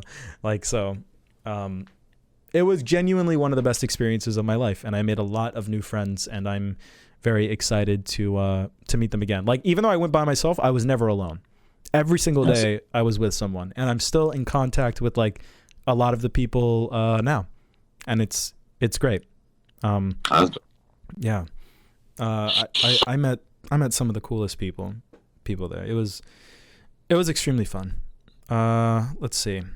When it comes to the movies, there are some highlights. I mean, there were a lot. I loved a lot of the movies, and I'm not going to talk about all of them, but I'll talk about the ones I rated the highest, and I'll talk about some of the special ones. There's a movie called Hard Boiled, an old movie directed by someone named John Woo, and he's like a legendary action movie director, and he was there, and he's like 70 years old, and he's like really old, and he was there, and he like presented the movie, and I think it's my favorite action movie. Like, it's the best action movie I've ever seen. I think I feel comfortable saying that. And I'm going to recommend it on the podcast one day. So that was cool as fuck, seeing that in the theater. And there was also a movie with the girl from Parasite called Special Delivery, and it's like an action movie, and she's like a delivery driver or something, and then she has to be a delivery driver for like mob people and like mafia dealers, and there's just like a lot of really like great like action scenes and like car stunts and stuff, and she was badass as fuck, and the crowd was like, woo, fucking Parasite girl, let's go. So that was cool. Which girl was it? The daughter. Okay. Yeah, in an action movie. Yeah, hell yeah. And she was good. She was like still good at acting like in that movie. But I gotta like pull up the list a little bit, because it's been a while. So there was that. Let's see, what other ones were the highlights. I saw the new Masaki Yuasa movie while in Canada. It was at the film festival, and it just screened in America like last week, and I was going to recommend it, but like the time passed, and it was either Dragon Ball or the new Devilman like guy movie, and I was just like, we'll just do Dragon Ball. The new Masaki Yuasa movie was really creative and really out there, and I've never seen a movie like it before, but it had its issues, and I don't know if I don't think you would have loved it. I didn't love it, even though I like ride this guy's dick all the goddamn time. But I have my criticisms, but if you are willing to watch it and you're interested in it, I still think it was good enough to where like you should check it out. Mm-hmm. So there was that. And then there was Shin Ultraman, which is written by Hideaki Anno, the Evangelion person, and directed by Shinji Higuchi, who is really popular when it comes to like Godzilla visual effects. That's like what everyone knows him for. He didn't like work on Godzilla movies, but he's worked on movies like that, and his visual effects on them are like amazing. So that's what people like about him, or practical effects, whatever you want to call it.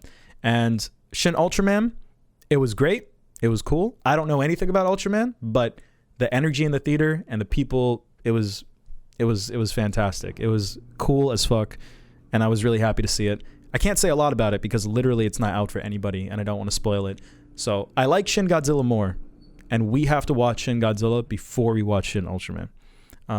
That one is directed by Hideaki Anno, and Shin Ultraman, like it looks like aesthetically the same thing. I haven't seen Evangelion, so I can't like speak to how similar they are like aesthetically, but I'm pretty sure like Evangelion is like the same shit.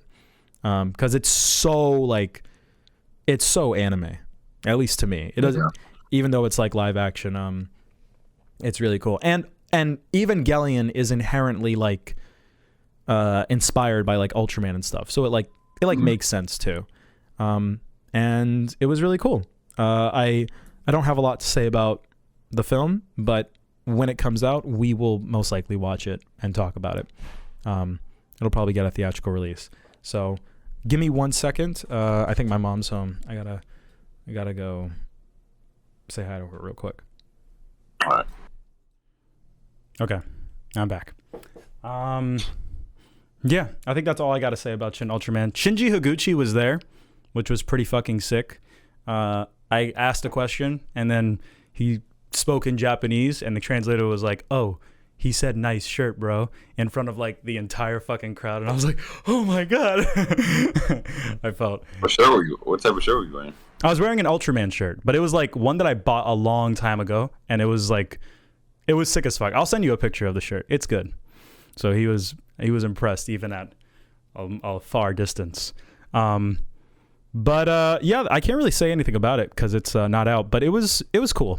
I like Shin Godzilla more, and I also don't have the context. So like maybe I would like it more if I had the context. But it is a movie that you can understand without it because it's like a remake kind of. Like Shin means new, so it's supposed to be kind of like a rebooty kind of thing. But Shin Godzilla and Inu-Oh were like the two biggest movies I saw there that are worth mentioning. I saw Bodies, but that's like also out right now, and that's not like something that we would talk about. And I saw a bunch of other shit. The tens. I saw a movie called The Artifice Girl, and it's about, this movie's so fucking sick. It's about someone who is a visual effects artist who takes his visual effects technology to like recreate like dead actors in like movies and stuff. He takes that and he uses it to create a program that can digitally replicate a little girl to catch predators online, and slowly that program becomes something more. So The Artifice Girl, and it's one of the coolest fucking movies I've ever seen. It only has 3 people the entire time.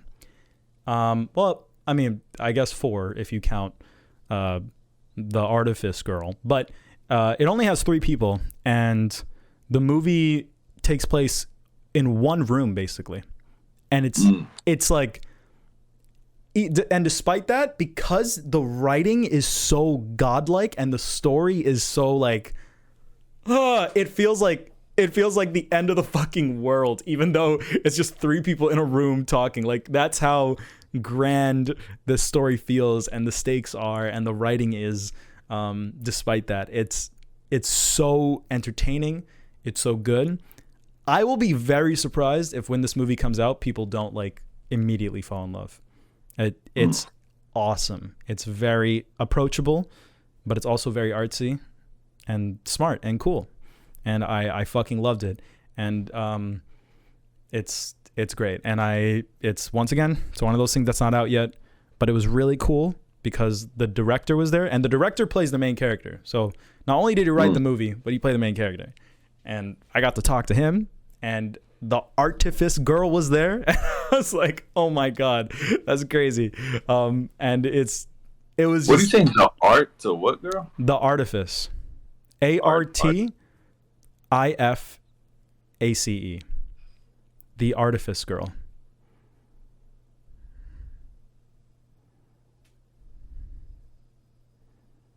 You can go. Yeah, so I met the Artifice Girl. She was like 13 and she was a really good actor. And I was like so anxious in front of this child. I was like, but that was one of the best movies I've seen all year. That's like top 3.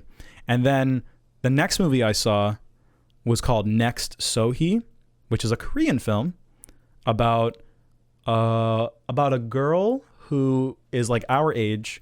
She's like leaving high school and she's going into like low income jobs that like most people like our age would do, like when you're starting out. And it's about how her job like sucks and how like she hates it.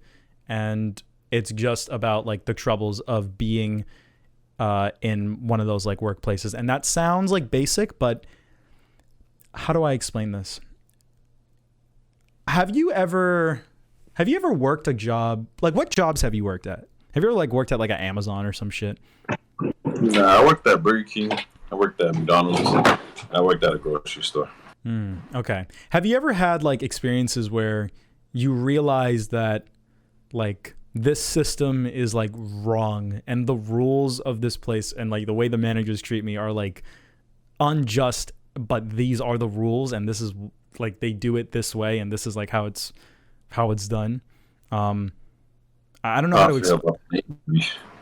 Yeah. Okay. Well, you understand it in the Navy, and that's basically the movie translates how you feel about the Navy to like how this person feels like in a call center. That's what she does. And it sounds really simple, but it's something that I relate to a lot because the way you feel about the Navy is the way I feel. I talked about this before about like how I hate school, and I feel like conceptually it like makes no sense, but everybody just does it. And conceptually, like going to like one of those call centers and doing what you do made no sense, but everybody just does it. And it's basically about how she is super fucking depressed and super upset while at this place. And it was one of like the best movies I've ever seen. I love it. It's one of my favorites. And I met the person who directed it like the night before, like at the bar, and I didn't like know who they were, but like my friend was like, oh, this is the person that's going to direct the movie that you're going to see tomorrow. I'm like, oh, okay. And I didn't really have a reaction because I didn't see the movie yet. And then after I saw the movie, I like went up to them and was like, dude, it was so fucking good. And like I whenever that movie blows up, like I know they're going to remember like that interaction, and like I know I'm going to have like this special moment where like I hugged the director because the movie like was so good. Like I was in tears. It was one of those movies where niggas were like like the whole theater, and it was great. Korea is about to drop another banger. I'm really excited. They're on a roll, man. I know, they're on a fucking roll. I don't know how this movie will like connect with people. I don't know like if it will get popular or what, but I fucking loved it, and it was one of my favorite movies of the entire festival, and I'm really excited for you to see it.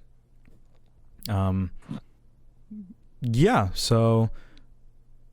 were the two 10s. There were other ones. They're all on my like letterbox. If anybody else is interested, you can just go in the description and like click on the link and stuff. But that's it. That's all the stuff I watched at Fantasia, or all the super duper mega important shit. I watched a lot of other great stuff, and I met a lot of other great people. I met someone who like programs the films. Like his job is to watch like 1,000 movies or whatever, like movies that people submit to the festival, and like pick which ones are gonna go in to like the festival and stuff. And that's sick as fuck. Like I think that's cool as shit. And yeah, he's really educated and he's really smart, and I like him a lot. And he said that he would be willing to hop on here and talk about movies with us for like an episode or something. So if you're interested in that, then that's something that we can do. And that's something that I've always made this with that in mind, of like someone can tag along and be like a guest, and they can be the person that recommends the movie. I think that would be kind of cool.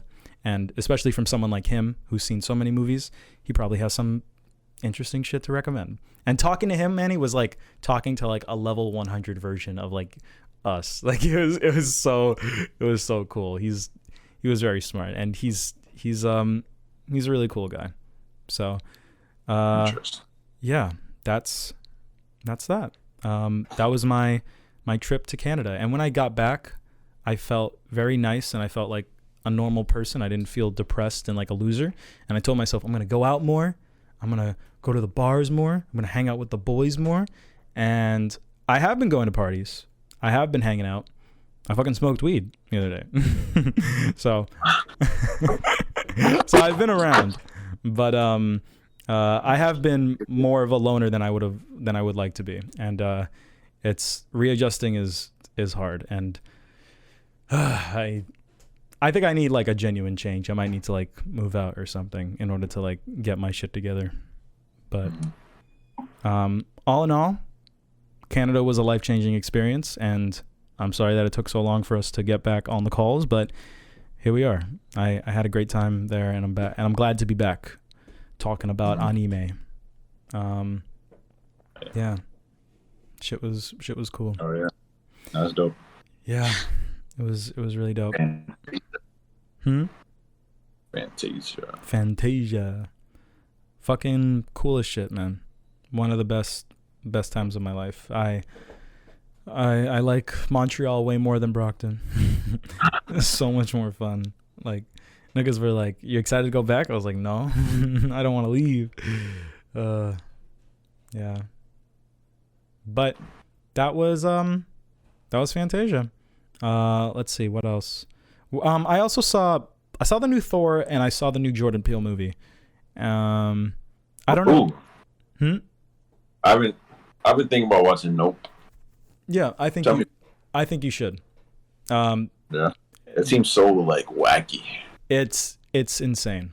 I honestly, it's probably like the most artsy of like all of his like endeavors. That it honestly like didn't click with me, but when people say they like it, I believe them. I don't think people are like faking it or like being disingenuous. I can see like this resonating with like a lot of people. But even though it didn't click with me, I'm still going to recommend it to you because number one, it might click with you. But number two, even if it doesn't, like you should watch it because it's worth like thinking about at least, because it's got a lot of cool stuff in it. I want to watch it. Yeah, if you watch it, we can talk about it. It can be on like one of the episodes. But what else did I see? Man, I saw so many movies at the thing.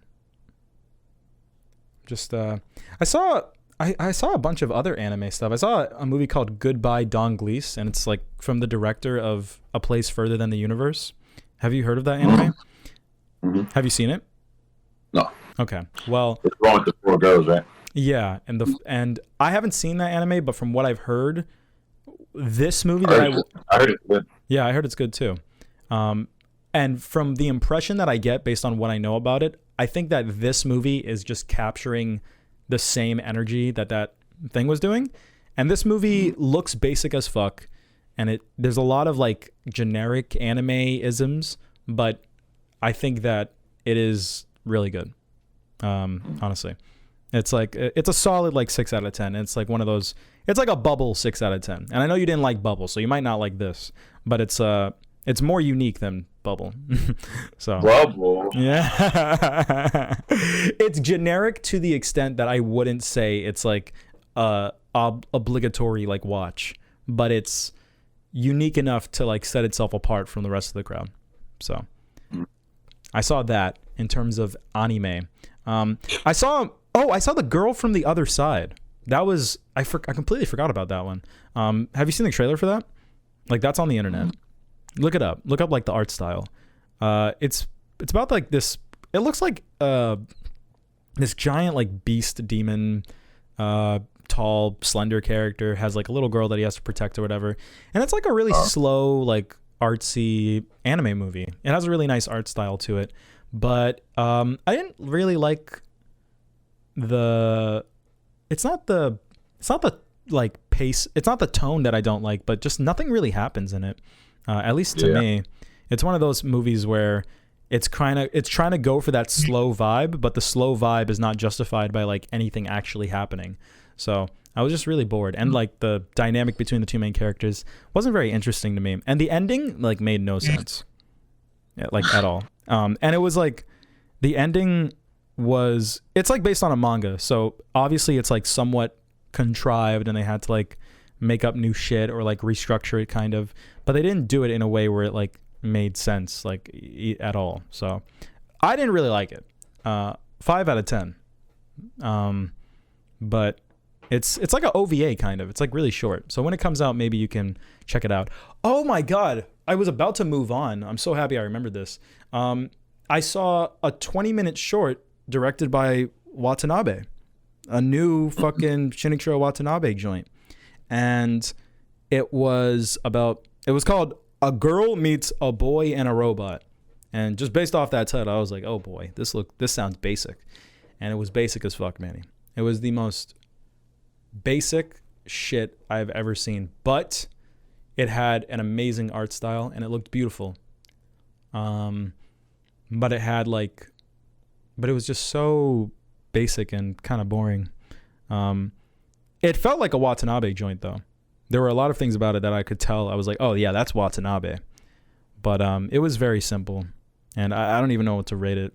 Like, it wasn't bad, but I wasn't connecting with it at all. So, yeah. And I also saw Summer Ghost, which is directed by this dude named Laundre, who was the character designer on I Want to Eat Your Pancreas. Which is really interesting. But I think that the movie actually like looks good, like the characters and the art style. Like, I want you to look up Summer Ghost. I want you to look up what it looks like. There's like trailers and stuff. Yeah, I see pictures. Yeah. It was a lot of people make fun of this movie and they're like, this is a Makoto Shinkai ripoff, and it definitely is. Like, it's so like aesthetically, the art style is a little different, but it's really taking a lot from like Your Name and stuff like that, when it comes to its writing and when it comes to like the tone and stuff. And it's kind of shitty, but it does have some moments that do really work. So not great, but it's okay. I didn't hate it. 4 out of 10 for that one. And those are like all the anime related ones. I'm really happy I remember Shinichiro Watanabe. It was just so forgettable. It's like it didn't like impact me at all. But yeah, that's it's all the anime I watch, and I think that's it. I think that's all I got to say about Fantasia. I'm just scrolling through right now. No, there's other great movies, but like none that are like I'm gonna like talk about because it would just take way too long. But yeah, Manny, I'm happy to be back. I hope things change. I hope I can be as happy as I was back there. I don't want to be like a bum. Yeah. I got bad news for you, bro. Yeah. Absolutely right. Nothing's going to change. 10 years, I'm going to be like, all right, welcome to episode 200 something. So we talked about Dragon Ball fucking 74. Go Ten's Revenge. Yeah. Go Ten's Revenge. I wasn't convinced when he killed Piccolo. It just didn't seem right. The way they executed it, bro, is not good. It wouldn't be called like Dragon Ball GT, a new beginning. Akira Toriyama will like, he won't be dead, but he'll be in like a Darth Vader like keeping him alive, like kind of like super like, and they'd be like, Toriyama, what should we do for this part? He's like, give him purple hair. Or some shit like that. They'd be like, yeah, that's golden, bro. That's so good. Yeah. But oh, Manny, life's so interesting. I guess I'll get to like weed after we talk about at least one of these movies. We're doing it good. We're spreading them out. We're spreading out all this stuff. But real quick, before we go start the movies, I made the tier list. Oh, already? That's what you've been doing on the computer the whole time? Well, did you watch all the Dragon Ball movies? Don't worry, I was listening to everything you said, but I made it really quick. Yeah, so, hold on. It'll just be like that. All right. So, Battle Gods. Show it in portrait mode because it doesn't. Oh. Yeah, there you go. Okay. Battle Gods. Mm-hmm. Fusion Reborn. I think I'm going to do this. Broly. Fusion Reborn. Trunks. Then you got those are the best moves to me. Mm-hmm. The A tiers. Wait, can you see it? No. It blacked out. Yeah. Okay. Then the A tiers, you got the original Broly. I'm gonna do this. Wrath of the Dragon. Wrath of the Dragon. And then the Broly second one. Mm-hmm. And then after you get Resurrection Frieza. Yeah. The Bojack Super Cooler. This is just an episode, but it was pretty cool. Then the Metal Cooler. Gotcha. Yeah. And the new movie would be like right here. Maybe like right here between these two. Like it's like up here. It's better than Frieza, but it's like bottom 8 here. Right. I'm surprised someone remade this list. Someone hasn't remade this list or has? Someone like had like all the movies already. And I just like made it like sick.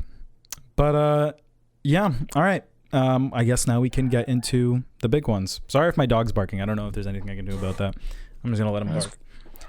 Fucking I think we I think I have the least to say about Se7en, so I would like to start with Se7en because I don't know how much I have to say about it. I loved it. I thought it was really good, but it was very simple, and I don't have much to say, and it's been a while, so yeah. But Se7en was a cool ass movie. I haven't seen it. It's a classic. Everyone talks about it, and now I know why. I honestly like. I've seen the ending, but like. I never knew the context, and I kind of forgot about it. Did you know the ending going into this? I didn't know the ending. Yeah. Okay. Like you knew the whole ending, and you knew the context and everything. Yeah. Okay. Gotcha. So it was like a genuine surprise for me. Like I had like a genuine reaction. No. But I mean, even then, like when you tell that like the guy's gonna like deliver a package, you can kind of tell like, okay, something's awry. Like, yeah. Something's going great. Yeah, but I really enjoyed it. It was like Batman, but for me, it was better than Batman. I liked it more. Yeah, that's like the main thing I'm going into this discussion, like wanting to see what you have to say. Like, how did this stack up to Batman? Did you draw those comparisons? Because that was like the only thing I was thinking of when watching it. I don't think it's better than the Batman. Okay. How do you feel about this one, like? In general, I'm trying to like fucking remember. Yeah, I know. How long has it been since you watched it? Like 2 weeks. 2 weeks. Yeah, it's been like 1 week for me. But I don't know. You don't know. It's been so long. Did you have like a middling reaction to it? Like when you finished it, were you like, wow, that was really good? Or were you just like, whatever? I was more like, I don't know. That's okay. I'll say this. I don't know. The way people talk about it, I think I went in with very high expectations. And it's like, and it's kind of fucked up that I had high expectations, but I knew like the ending and shit, right? So I guess what I was really watching for was the villain and how he panned out, and he's really like squeezed in at the end, even though the entire movie is like the hunt for him, and I think the hunt's really good, and the build-up's good. I don't think because he's not in the movie at all, and because he's so disconnected from like the conflict, because everything as an audience we're seeing it like after it happens. It's not like like it is kind of happening in real time, but for the most part it's just like, oh yeah, I did that like 3 weeks ago. Like, so it feels like you're kind of getting the aftermath, and then by the time you see him, it's cool when you see him, but it's not like they were talking about him the whole time. You know, he wasn't even like the centerpiece of the movie in terms of like, you know, the heart of it or anything. Yeah, he did pull up right at the end. He got like fucking turned himself in. Yeah. I do think the performances was great for like those three. But I don't know. Yeah. What? I don't even remember what the Riddler did, to be honest. The Riddler, it's been a while. I don't know what he did. I think he was killing people because he was trying to like send a message. Politician and lies. And, yeah. This one, Seven Deadly Sins thing. I know. I like at the end where it's like, right, you're rat and I got you. This is just like fucking Trigun when Buddy kills fucking when Vash kills Legato and he's like, you're gonna have to kill me. You're a rat, blah blah blah. Yeah, that's what I thought of, and I love that Legato scene in Trigun. Right. Love that shit. I didn't even draw. And I did like. You're right. But I like it. I like it here as well. Yeah. Because like the other cop Freeman was over there like, hey. Yeah. Like yo, he's fucking with you. Like he's trying to make you the rat. And yeah. Mm-hmm. I think. Draft, I guess. Yeah. I think that final scene, like that whole ending after John Doe pops up, is extremely effective and it's amazing. And personally for me, everything before that, while it's entertaining and I'm like never bored and I like them hunting him down, I think it's like really well done, really well paced. I think that it is so disconnected from the themes that the ending is trying to like talk about. Like, yeah, they see the 7 deadly sins, but there is like a little bit of like commentary in there about like Mills and stuff. Like there's that scene at the bar where they're talking about like their morals and he's like, well, I got to be a good cop. And it's like, well, like you can't save the day. I don't know. They're like having a conversation. So there is like, I'm not saying there isn't any buildup, but it's not the centerpiece of the story. At least it doesn't feel like it's like the heart of the story, like while you're watching it. And you know, you're not really seeing his wrath like the entire time. It's like only in the ending kind of, you know? So it's difficult for me to like give this movie the bone that it wants to get, because at the end, it's really gassing itself up. There's a lot of dialogue of Kevin Spacey being like, people are going to remember this story. People are going to remember you. And it's like meta because it's like talking about the movie. It's like, you're going to remember this movie. The ending's going to be so fucking good. Trust me. Like that's basically what he's saying. And it is great. And I do remember it, but I remember the ending. I don't remember the movie for that, you know? Yeah. That's how it feels. Yeah. And you know, you remember when you said the ending of Blade Runner, like if it didn't have that ending, the movie would be ass, or if it didn't have that one line? I feel that way with this. Wait. 2049 or the original? No, the original. What line was it? Tears and Rain. You said like if he didn't say Tears and Rain, the entire movie would be ass. I don't know if you still stand by that, but yeah. Yeah, I think I do. Okay. Well, I do genuinely feel that way with this. Like, if the ending wasn't that way, this movie would be it would be like such okay, like whatever. But the ending really like makes it bigger and grander, but the entire movie just wasn't running with that same type of energy, you know? So it's difficult. It's a good ending, but I feel like this movie wants to be like a classic, but it's somewhat for me like just shy of that, reaching its full potential. I think for me it's not even shy. It's just, it did kind of fall short, but I can't really like pinpoint it. That's the thing. Yeah, I don't think it reached that status. Regardless of like the ratings, you look everywhere, like you only see praise. But for me, a good ending can trick people into thinking the entire thing is good. Yeah. I always have to be conscious of that, because that's how I felt. Like, you know, that happens to me too. Like, I watched the ending, I was like, "Fuck, man, that movie was." Wait a minute. It's just like how like the second My Hero movie was. Yeah. Like the thing was so epic. You're like, Yeah.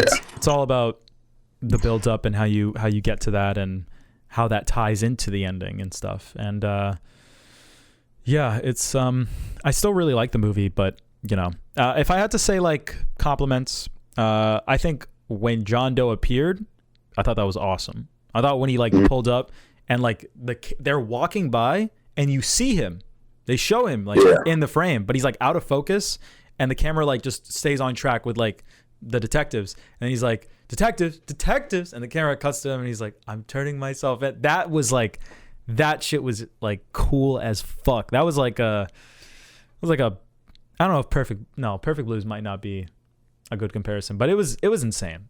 It was like, what the fuck? Like, what is he doing here?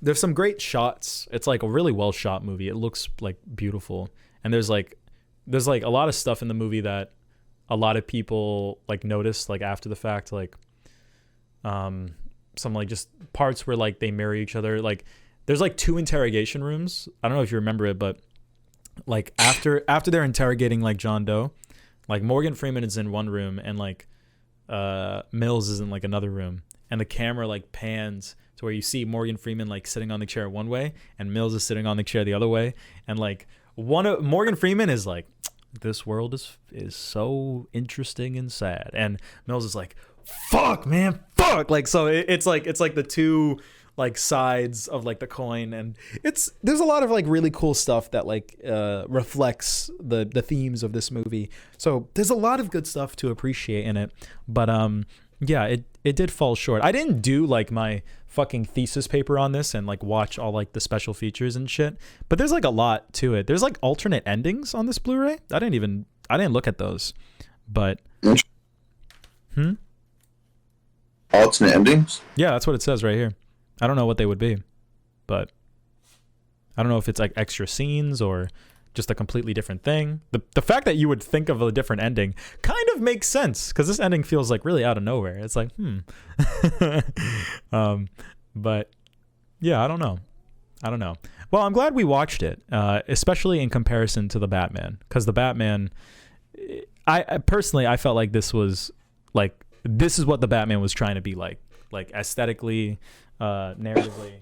I felt like it was like the same thing. I feel like the thing is with the Batman is the Riddler turns himself in just to have a conversation with the Batman. Where like John Doe like turns himself in to like finish the job.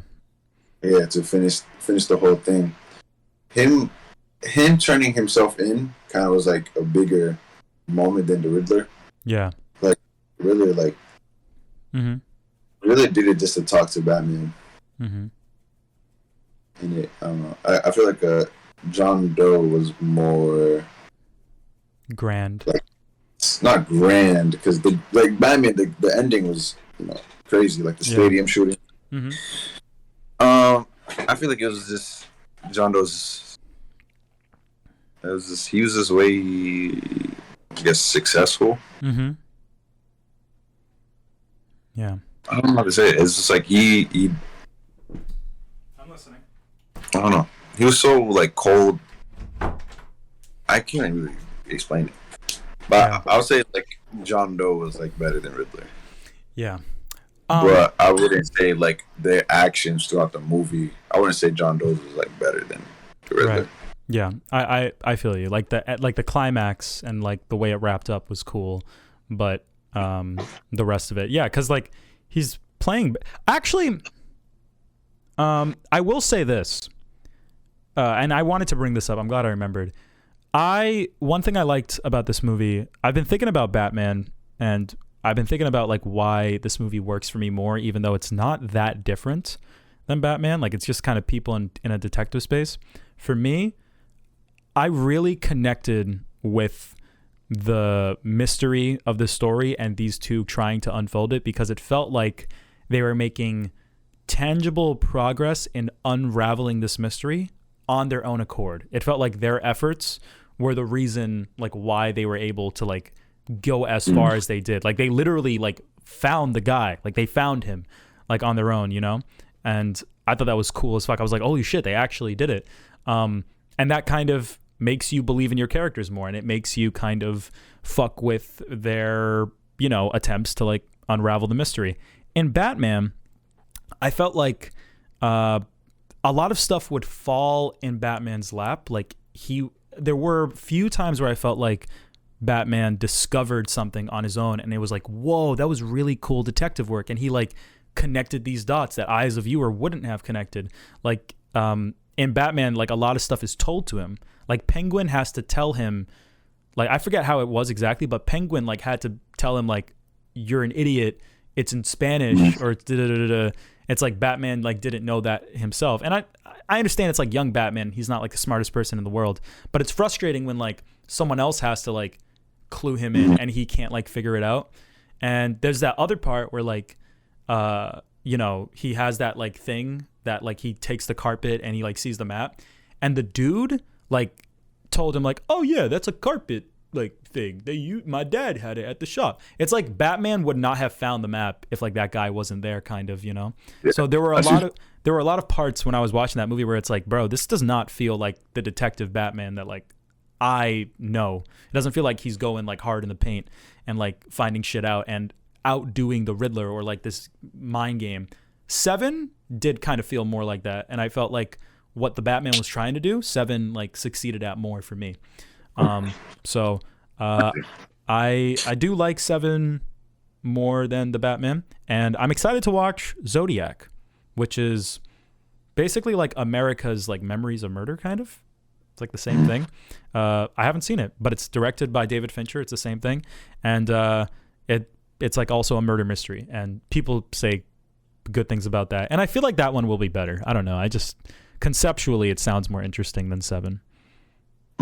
Yeah, but that's really all I got. That's like my main thing. I'll peruse my notes, but I'm going to give Seven a 7 out of 10. I was like, bro, this better not be ass, and it better not be too good because I want to give it a 7, and it's a 7.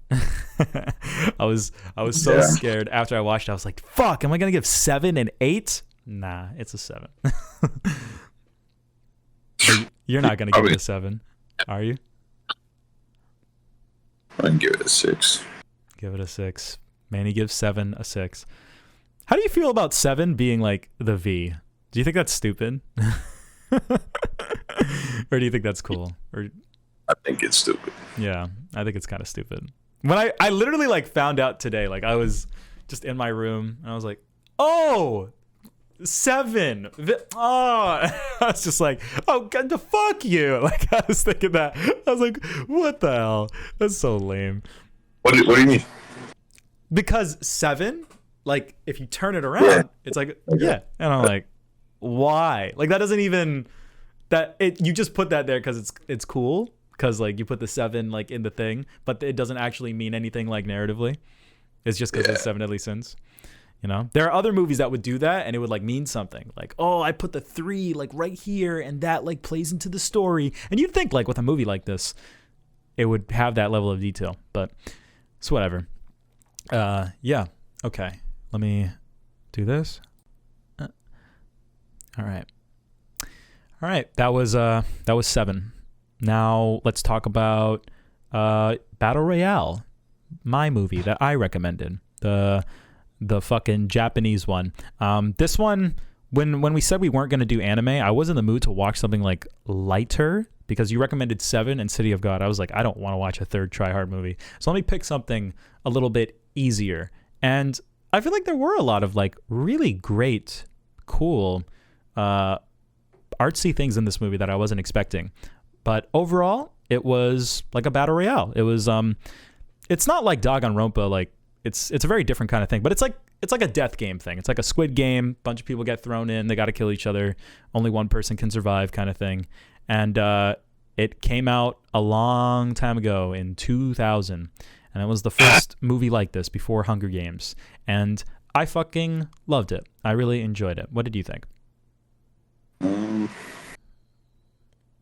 No. I know that face.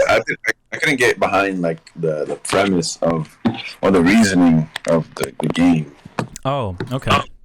Yeah, they get into it like really fast. Yeah.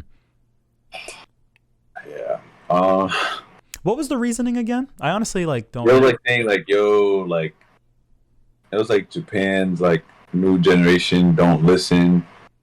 So we're gonna literally take a class and they're gonna smack each other. Man, I don't even remember that. It was in the beginning and there was like a whole like intro sequence. I don't know if it was exactly that, but It probably was something along the lines of that. Are you looking it up? I think that's what it was. Okay, you can look it up. I feel like I'm not gonna find an answer. I'm just gonna look up that intro, cause they just say it in that. Hopefully it'll be subtitled. Okay, I see it. At the dawn of the millennium, the nation collapsed. At 15% unemployment, 10 million were out of work. 800,000 students boycotted school and juvenile crime rates soared. Adults had lost all confidence, and now fearing the youth, they eventually passed the Millennium Educational Reform Act. Okay. The way they said it kind of works for me. I don't know. They made it sound cool, but you couldn't get behind that? Absolutely not. Absolutely not. Okay. Gotcha. It was definitely a way to just get the story going, you know? Yeah, they literally. I think they gave like no second thought of that. They just wanted to like, they thought, yo, let's get some kids, kill each other. All right. I'm doing it back like, yo, why are they doing that? And you're like, fuck you. I think I feel like the idea of the battle royale was like fleshed out, and then like after they're like, yeah. Yeah, I understand. I think that there is some theming going on with how adults. I think the core like message of this movie, especially with its ending, I think the message is that kids don't really know what to do when push comes to shove and it's life or death, and neither do adults. And I think that motivation to have the battle royale exist in and of itself is thematically symmetrical with what actually happens in the movie in the battle royale. So I do think there's a little bit of thought there, but I agree that it's not as fleshed out as the battle royale itself. But for me, it didn't really need to be because it worked, and I kind of don't give a fuck about what's going on outside. I only want to see the battle royale, you know? Like, that's what the Hunger Games movies do, where like they develop the outside and most of the movie is not the Hunger Games, and it's like, okay. So I was really happy that it was just the battle royale, like an anime, you know? It felt like that to me when I was watching it. But I'm happy that you watched it despite not being into it. So you weren't enjoying like the battle royale itself? No, I was saying, like, I don't know. Like, especially just coming off of Danganronpa. What was the reasoning in Danganronpa? I don't remember. Was there a good reason in Danganronpa? Because Danganronpa does the same thing, kind of, where they like don't show you the outside, but they explain it. Nah, they do. They show you the outside. Really? Like, oh, in the games they don't.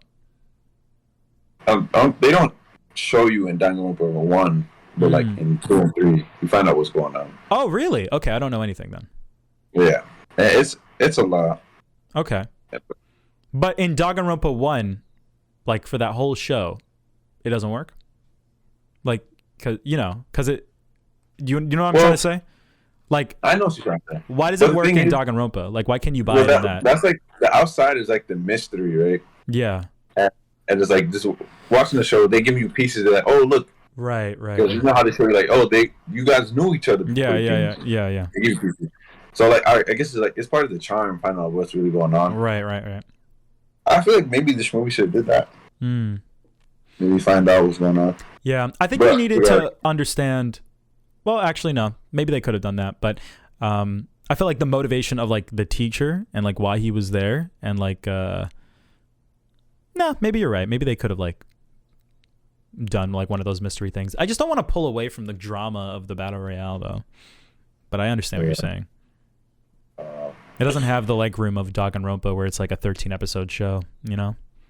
It's like a 2-hour movie. But did you enjoy the drama of the battle royale, or were you just, because you weren't into the reasoning for it, you were less invested in the battle royale itself? I was invested, but I feel like the teacher was just so like, ugh. Oh, really? Oh, I love the teacher. I love him. He was annoying?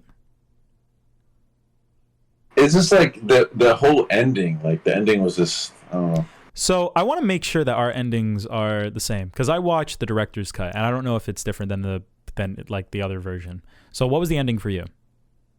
Where like they're in the class and he talks and he's like, because he like the girl that was his like favorite teacher or something, and like he really liked the girl, not like but like that as a student. Yes.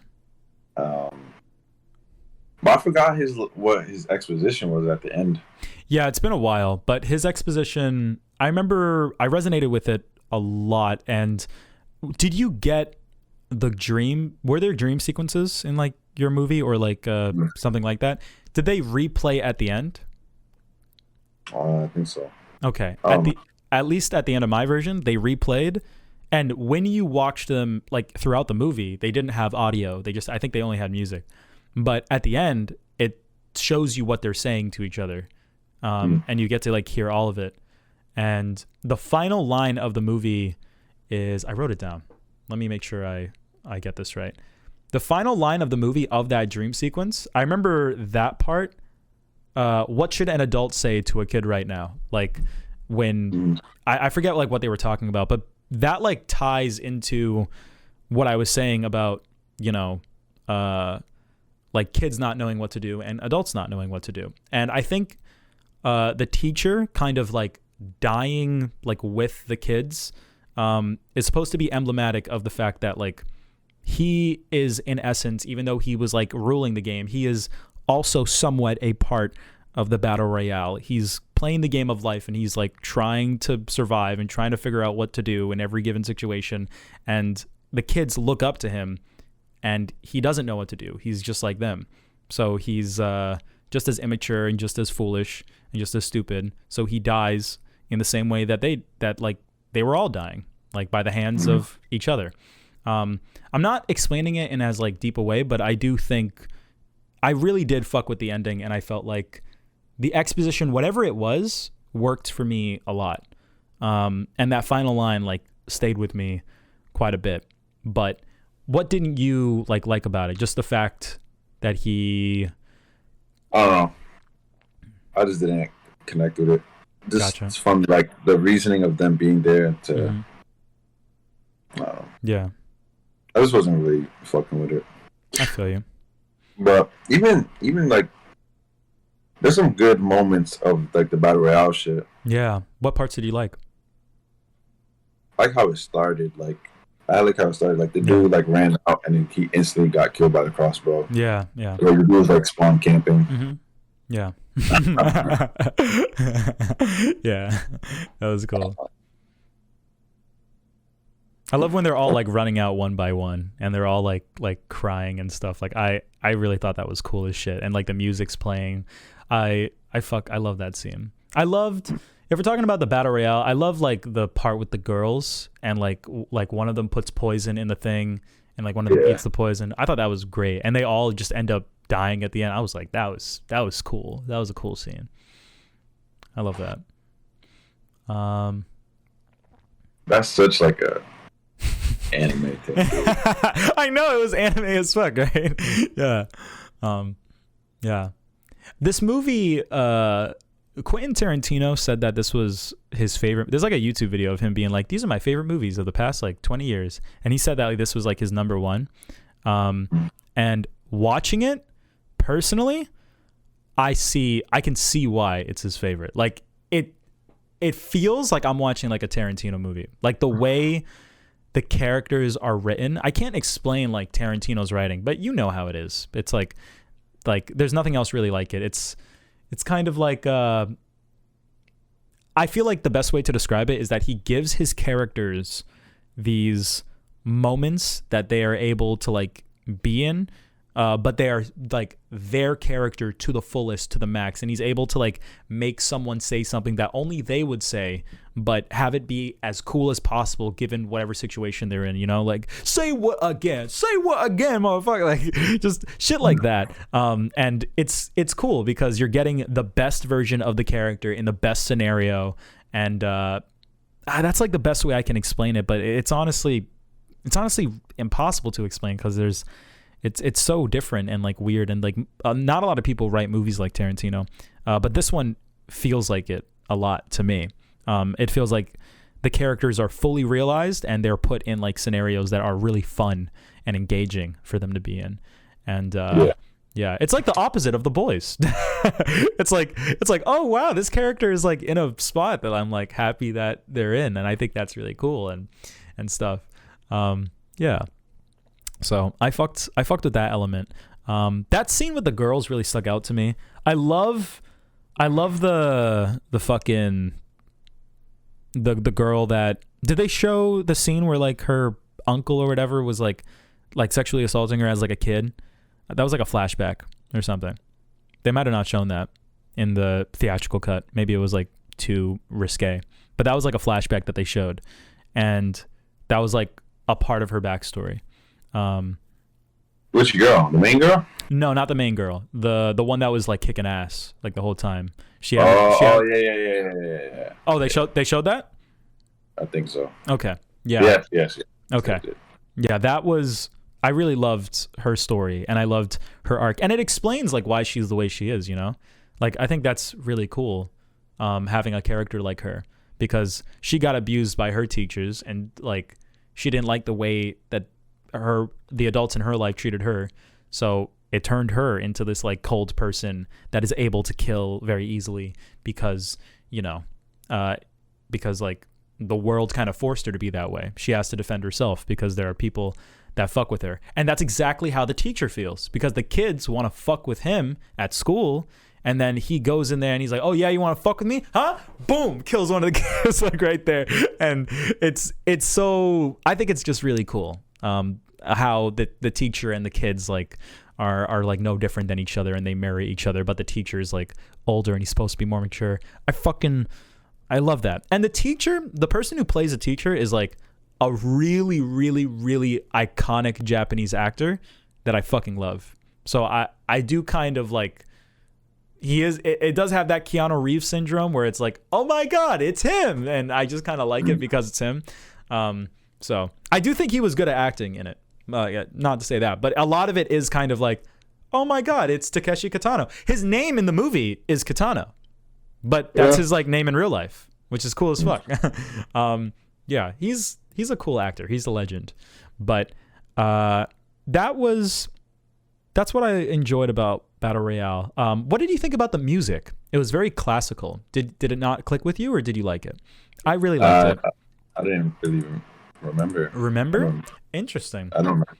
The music was a lot of like dun dun dun dun dun dun, but like songs that you've heard before, like classical songs, just like anywhere, like in any movie, but they were used as like the main soundtrack. And maybe it's inappropriate to say that because I think this is an original soundtrack. Like when you go on Spotify and look up the songs, they don't pop up as like other songs. They pop up as like the Battle Royale soundtrack. So that's really interesting. But yeah, those were like all the main things that I really liked about it. I'm not able to explain the themes as well as possible, but I think I got the general gist down of what I appreciated about it. And I think the writing is just, it excels much more than I thought it did. I think all the characters are like really, really well fleshed out, and I love movies that don't waste your time. I love that there's not like 30 minutes of like them getting to the Battle Royale. They go there, the fucking movie starts and the Battle Royale begins, and you don't have to like fucking sit there like in Hunger Games and wait for the cool shit, you know? It just gets into it, which I really like. I loved all the action in this movie. I loved like that scrappy, like old Japanese kind of style where like they don't have the budget to do anything like super crazy, and it's just about how you execute it and how like real it looks, and they fucking do that in this movie, and it's sick as fuck. And I love how anime it is. The girl's on the TV and she's like, "Konnichiwa! This is how you do the Battle Royale. Look, these are your weapons." Ah, you know, it's cool. Fucking. Did you were you watching this thinking like, man, if this was an anime, this would be like sick? No? It could, yeah. I think I wasn't thinking that, but it could be. Yeah, I was thinking. I mean, I like the movie, and I think for a condensed story, it does it pretty well. But I was definitely thinking like, if this was like a full anime or like a full series, you could do so much with this. You could like I don't see why there isn't like a battle royale anime. Well, there is. Fucking this. There was that Gun Gale online sort of online thing. Did you watch that? Gun Gale online. Yeah. Did you watch that? Yeah. Okay. I was very funny when they did battle royale in it. I was like, oh my god, this is so modern. But fucking yeah. Now you know the context for the term battle royale. Now you know where it came from, and you can tell people, hey guys, I've seen battle royale. Have you? No. And they're like, was it good, Manny? I was like, no, it wasn't good, but I still saw it. Now hit me with a Kamehameha in Fortnite. Yeah. Fucking Goku's in Fortnite. Do you still play Fortnite at all? Did you play for Goku? I played Fortnite when it came out. And that's it. Yeah. I played when it came out for like 3 weeks, and I never played since. A lot of people hopped on when like Naruto and them like were there. Did you? Yeah. Nah. Yeah. It's not like I'm gonna buy these skins. Yeah, me neither. I'm not gonna invest. I'm not gonna grind for that. Like, fuck that. Yeah, but yeah, that's I think that's most of the stuff that I have to say for Battle Royale. I really enjoyed it, and I'm happy that you watched it. I think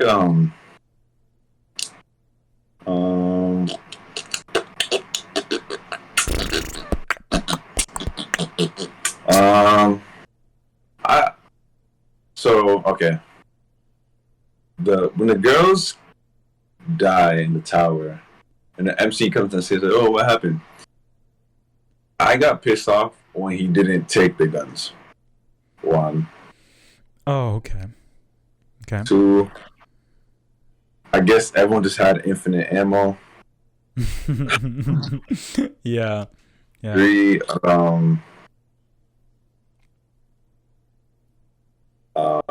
The teacher at the end gets laced up with bullets. Rollback gets up, Kashi walks to the couch, calls his family. He's getting a phone call. He's like, oh. Then shoots his phone. Then he's like, okay, now I'll die. Yeah, that's how the scene played out. I kind of forgot. Yeah. That. Yeah, you couldn't get behind that? No. Okay. Everyone, like, the girls in the tower, they all like fucking missed like hundreds of shots. Like, yeah. Mm-hmm. That's cool. It's fucking this little girl show. Yeah. But I feel like the MC. Listen. What do you do? This is just like Huey. Listen, bro. I know you're not a bad guy. Okay? Mm-hmm. Mm-hmm. Take the gun. You want to protect the girl, right? Right. Take the gun. Right. Isn't that how the ending plays out? Like, doesn't he say something like? Was there ever a point in the movie where he was like, "I'm not gonna grab weapons" or something? I don't know, because I felt like the ending was kind of like maybe, but he did. He's the one who shot up the teacher, though. Right, but that was like the ending of his like arc, where like he's actually gonna take response. No, it is. Yeah, because like the entire movie, even if he didn't say anything like that, he wasn't killing anybody the entire movie. And he was like, I'm not going to kill my friends. And the girl was like, I'm not going to kill that. Like his girlfriend was saying that. And he was like, well, I'll protect you. No, he did kill that guy with the thing. And he was like saying that it was an accident. But that's the whole theme of the movie, Manny. But here's the thing, Ali. Okay, he had this character moment. He kills the teacher. Right. But the teacher, 2 seconds after, squirts a little water gun to show it like he wasn't really gonna do anything. Well, that's because the teacher had that moment, but right. It's like that's because the it's like conceptually he did, but not really. The kid. Yeah, when he killed the teacher. Remember the teacher like squirt the little water gun? Yeah, after he pointed a gun that looked like a normal gun at him. Like the idea is that was the gun. Right, I know. He pointed. Okay, so it's like he killed the teacher, but in all actuality, It's not about actually whether he saves the. I know, but I feel what I feel. Okay, maybe it's about his character and the fact that he completes his story. I don't know. I for a battle royale movie, it's like I don't know.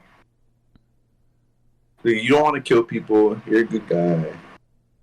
There's a weapon. You have like the best guns in the game. You have end game weapons. You don't take them, and then you get saved by the dude who won before killing the guy. I'm not defending him not taking the guns. By the way, I'm not like circling all back to that. I like with the teacher thing. I get it. It's like the teacher. But why would the teacher do the water gun thing? Because the teacher changed his mind on like his feeling towards the student. Now he changed his mind. He does it like halfway through when he goes through that dream sequence. When he goes through that dream sequence, like remember when he like went to the girl and gave her the umbrella and stuff? Mm-hmm. Yeah, that was like when he was like feeling conflicted and stuff, and that's why he did that. I feel like he still had power to like stop the games at that point. Yeah, maybe. You're right. He might have. So you think he like did that little thing at the end to like prove a point? Or to like be like, oh, like I wasn't really gonna kill you guys. I changed my ways. Squirt, squirt. He did that to communicate that, but he didn't like say, "Hey guys, I'm good now," because he like fucking got all their friends killed. So he does deserve to die. So it's supposed to be kind of like a cheeky like, okay, I'm going to let you kill me because I know that I did the bad thing, and I'm just going to kind of show you that despite the fact that I'm like letting you kill me, I just want you to know that like I learned the error of my ways, but I'm going to do it in like a fun teacher kind of way instead of like being sappy and lame like a normal person. And I thought that was a really nice touch because he was acting like a teacher acted in his final moments. So yeah, but I appreciate your perspective. I'm glad that you told me what you thought about that. Your stuff about the guns is pretty valid, and I honestly I can't defend like him just not ending the game. I don't know how much power he had.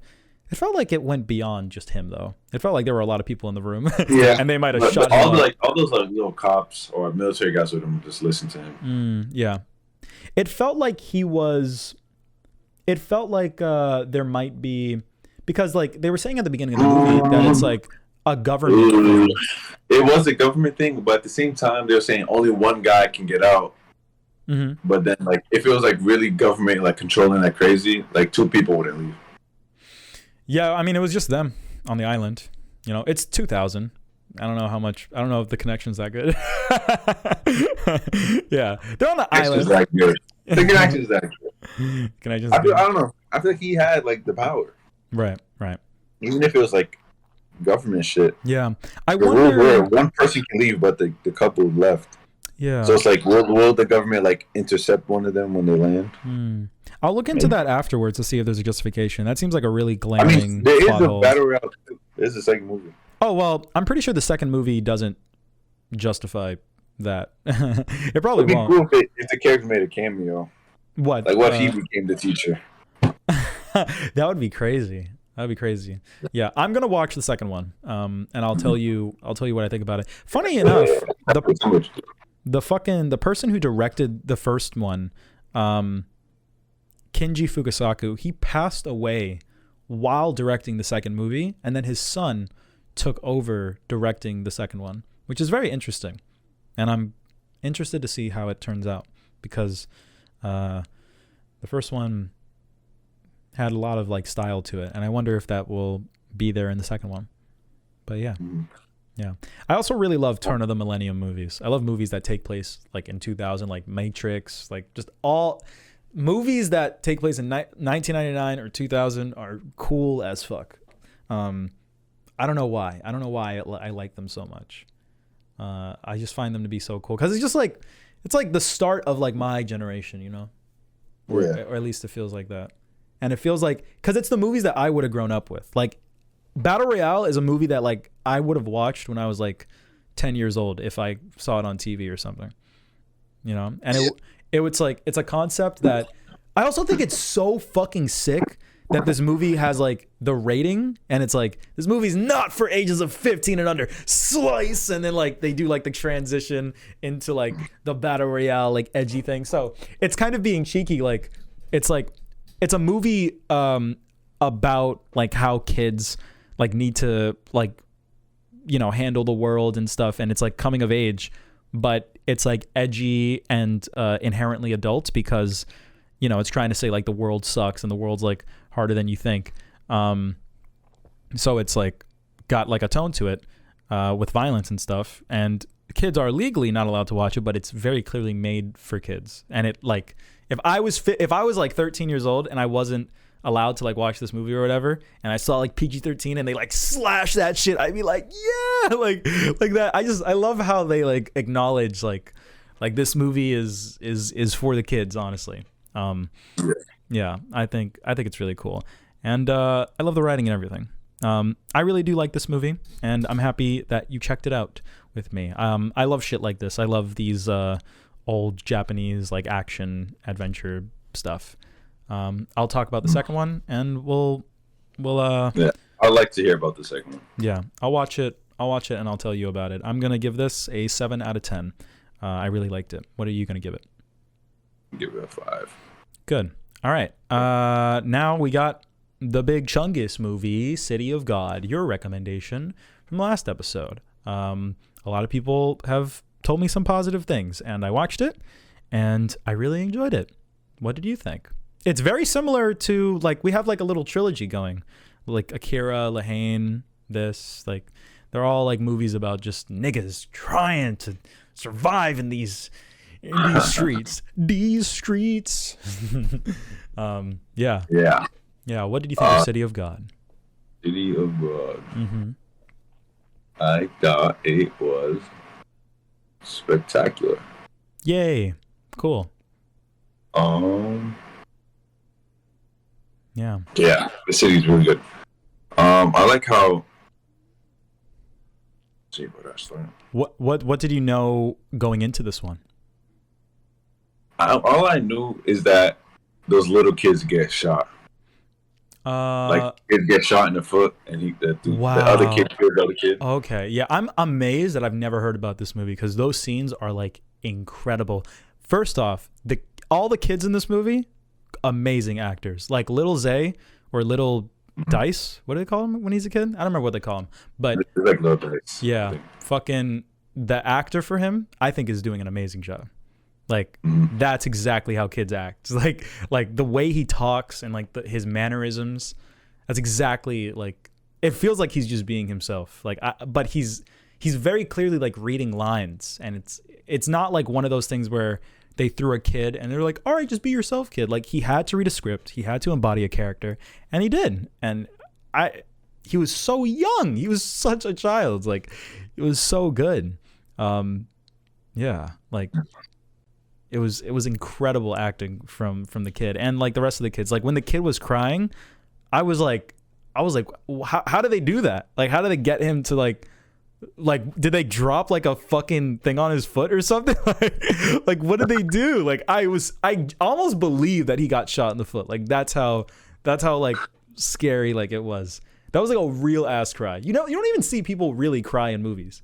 People literally go, ah, no tears coming out of their face. This kid is like bawling, like, you shot me. It's, my God. I love when that feels crazy. Bro, I love when the guy's like, yo, shoot him, bro. Shoot him. And the kid is still crying. He's not even like begging for his life. If I were that kid, I would be in shock that I just got shot in the foot. Like, I wouldn't care that this guy's about to kill me. I'd be like, dude. Like, there's a lot of stuff to appreciate about this movie. The child acting in the beginning of the movie when they're all kids, especially that character, is amazing. I was very surprised. In the beginning, I was like, oh, this is going to be like a cool like side character. I was very surprised when he was like what the movie was about. I was like, oh, it's like about him. Okay. This movie reminded me a lot of Michiko and Hachin. I don't know about you, but the fucking Satoshi music. Bro, yeah, the music, yeah. The song that they play in this movie is from like I heard it in an AMV before, like one of the songs, and I was like, oh my god, that's my favorite song from that AMV. I'll send it to you when I can. But yeah, the song they played for the credit, the end credits was fucking awesome. Fuck, I don't remember what it was. It was so fucking good, dude. Okay, I'm gonna. Yeah, that one. Yeah. It's sick as fuck. Yeah, I really like it. Well, alright. So, Lil Z. This dude's like the fucking Brazilian Homelander. Yeah, no bullshit. He really is. Yeah, it's this insane. guy is a fucking threat. Yeah. Oh my god. Fuck. Yeah. Okay. Amazing acting. Yeah, where do you start? This movie just kind of flows so well. I'm like invested the whole time. Go ahead.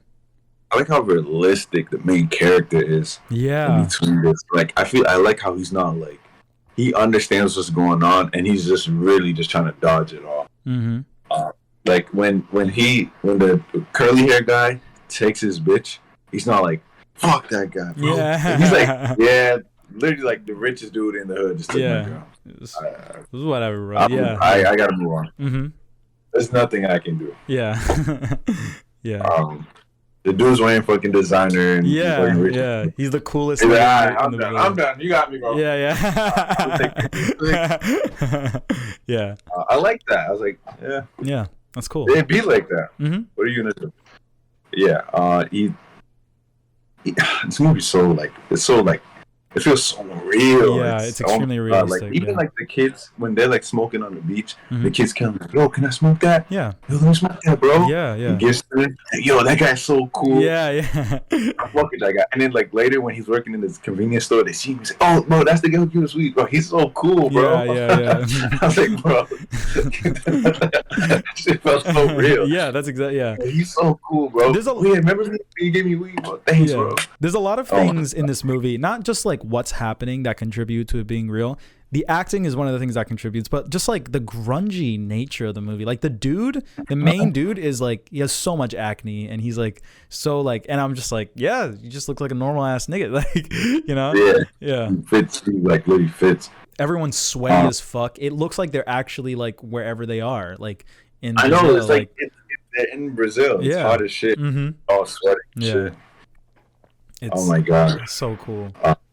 Bro, literally Lil Z looks like one of the bad guys in fucking Michiko and Hachin. Yeah, he looks exactly like him. That has to be bro, like an influence. I was like, there's no fucking way. Like the glass, I think he wears glasses at one point, like in the movie.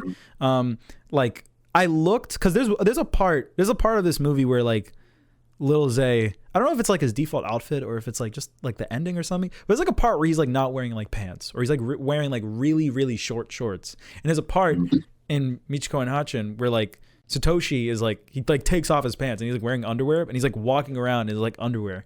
And I was like, dude, this is just like the fucking thing. And he looks exactly like it. I think there has to be influence, you know? It's funny. I didn't want to say this.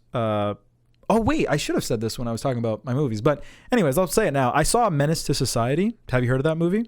Have you seen it? I've seen it. Oh, okay. I've never seen it. And I didn't really know anything about it. And I saw it the other day, and it was like, it might be one of my favorite movies. I fucking loved it. And I learned that it was like one of the primary inspirations for like, not inspirations, well, inspirations or like, you know, influences for San Andreas. And that's sick as fuck. Like that, and you can tell, like you can see it, like San Andreas like feels like this, you know. And that's Michiko and Hachin is the same thing. I'm like, bro, they must have seen this, like. Yeah, bro. Yeah. He had to like get, because like since Michiko Hachin is so like, you can, it's like it's written by a Brazilian. Like he had to have like seen this movie at one point. Yeah. It's like, you know, like the settings in Michiko and Hachin, the music, everything is like so like natural. Like he had to have pulled this. Yeah, even if they did. This is like one of the most like, it's like very popular movie, probably the biggest movie from Brazil. So probably like 99% you've seen it. Yeah. And it's crazy that like it's like taken from like real events too, like the movie.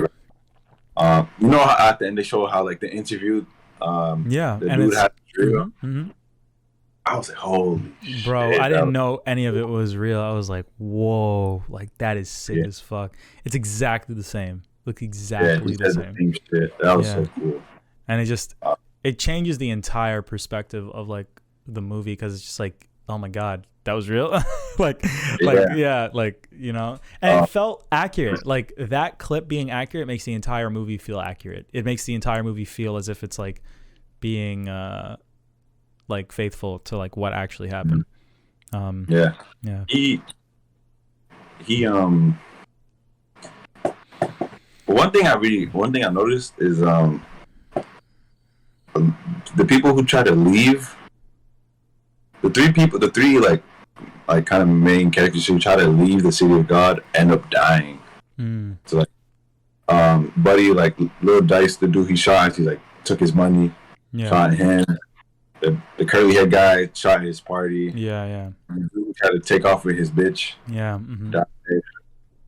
I noticed that. I didn't notice that start. I noticed it when Buddy died. The kid died. Right.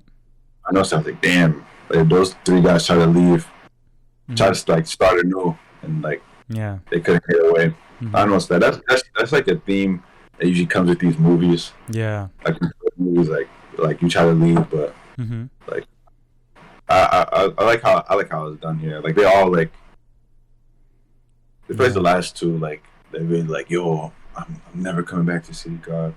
I'm starting a new life, and then even the second, the third guy, or I'm just calling him the designer kid. The designer kid died. I was like, damn. Yeah. That was really sad. You know, like I saw it coming. I knew he was gonna die at this party because like I seen Lizzie like bugging. Yeah. I was like, yeah, he's gonna die. But when I saw it, like, fuck. Yeah. It was really sad. You know. I know. It be happening to the coolest people, like in that type of way. His death really like sets it off between the clans, and then they start beefing. Yeah, blah, blah, blah. I thought it was really cool when like the white guy, like that was the leader of like the other group, when he like shot the guy, like when he told him that he killed him, he's like, "You killed the coolest fucking nigga in the hood." Boom. Yeah. Even though he was like part of the other, I thought that was sick. That was cool. Yeah, they were boys. And I love the main character, like the way the main character is like woven through this, because he's like not present for a bunch of the movie. But I like how like in the end when like Lil Z is like, yo, they got the other gang in the newspaper, I want to be in the newspaper. Thing happens to take a picture of them, and then he goes on the newspaper, and then he's like, fuck you, you're gonna get me killed. Why'd you publish this? I'm gonna die. I can't go back home. Yeah. He goes like, yo, take some more pictures. He's like, yeah. I love that part. Yeah, I love that part too. Like, I felt so happy for the main character, you know?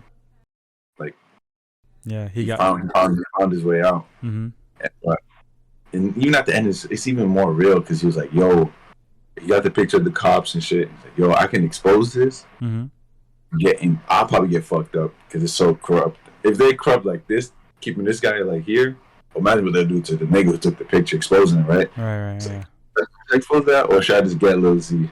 I get Lil Z, right? Yeah.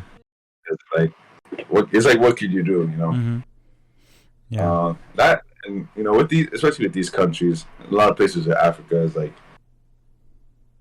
it's like you can't really fight corruption like that. So when he was like talking about it, I was like, damn, he has a point. You can't fucking expose the cops. They're gonna come fuck you up. Yeah. Like, I'm gonna take a picture of Lil Z. So, but I was happy for him at the end. He got out, made his career, lived his dream. Yeah. Got pussy. Huh? Got pussy. Yeah, I thought that was really fun. I love when movies like talk about that, and it's just like, hey, I got pussy. Like, I knew it was gonna happen. I was like, oh, here he is. He's about to get a bag. Yeah. I love whenever movies do that, bro. I fucking love it. It's so sick. Yeah. I love that it's like an older woman too. Like, oh, that's so fucking cool. Like a white I know. older female. It's like this dude from the City of God, like started from the bottom and now look where he is at, you know? Yeah. Like yeah. He made it to the top. I love the main character. Mm-hmm. I love how he doesn't do too much. Like, he's not in the beef. He's just like woven perfectly, and that's how you do it, you know. Mm-hmm. I love it. Yeah. I love how at the beginning it shows like how like the favelas looked before how they look now compared to how they look now. Because I never knew like how they looked before, but you know. How what looked before? Remember at the start, it was living in that community. Yeah. In like the 80s, and it showed how how it looks now. Mm-hmm. Yeah. And the movie. I love how they showed how it looked before, because I never knew it looked like that. Yeah. Yeah. And since the movie is like feels so accurate, I already know that's how it probably looked. Yeah. And with Lil Z, I remember Lil Z, like he took control of the guy's fucking shop. Yeah, I fucking loved that scene. I loved it. I even love how they explain how it got there. Remember how some like the history of that little shop. Yeah, the movie like does some like stuff. I don't know. It talks about things I've never like seen movies talk about so upfront. It was like this woman would suck this little boy's dick. I would be like, what the fuck? And like I think it's cool that like the movie like says that as if it's like whatever. Normal. Yeah, like as if it's like normal, because it is in that like setting. And it's so like dark and fucked up. It's, you know, this really is like, we really did have like a little series going on with Akira, and I feel like Battle Royale is like thematically like somewhat similar to this too. It's also about kids. It's also about like them killing each other and stuff. It's much more cartoony and silly than this one. But you know, and the fact that I watched Menace to Society for the first time like watching this right after, it was like Lahane, Menace to Society, and it's like this little trilogy that I've watched, and it's different hoods, different continents. Mm-hmm. Yeah. I didn't even recognize that. Yeah, all from different continents. That's fucking crazy. All different languages. That's cool. Mm-hmm. So this movie has like a commentator and stuff, and so does Menace to Society. And a lot of people were saying for this movie and for Menace to Society that they both drew a lot of inspiration from Goodfellas. Did you feel that way while watching this movie? I didn't make that connection. Okay. That's cool. Yeah, but do you? I love Goodfellas. Yeah, a lot of people say Menace to Society is like Goodfellas with black people. That's like what people say. Yeah, low key, yeah. Mm-hmm. It's like way more. Yeah. Yeah. I say so. So is that why you like Goodfellas? Because it's like hood shit, kinda? Oh, Goodfellas is just like perfect. Okay. I don't know. I really love that mafia shit. Mm-hmm. And I was like, that's just my favorite mafia movie. Okay, we'll talk about Goodfellas one day, but I just wanted to bring that up because it felt important, being that that's your number one movie on the list. It's cool because you know, like when he started, like, you know, he got in the predicament where like he was between like the cops and the gang. Yeah. And then he's like started narrating. Yeah. And at the start of Goodfellas, he was like, he's seen some crime being done, and he's like, since a kid, I want to be a gangster. Like I haven't seen the movie, but I've seen like that part. I was like, whoo, yeah, that shit is so dope. Yeah, but yeah, the city's crazy, and yeah, I love stories about how people get to that point, and about like this is literally like why like Devilman and Berserk are like my favorite things, because I think it's so interesting how like we as human beings like are capable of like pure evil and like pure good, kind of like all at the same time. And I love anything that like, I love morality movies. I love Attack on Titan-esque like shit. And this I consider all of these to be like in the same vein as that, like in terms of their commentary and like what they're saying about like right and wrong and how some people just have no metric of that after a while. Like, well, they do, but their metric is like so far detached from like what is, you know, socially acceptable because of the situations that they're put in, you know? Yeah. Like this fucking Lahane, City of God, and Menace to Society, all in and of themselves are like battle royales, like in their own kind of way. Like, you know, it's survival of the fittest, and I think that's really, I think it's just really cool. I love stories like that. I think out of these three, Menace to Society is my favorite, but because Menace to Society is just so, it's like the bad version of Trigun. It's like someone who like has to grapple with like killing people and like the morality of that, and then he just slowly turns into like a bad person, like at the end. And City of God doesn't have like that journey that Menace to Society has. It's just not trying to be that kind of movie, which is fine. But it's fun to like spectate that, just the journey of like someone who's like already so far gone as like a kid, and just like the ultimate evil. Like, it's just, evil's a strong word. But you know what I mean. Yeah. Yeah, I feel like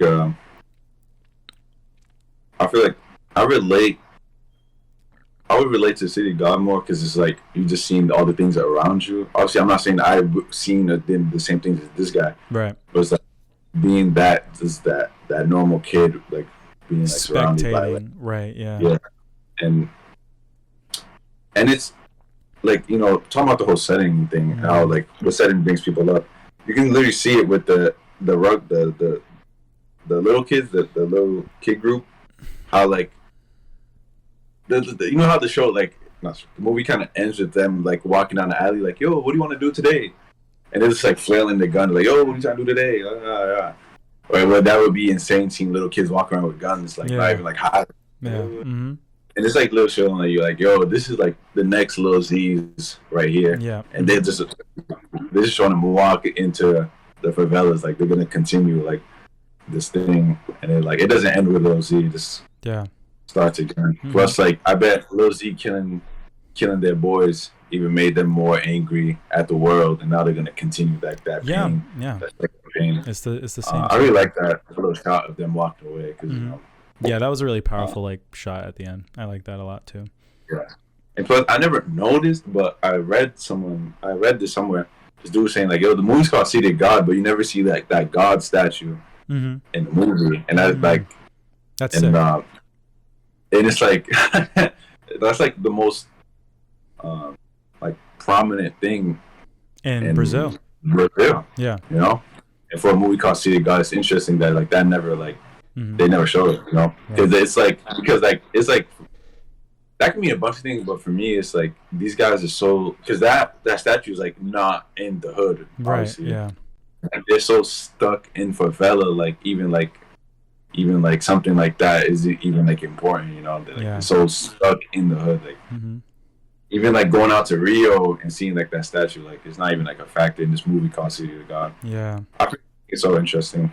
It is really interesting. But yeah, I think out of those three movies, I think this one's the best. Nice. I don't know. I think visually this one is the most like technically impressive. I think this one like had the most. I don't know if effort's the right word, but it's the one like on the other end where I'm like, that was impressive. Like I can't believe you executed that as well as you did. I know. Yeah. I know, man. Yeah. Yeah, I love the flow. I love how everything just happens, and it's like it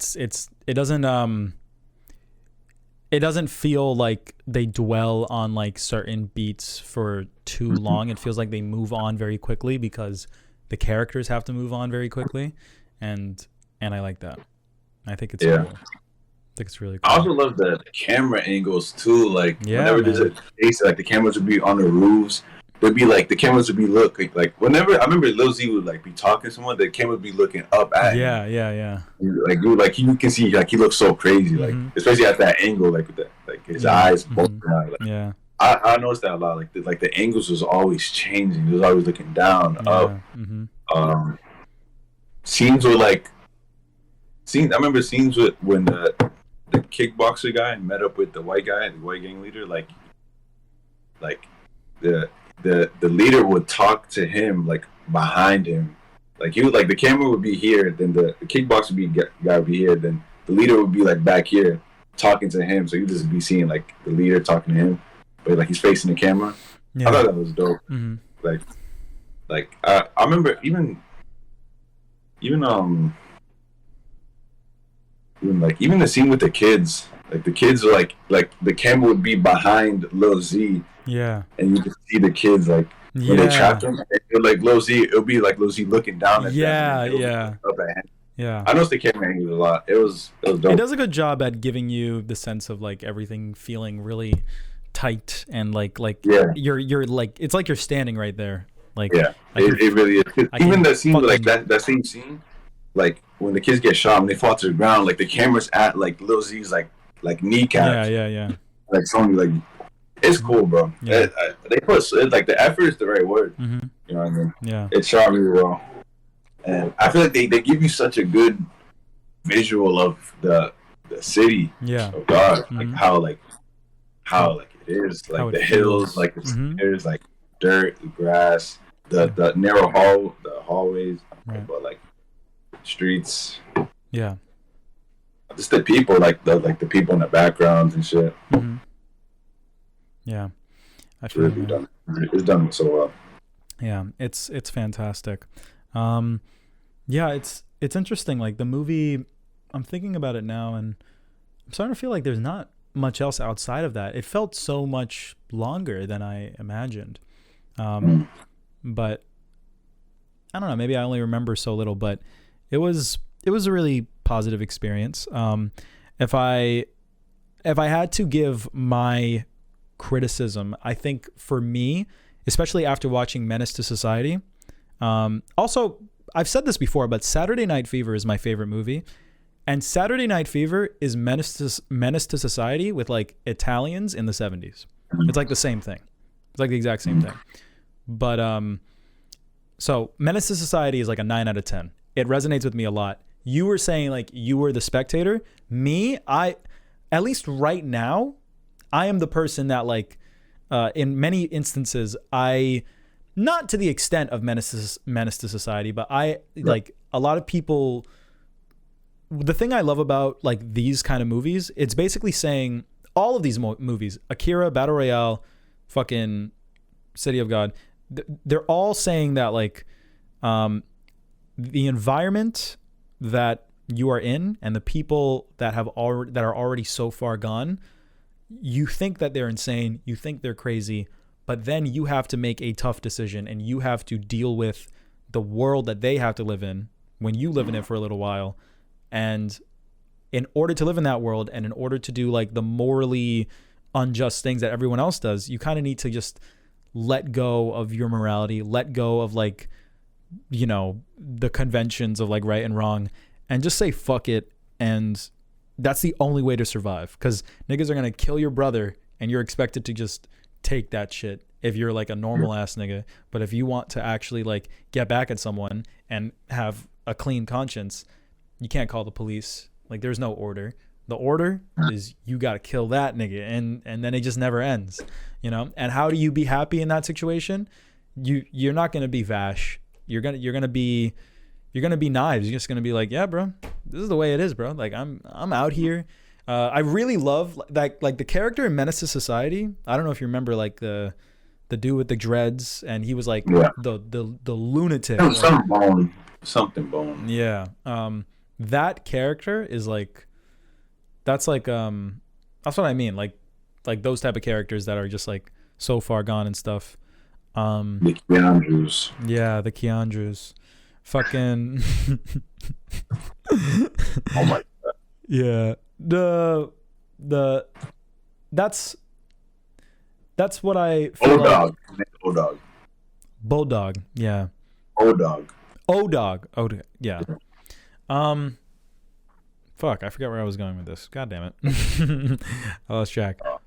But let me try to remember. I was talking about my criticism I was gonna say, like, with City of God, I love that journey that they go on. That's why I like Menace to Society. That's why I like Saturday Night Fever. That's why I like Berserk and like Devilman and stuff. With City of God, the ending being like those kids like killing, I think thematically it is appropriate because it is the same thing as Menace to Society and City of God. Like, you know, the cycle continues, like it never ends. They're always gonna be fucking, you know, killing each other and dying, and like the kids are just gonna be like the next little Zays and stuff. That's like the message of all of them, of all these movies. And I feel like in all the other ones that we've watched, that's kind of like the whole buildup and the whole story and the whole like point. And in this, it was like just like that part at the end. It was like kind of structured like a twist. Like it was like you weren't expecting that kind of. They didn't like build up to it. And because of that, I was more invested not in like seeing the kids kill them. I was like really interested to see like what would happen when they meet. And I understand that this is based on a true story, and if the kids killing them is what happened, then that's what they have to depict. But narratively, I was really disappointed when they both got killed by the kids, because I was really excited to see what would happen when they met up, because I was invested in both of their motivations.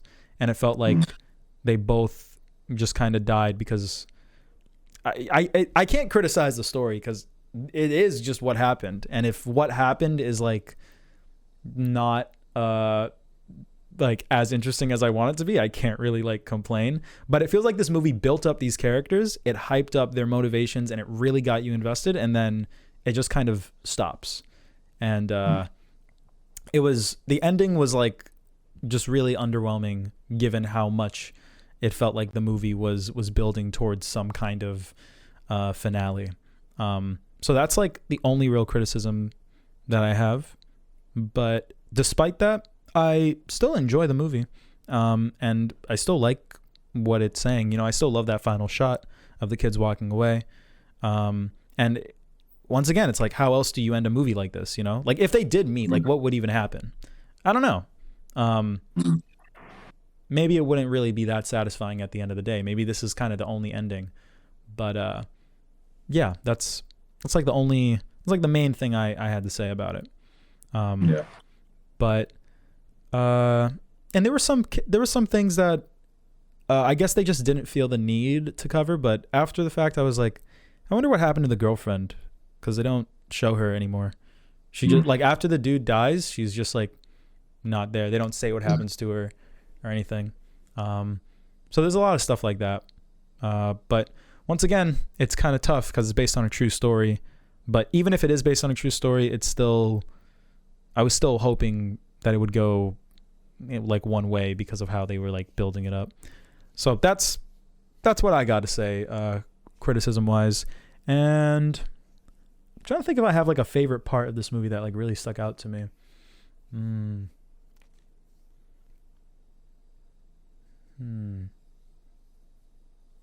I don't know.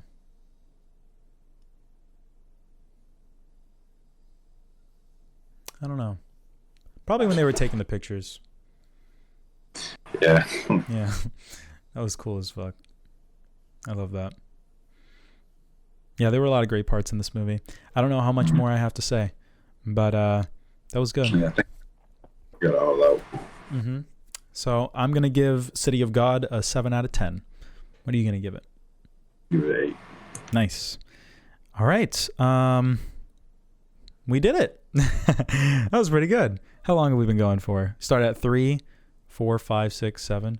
Damn, that's a big chunk of this episode. It's pretty good. Yeah. Let's see. I feel like there's a couple more like anime news things. But do you want to talk about the whatever we're gonna watch next? Do you want to like pick the movies? I have like 2 movies, and I know that we kind of said like we're gonna do 2, but I have to recommend these 2 because I'm gonna watch them in the theater, and I haven't seen it in 10 years, and I've been waiting for this for a really long time.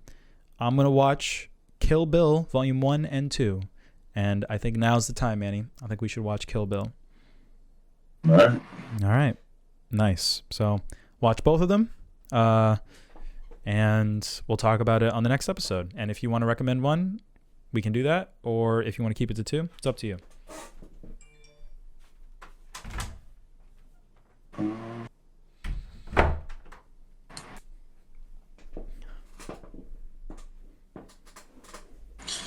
I want to watch Apocalypse Now, but that movie's 3 hours long. Yeah, we can save that for the next one.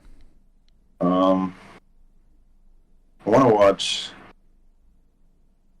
Nightcrawler. Have you seen I that? knew you were gonna say that. Yeah, I haven't seen Nightcrawler, but I know that it's like on your list. I will gladly watch it. I haven't seen it yet, so I'm excited. I know nothing about it. It's interesting. Yeah, I don't know anything about it either. I just know that a lot of people like it. Okay, so Nightcrawler and Kill Bill. Have you heard of Summertime Rendering? You mentioned it on one of the recent episodes. You said that you were watching it, or that you would watch it. Yeah. It's an anime. Yeah. A lot of I've been seeing too many people say that it's extremely good. I thought did you watch it? No. Oh, I thought you said you were going to watch it. Damn. I've been watching other stuff. I think I started watching The Boys and shit. Yeah. Chernobyl. Is it over? No. It's gonna end this season. It's 24 episodes. Oh, okay. I think that's gonna be the next anime I watch. Gotcha. The next thing I watch will probably be Haruhi Suzumi. Yeah. Oh my god, dude. One of the most insane anime viewings ever.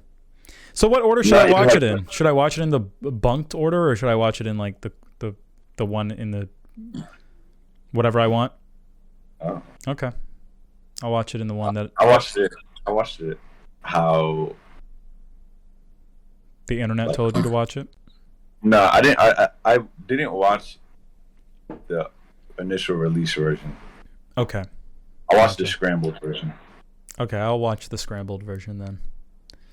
Dude, you're going to go through an arc that you will never forget. Okay. Cool. Yeah, I'll check it out. Yeah, I also saw The Big Lebowski. I didn't mention that. I was going to recommend that instead of Kill Bill because I saw it on Monday and I saw it in a theater like full of people and stuff, and it was really great. Have you heard of that movie? No. It is by the guy who did No Country for Old Men, and it's a comedy though, and it's fucking amazing. Like, it's really good. It's like really, really good. I like it a lot.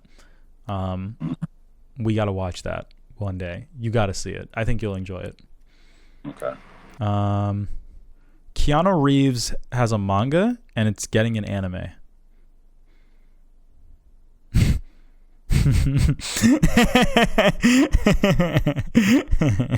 Yeah, there's that. That sounds so funny. Yeah. There's a Yu Yu Hakusho live action that got like confirmed at Netflix. Did you hear about that? Yeah. It's gonna be bad. Speaking of Netflix live action, the live action Cowboy Bebop movie has an Emmy nomination for best intro sequence because they just took it from the other thing. And I thought that was very funny because it's significantly worse than the original one, and it like looks goofy as fuck. Have you seen it? Bro, it looks like something a YouTuber would make. Like, you should watch it. When Spike runs, it's not like a cool like animated run. It's like the actual dude running in place, and it's fucking like insane. I was like, bro, I can't believe they thought that looked like sick. It's, I don't know. Maybe I'm just being a cynical piece of shit, but I thought it looked bad. There's I wrote down in my notes trailer for The Tunnel to Summer, the Exit of Goodbyes. I have no idea what this is, but I wrote it down. Let's see. Why I look this up though? Have you smoked weed before? Probably like 3 times. 3 times. Yeah. Nice. Wasn't really a smoker in high school. Gotcha. Yeah. Fucking. Oh, is this the movie that has the 2 different timelines or whatever? I'm trying to like.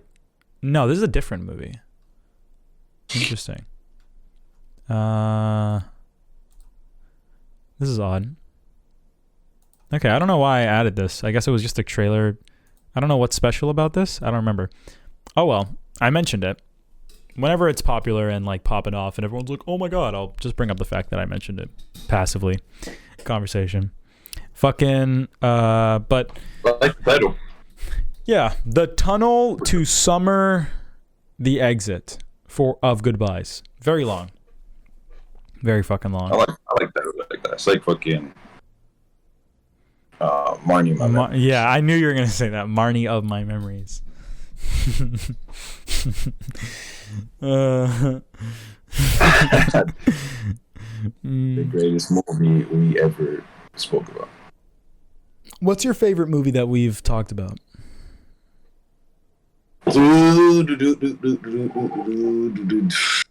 Memento? Yeah. Yeah. I like Memento. I've given a lot of things like a 10. I don't know what my favorite movie is. You know what we talked about. You know what's funny? Whenever I go on HBO Max and I see the Ghibli movies, I get a little I feel happy. Yeah. That's cool. That's really cute. Yeah. I love the fact that we talked about all those. That was crazy. Yeah. No one else has done that. People watch it passively and then they turn it off and they never think about it again. I think about all those conversations and all those movies like every day. Every single time. Yeah. Every single time I'm like on my YouTube feed, they're always like, hey, Only Yesterday's like playing in theaters. Hey, Kiki's is playing in theaters. And I'm like, fuck, man. Maybe I got to go re-experience the magic. Yeah. There's something about like this Ghibli cover arts that just do it for me. Yeah. Me too. Yeah. Good times, bro. I hope they don't end. Man. I can't believe he actually like did that. I'm happy. I've always wanted to do that. I've like dreamt of having like this kind of like stuff like a lot. So that's why I'm so consistent with it, because I enjoy it so much. Bro, yeah. I would have never thought I would have watched fucking Tales of Earthsea. I don't know about you, man. I love watching like bad things. I like to have opinions on those things. I like to say I saw it and tell people I don't like it. I like watching bad anime. Yeah, I don't like watching bad movies. Right. I'm the opposite. I can't stand a long bad anime. I'm just like, oh my god, I get it. It's ass. I want it to be over. Terror in Resonance. I was like, no. Man. That shit was something. Yeah, that was something. Decadence.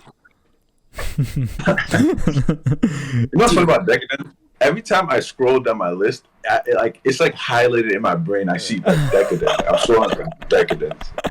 I don't know why. That's I always like notice it like when I scroll. It's so weird. You know what's funny? There was like a Resident Evil live action adaptation on Netflix. I mean, they do them a lot. Like there's already a bunch, but they did like one specifically for Netflix.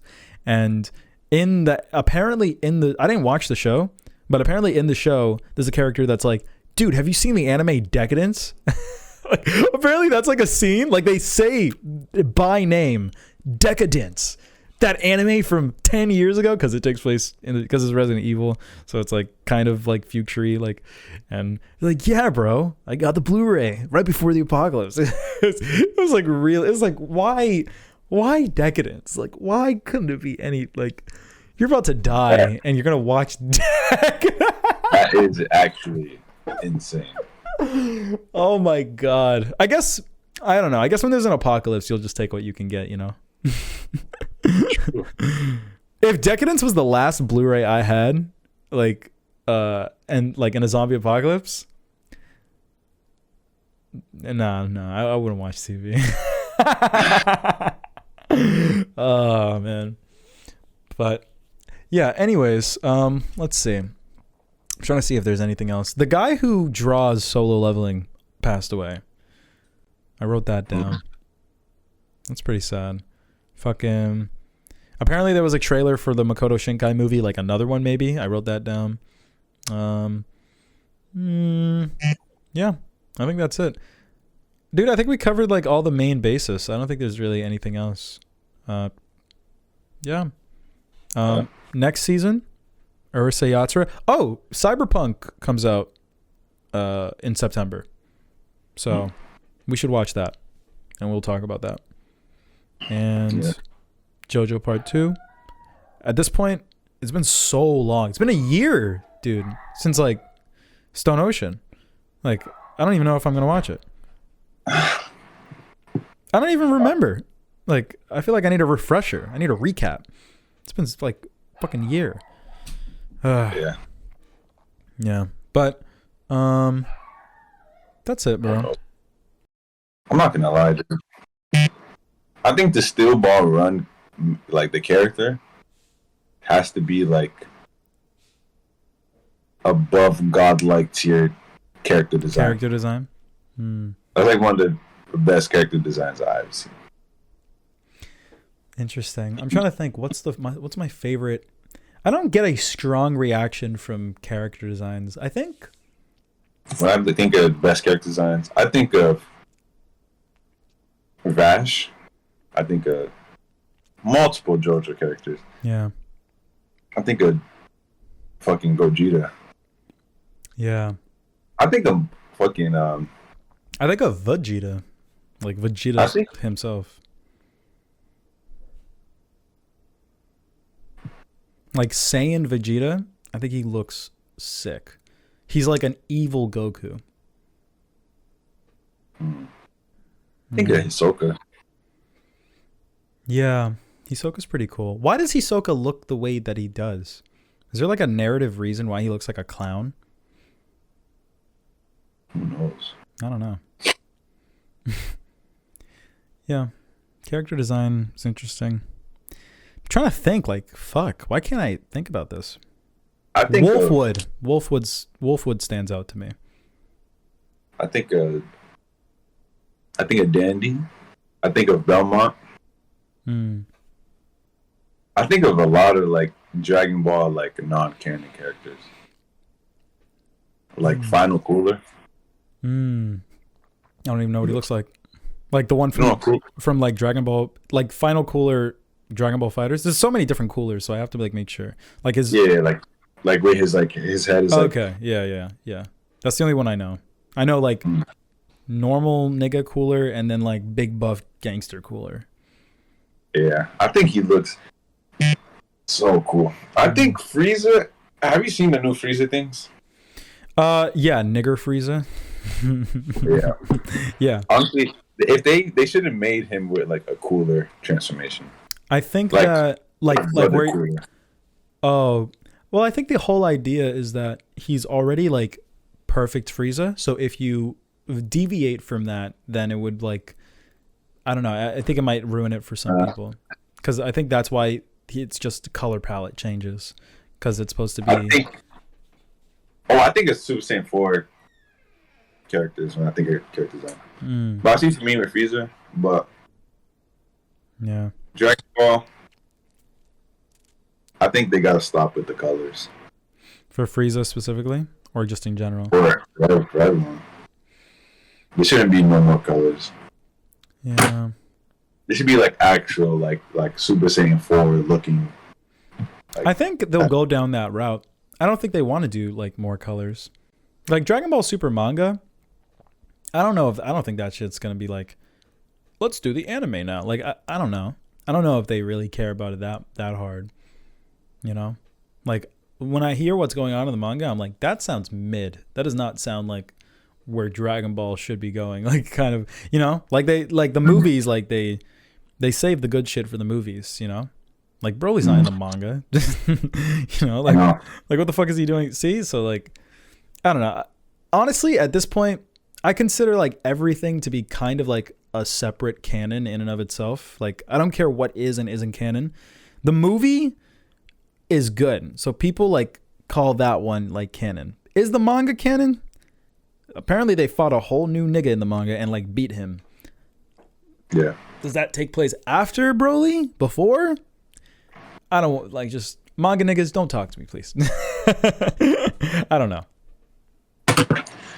I feel like one thing I forgot to mention when watching like the older Dragon Ball movies is the fact that a Super Saiyan transformation meant so much back then.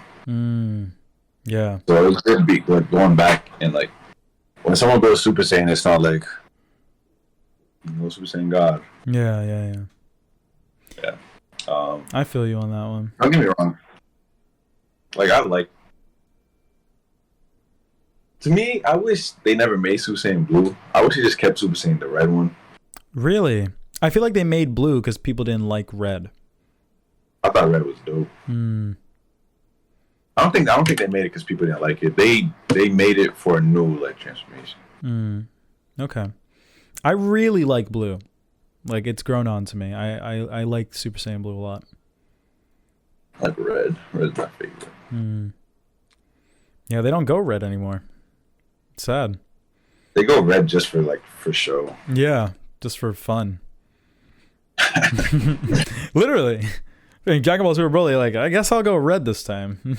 I could go blue, but I'll just go red for the fans. Yeah. It was cool when Vegeta did it, though. I know. That was the first time he did it, right? Yeah. That's sick. Yeah. That's cool. Toriyama's got his finger on the pulse, man. He knows what people want. Don't get me wrong. I like blue, but I don't. I like with the Frieza with nigger Frieza.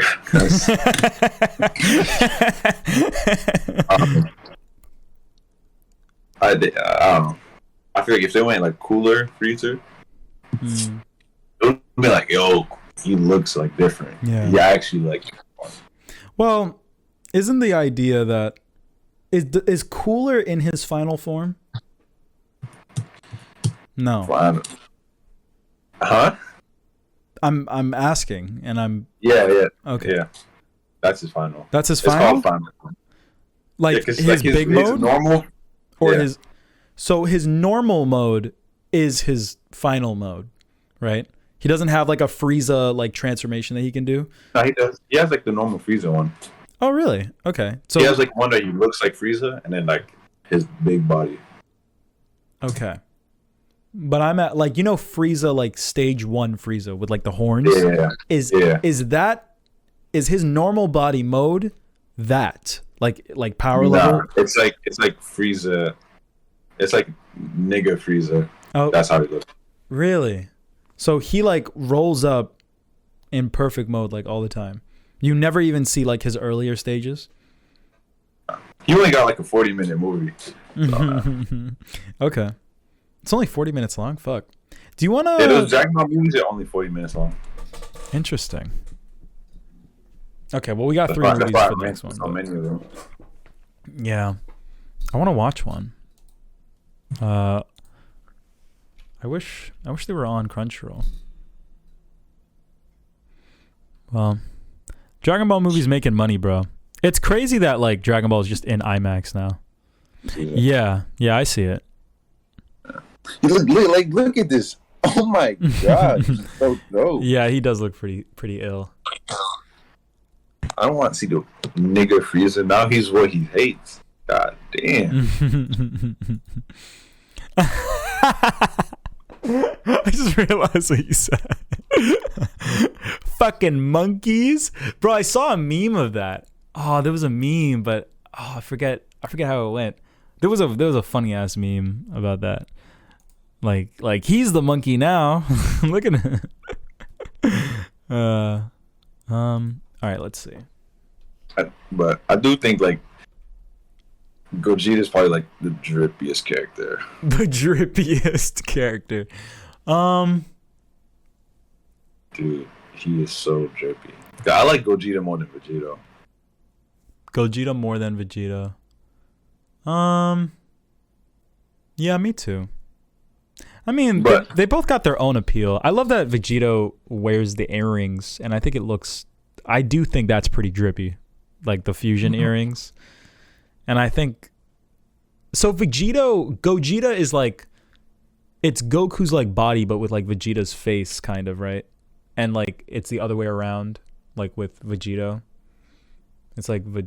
Maybe I'm wrong. I think that's... It's like Goku's... Gogeta is more Goku and Vegito is more Vegeta, right? Yeah, I don't know. They both... I feel like... I don't know. I hear people say that, but they look the same. It would be cooler if it was like that. I mean, maybe I don't know. What really matters, did you see the fucking Dragon Ball FighterZ Gogeta Super Saiyan 4 versus Gogeta Blue? What, the special? I forget what it... Yeah, they like do a Kamehameha together, and then what... Does it like go into the stars or something? I forget what happened. I think so. It's been a while. That shit's so dope. Yeah. Because like whoever wins is like... You see like... you see them like beat up, and others is like... I'm looking it up right now. But Super Saiyan 4, because the dude, he drew Super Saiyan 4. Who? He should have kept Toriyama. Yeah, he should have kept that fucking. He should have kept that design for himself. Like he shouldn't have shown it to people. Yeah, he could have saved that for a Super, but of course he didn't know Super. Bro, it doesn't matter. Just bring it back. It's like they're gonna put it in a movie, bro. Like, let's not act like they're not gonna do that. Listen, bro. Listen. They're putting that shit in a movie. They better. Bro, they brought back Gogeta. They brought back Broly. Super Saiyan 4 is the coolest thing ever in human history. In human history. They're about to free the slaves. They're about to like sign the document, and it's like, yo, look at this shit, bro. Super Saiyan. Damn, bro. What's that? Puts down the pen. Oh my God. The slaves be like, dude, what's going on? It's like, shut up, nigger. Look at this. It's like, whoa. Yeah, fucking Frieza's in that group of people you just call nigger too. I wonder. Seen it. Like, have you seen Frieza like with the look like colored, or have you just seen? Like, there's no colored version. It's only the manga version. If you see it fully depends on how it looks colored. Like if colored, it's fucked up, I'm mad. Conceptually, it can work. Like I can imagine it looking like gangster as fuck. But yes. It has to look good. It has to be the right black. You know? How do they know it's nigger Frieza? Huh? How do they know he's black? What, like, because he calls himself Black Frieza. Yeah. This better not be it, bro. It's always gonna look weird in like manga form. No, like, like I'm seeing like people's like. Oh, color. No, that shit's never like. There's never like confirmations of that. No. I'm just saying it better not look like that. He should just went fucking cool, bro. Oh, I'm looking at it now, and he has like a white. His body is white, and the rest of him is black. It's not his entire thing. That's interesting.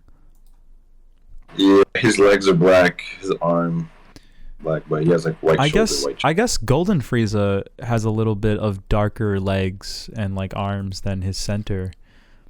Yeah, I never like focused on the design like that much until now. I'm gonna be like going through like an emotional crisis if like Frieza's next form looks like shit. So I have to like just turn this off because it's just gonna make me sad.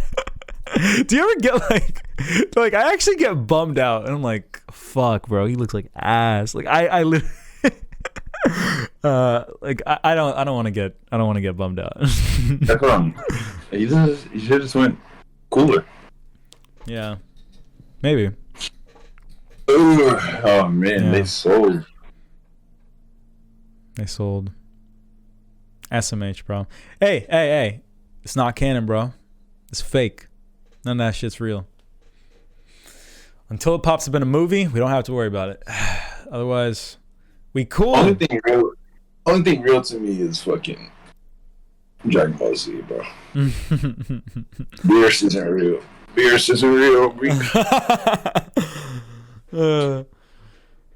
Listen. Well, yeah, I think all I can say is Steel Ball Run. Steel Ball Run, yeah. So, the weed. I never got to talk about that. I veered like so off topic, but the first time I had it, it was I was like at a party with like work people, like people that I like work with usually. So not like my primary friend group. So I just did it because they were passing it around, and I'm like, hey, I went to Canada. I'm trying to be adventurous now. Fuck it, give me the blunt, guys. And I was like. I was like scarfing down this line. It's like, pass it. No. And then I got very faded, and I was so anxious because I've been drunk. And being drunk is fun, but being high is very different. It's like all of your anxieties or all of your feelings, whatever you're feeling, whatever's like on your mind, is like heightened, like elevated to like such a fast degree, to a point where your brain like just can't process it, so your brain's just like whatever. But if you're not like whatever and you're like being like rigid and you're like trying to keep control, you're losing your mind, man. Like oh my god, I was like going insane. If I like watched a movie, I would like, my brain would like blow up. I'd be like, whoa. Oh man, have you ever watched a movie high? No. Well, it's really fun. I never really been like high where I thought I was like fried or something. Well, I was, and on my job, like on my delivery job, like I get fucking whatchamacallit. I get tips and like weed sometimes. Like people just give me weed instead of giving me money, and I'm like, okay. And I never take it until recently. I had one like while I was at home by myself, like a second time, and I was like, dude, this is great, bro. And it like lasted like a whole day. It was awesome. And you can like still drive and stuff too, so it's like the best of all the worlds. Literally, like wonder. Yeah, it just like calms you down. I can't even explain it. I hate when I can't explain things. That's like the only thing I do here. So I get frustrated when like I can't articulate something, but I really can't. At least the first time, I was experiencing every range of emotion at the same time. That's the best way I would explain like my very first experience. And the rest, it's like the same thing. You're uninhibited. Like nothing matters anymore. Like, so you're just like, fuck it. You know? It was really nice. I was watching a lot of the Lupin films high as fuck, and those are so fun. I love watching those high. Yeah. I'm a pothead now. He's a fucking drug addict. Yeah, I'm a drug addict. I'm a menace to society. Yeah. Ollie, you just like the rest of them. Just like Keandro. Oh man, I literally. I don't think it's referenced so much. Yeah, so funny. It is. He's like the third character of this fucking show. I know. Keandro, I went to the movies with Keandro. I saw Dragon Ball with him. Yeah. That was the first time I saw Keandro in like 3 years. That's so funny. Yeah. It's funny as fuck. Yeah. I can't. It's so funny, like referencing him. Yeah, I miss him. Man, when you come back, oh, that's gonna be so crazy. You've been gone for so long, bro. No. You took a time skip.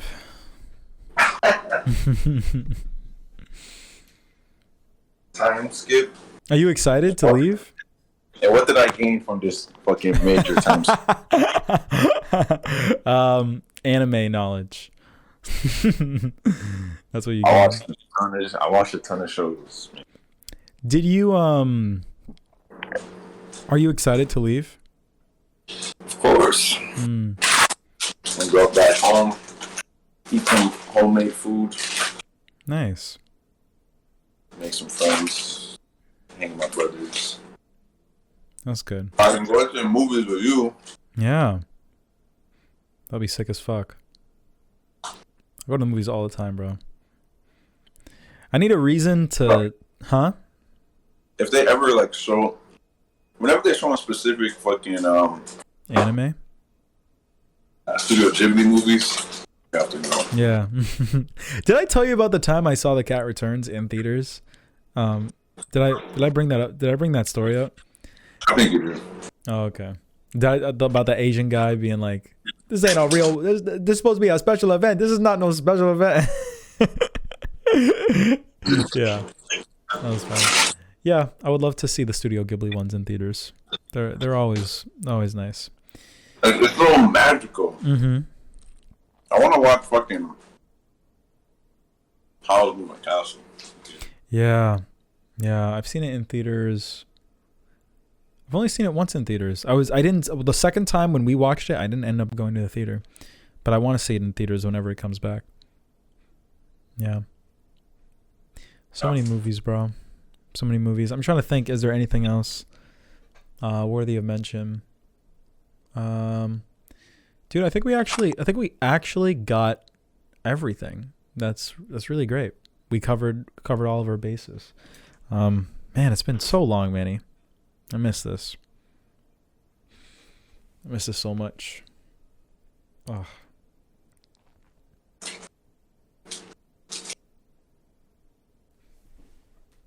Where the fuck is my poster? What the hell? Did it fall? Oh, it fell.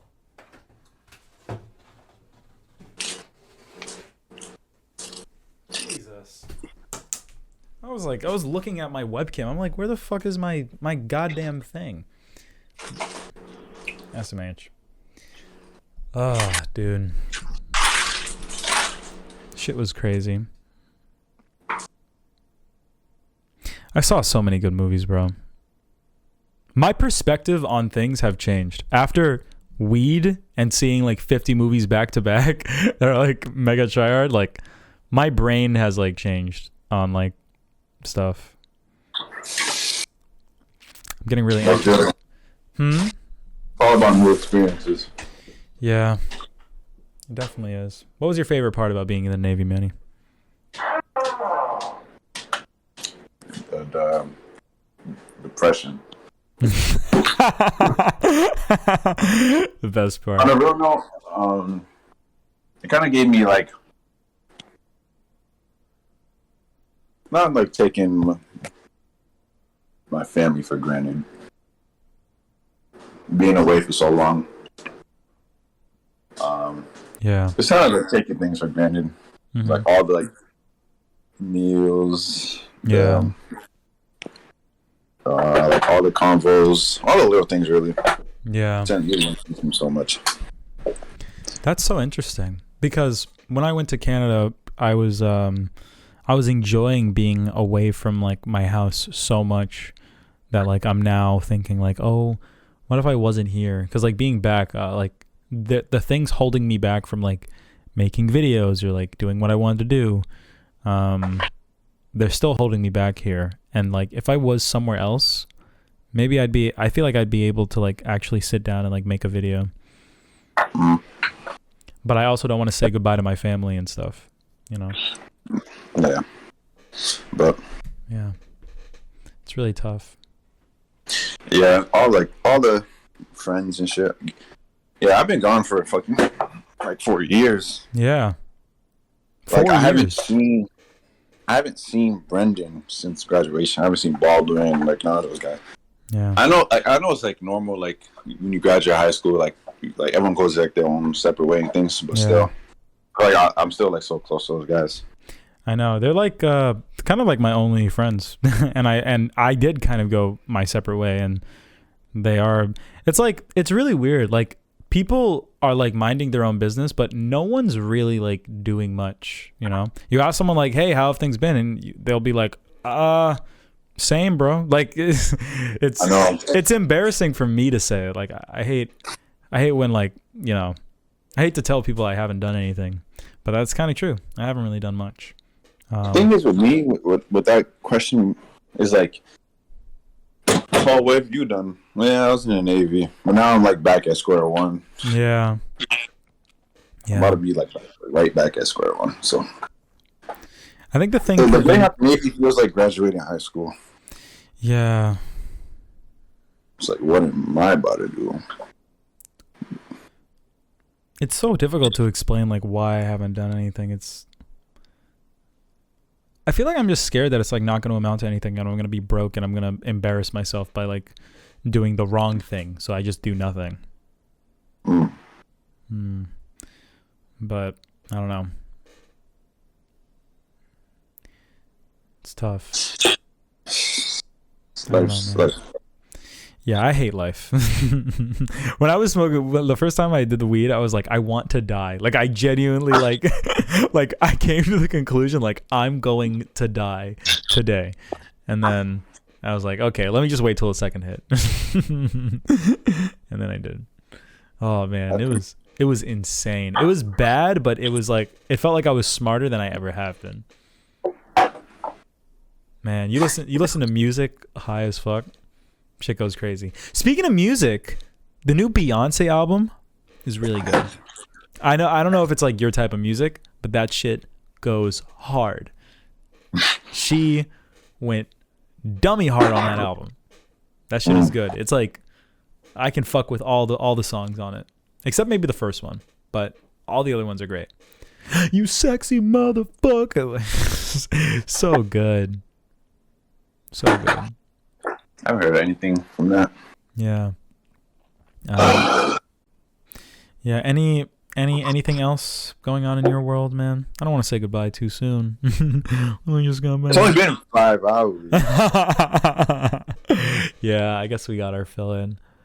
But only thing up with me, man, is Pokemon. Yeah, you're gonna play it right now, like after this. No, I'm gonna take a shower. Okay. Oh yeah, you gotta get your bedtime. Well, I guess we should probably leave early so you have a little bit of time to do something before you hit the hay. I don't want to keep you forever. But yeah, so maybe we should do this for next Sunday. Maybe we should schedule it for that day. You think you'll be able to? Yeah. Okay. Because our schedules are so like antithetical to each other now, we got to try to make sure we do them on the days, or else we'll have to like reschedule a whole week. Yeah. So next Sunday, I think Kill Bill 1 and 2 are on HBO, and I believe Nightcrawler is on Netflix. So yeah. All right. I guess that's it, Manny. It's good to be back. I missed you, bro. Yeah. Glad to have you back, buddy. All right, dude. And I'll see you on the fucking next one. See you. Yeah. See you. That's about it, bro. That's about it. All right. Thank you so much, bro. See you later. Thank you, bro. See ya.